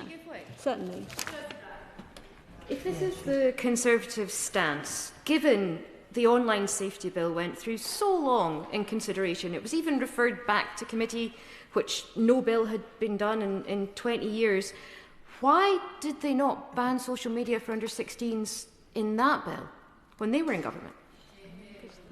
Well, Julia Lopez. It's a Conservative amendment in the Lords which has actually gained cross-party support, so it will be coming back to us. But she raises an important point about why it was not brought in the Online Safety Act. And that was an act that tried to do many, many things. In many ways, it took so long because it risked becoming a Christmas tree bill, and many good causes were hung off it. And that did cause challenges. I think that as the debate has moved on, we've realised that it is not just about illegal content that children are being exposed to. It's not simply about some of the things that the Online Safety Act was trying to change. There is an issue in general about children being in this space. There are addictive algorithms. This is not just about, as I say, illegal material. It's about the fact that it's changing how they are thinking, it's changing how they are interacting. And maybe we have to stand back as a society and say this is simply not the right place for children to be. We can create adult online spaces, and for children we think that there are other ways in which they should be interacting with the world. Certainly. You talk about the Online Safety Act. Do you think the fact that the leader... Sorry, apologies. The Honourable Member talks about the Online Safety Act and what happened under the Conservatives. Do you think the fact that the leader... apologies. Does she think that the fact that the leader of the opposition actually tried to water down that bill and talked about the fact that we do not legislate for feelings has anything to do with the fact that actually has been kicked down the can and we are where we are and haven't made the progress that we need to? Julia Lopez. There were very real and important debates that were going on in the passage of that bill about legal but harmful material and whether people should be able to speak freely in the passage in the online environment. And what we are seeking to do in the way in which we're approaching this issue is to create space where adults can speak freely, but to accept that children should not be in some of these spaces. And that was the point that the leader of the opposition at the time was trying to make. We were moving very dangerously into the realms of free speech, and it is not for an online regulator to start telling people what they can and cannot say online when it is not something that is illegal to speak of in the real world. And that was the challenge that we had got ourselves into as a government, and that's why we changed some of the approach that we were taking to the Online Safety Act. And I appreciate that the concerns that are being raised. I'm trying to answer them as honestly and as straightforwardly as I can. But it's at the point, as I say, when it comes to the Nash Amendment in a few weeks' time, that this House will have its opportunity to make an unequivocal statement of principle. That when we believe that something is harming children at scale, we accept that it is insufficient to leave the status quo unchallenged or simply to commission a consultation. Especially, and it's a point that's been made, a consultation to which this government has provided absolutely no political direction or view. A consultation that has been much trailed, but still not actually launched. Because in truth, this consultation wasn't ready. It was a mechanism to get the Prime Minister out of another of his tight fixes. Now, the Tech Secretary may be very good at emoting, at telling us all how impatient she is for change, about how she cares, and indeed for how many years she has cared. But when she made her statement on social media for children in this chamber a few weeks ago, she said nothing about what the government would actually do beyond seeking more time to take a position. And I commend the Honourable Lady for Twickenham for pointing this out. And I do have sympathy with why she is trying to bring this mechanism here today, because we are all trying to eke out what the government is actually seeking to do. I mean, it was extraordinary listening to the government speaker, the government minister, who said with great sincerity, "We will act robustly in responding to a consultation." What does he actually believe? What does the government think we should actually do on this issue? Because nobody has a clue. They're talking about a huge range of things that could possibly be done, but there is no... It is for a government to provide political direction. It is not for a government to seek consensus. It is for a government to take a position, to take a view, not to try... It's for government to it's for government to have opinions. It's for government to have policy positions. It is not for a government to try and make sure that everybody in this House agrees. And I think it's pathetic to see the Labour benches getting all out of their tree about this.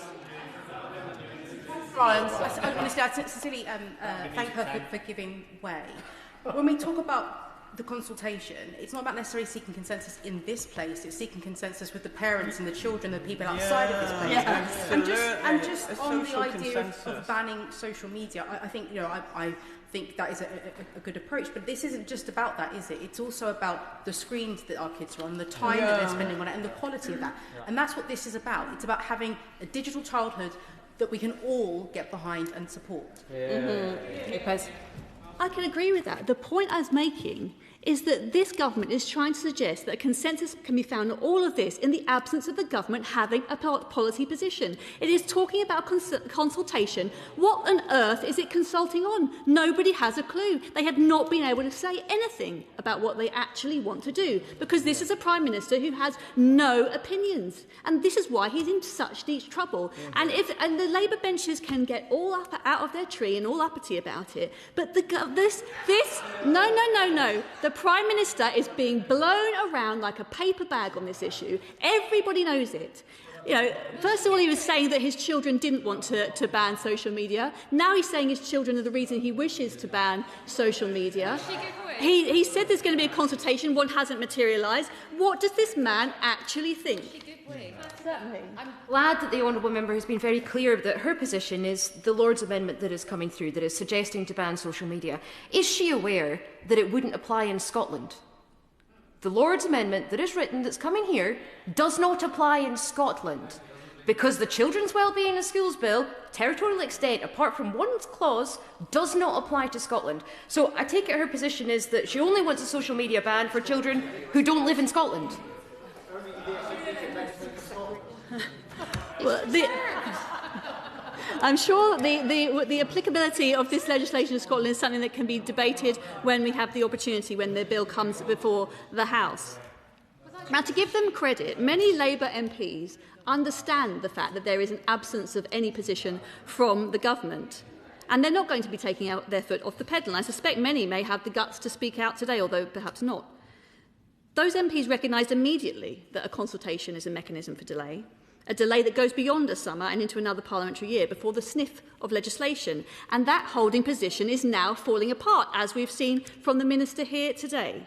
And now it's the threat of a very large group of Labour MPs backing the Conservative Lord's Amendment that is pushing this government into action. It's government by rebellion. So please, we ask of the Liberal Democrats, let us not be distracted from that moment of truth which is coming up, when we hope there will be cross-party support for the Noble Lord's Amendment. For too long, the internet has been treated as a space that cannot be governed. It has functioned like a pioneer society, with extraordinary opportunity but minimal rules. But pioneer societies, after improvising customs, eventually retrofit themselves with rules to sustain societies, often after hard-won experience and dispute. That is the process through which we are now going, and we are realising that as that online society was built, we were not vigilant enough when it came to protecting childhood. We weren't. We did not recognise that this new territory would bleed into the old world. The Minister's shouting from his chair that I'm embarrassing myself. We as a government brought forward the Online Safety Act, but there are gaps in there.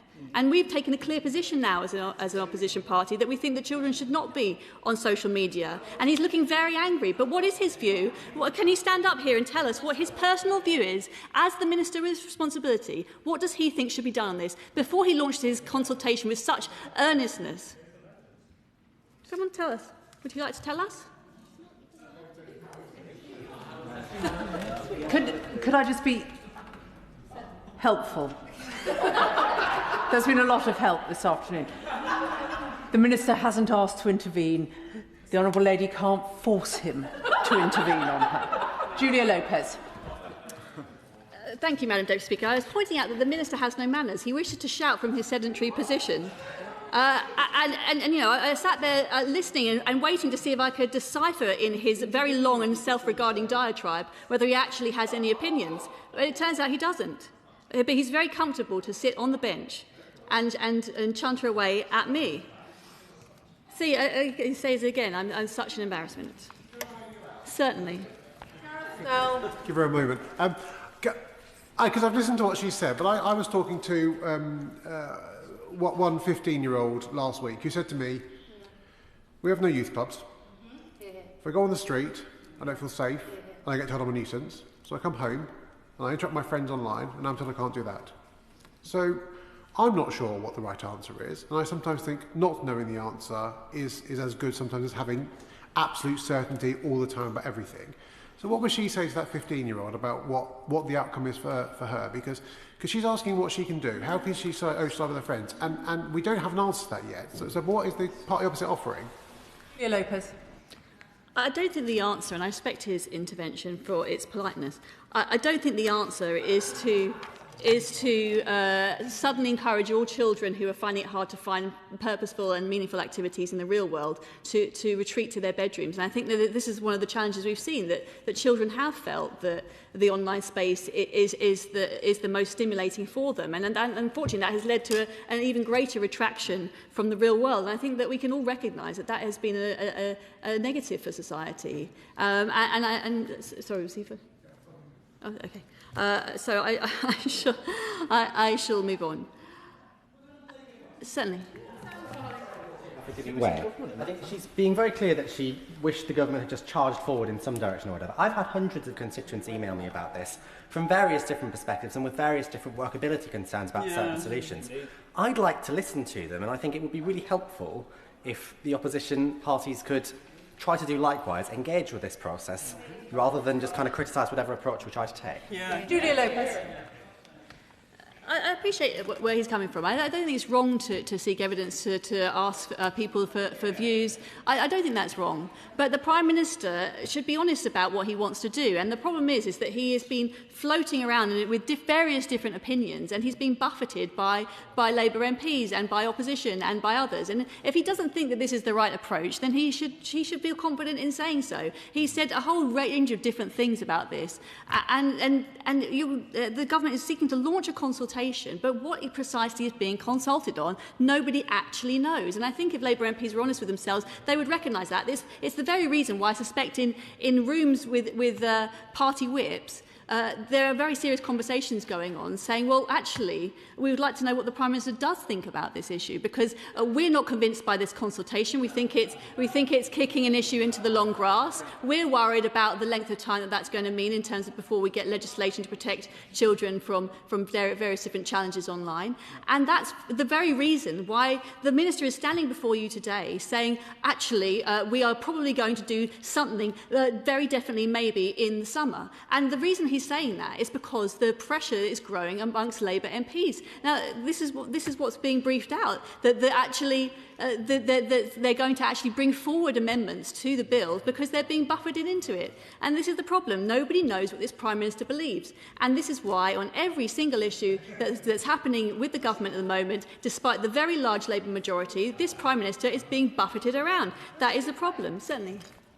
I'm very much enjoying her speech, and I'm wondering why she therefore cannot support our motion this evening. Julia Lopez. I think I said out clearly at the beginning of my speech why I don't think we can support the motion, which is effectively a blank cheque. Nobody actually knows, notwithstanding the fact that the Honourable Lady has tried to set it out in her speech, nobody actually knows what the Lib Dems are trying to do here. The proposal before us at the moment is that the Liberal Democrats take control of the order paper and then can say whatever they might like on internet governance. I'm sorry, I don't think that is the way to conduct yourself in Parliament. I think there have to be clearer proposals, certainly.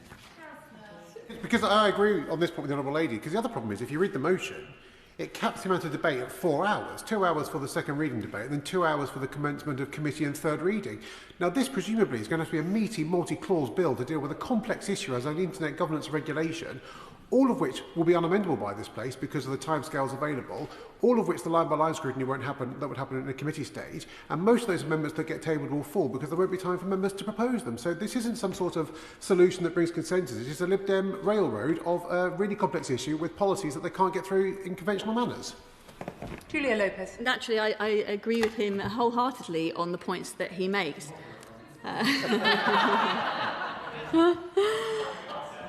But it's true that until now we have implicitly decided that childhood must simply adapt to an environment that we as adults find totally overwhelming, undermining of our own sense of self and completely irresistible.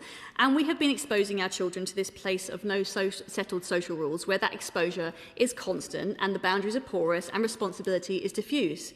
Behaviour that would never be tolerated offline is normalised, monetised and then algorithmically amplified. Now, the Online Safety Act, which we've discussed already, has been a step forward in trying to wrest back control, but it is, of course, an imperfect one. It focuses primarily on illegal content. It seeks to keep the most extreme material offline. It introduces age gating for pornography and other over 18 content, and that work does matter. But the problem before us today goes well beyond illegality and explicit material. And there are also too many concerns about the complexity, both in the implementation and in intent, when it comes to policing content. So the central question is not just what children see, it is how social media works. Social media platforms are addictive by design. Their algorithms are engineered to maximise engagement and stickiness. They reward outrage, comparison, emotional intensity, competition and repetition. They draw children away from purposeful activity and into feedback loops that erode attention and resilience. Now, not all platforms operate like this globally, funnily enough. The Chinese version of TikTok is time-limited and feeds children content of scientific or patriotic value. In the West, it is emotional arousal that is fed to our kids. Children are not simply consuming content, they are being shaped by the environment itself. It's happening when their brains are still developing. Their impulse control, their emotional regulation, their ability to assess risk are not the same as adults. We recognise this everywhere else in law, in alcohol limits, in safeguarding rules, and in age of consent protections. Yet online, we decided to suspend that logic, and the consequences are increasingly visible. Certainly.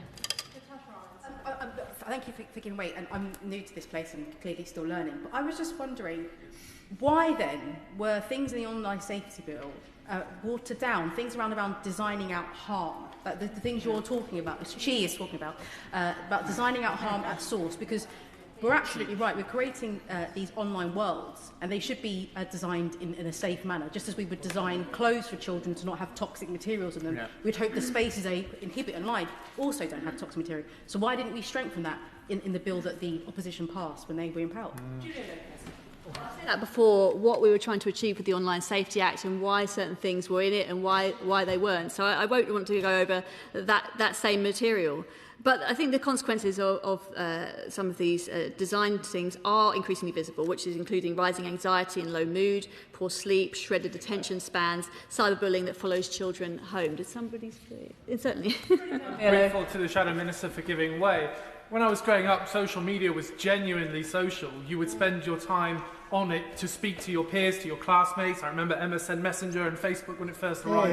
And it's evolved to become this kind of addictive content-driven thing where you're fed information. Does she not think that perhaps we should see a difference between different types of social media, ones that are genuine, peer-to-peer, interactive, that help young people, and those that just feed content to them?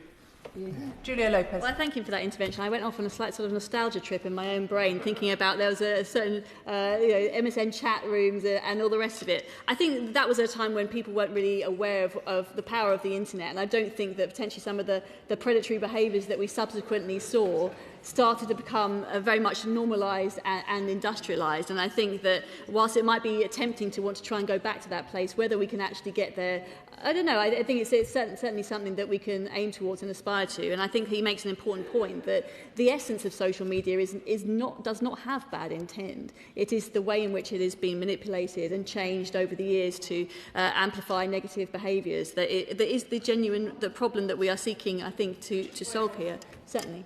On the basis of what the honourable member has just said, it sounds like she might actually be supportive of the Liberal Democrat policy, which would be to age-rate social media platforms, and perhaps we would see a new ecosystem of genuine peer-to-peer, lower-harm products that would be a good thing for young people. Lopez.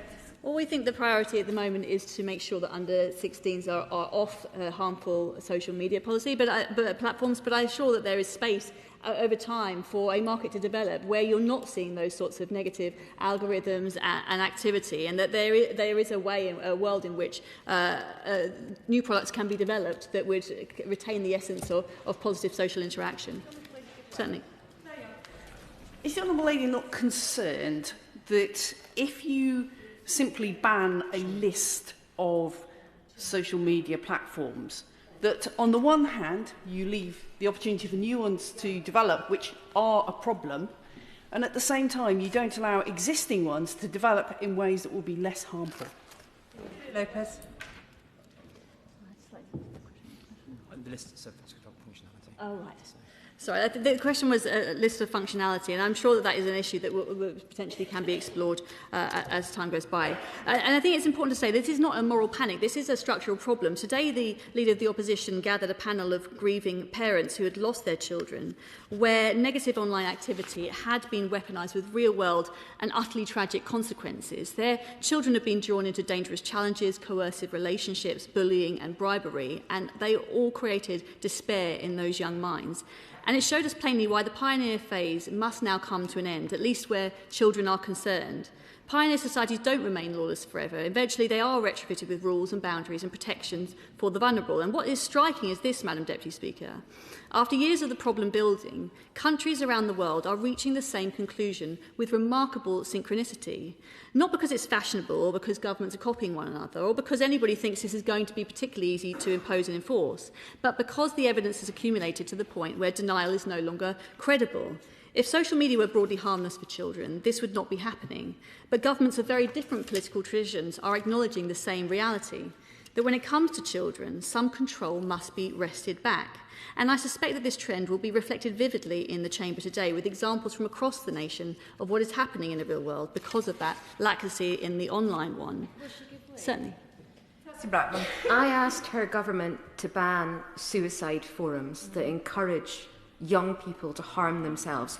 I asked her government to ban eating disorder forums, which encourage eating disorders, and her government refused to do that.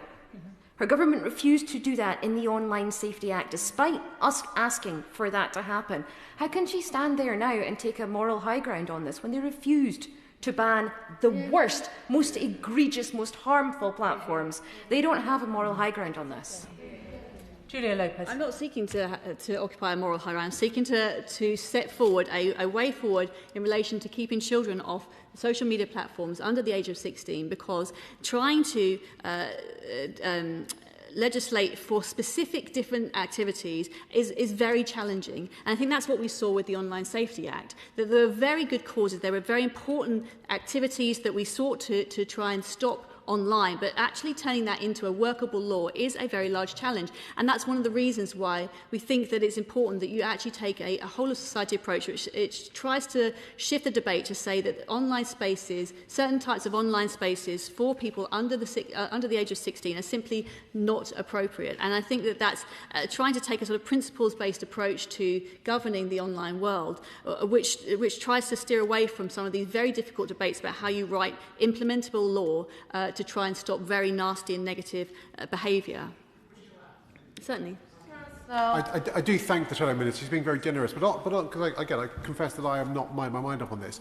If there was a blanket ban that said anybody under the age of 16 was not allowed to access things, how does she see that being enforced? Does that sit with the parents ultimately? And if parents aren't able to, what's the criminal liability on parents? Because there are genuine challenges about what children can access and who you make ultimately responsible for enforcing this very simple approach, but could be quite complex to implement.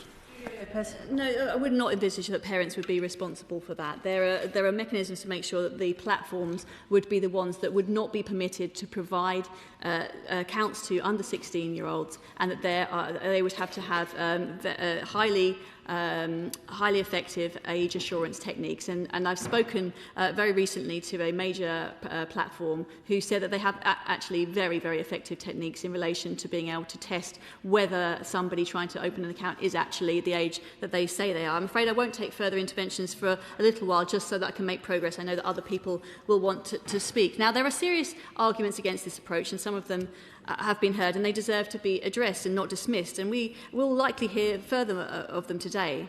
And those doubts must be listened to respectfully. I hold some of those anxieties and reservations myself. The first is that a ban would be unworkable, that teenagers will find workarounds through VPNs, foreign platforms or fake credentials. And of course they will. Teenagers have always tested boundaries. Fake IDs, sneaky booze, underage rule breaking are traditional parenting challenges. But we do not abandon age limits simply because they are imperfect. We impose them because they change norms, they shift behaviours, and they give parents reinforcement rather than resistance. Of course, a mandatory age limit will not remove every child overnight, but it will remove a critical mass, and that does matter. Now, some fear that such a ban would require de facto compulsory digital ID, undermining anonymity and civil liberties, and that's, again, a concern that must be taken extremely seriously. But as I've just suggested to the honourable gentleman, age verification does not require a single state-mandated digital identity system. Other jurisdictions have explicitly prevented platforms from requiring accredited digital ID and instead mandated multiple verification techniques. Responsibility is placed on the platforms, not on the citizens. And as I say, I was speaking to a major tech platform very recently that set out some of those techniques that can now be used very accurately to assess a user's age. But we must be clear, we do not have a surveillance state simply because 13-year-olds are kept off Facebook. A third argument is that social media provides vital support and connection for many children, particularly those who feel isolated offline. Again, a point that's been made, and that can be true. But it is not an argument for leaving the entire system untouched. This is not about banning the internet. It is not about banning messaging, educational platforms, health support or professional development services. Those spaces can and should remain accessible. Indeed, that is happening in other jurisdictions. This is about a specific category of platforms whose business models depend on maximising attention and emotional arousal and which are demonstrably harmful at scale.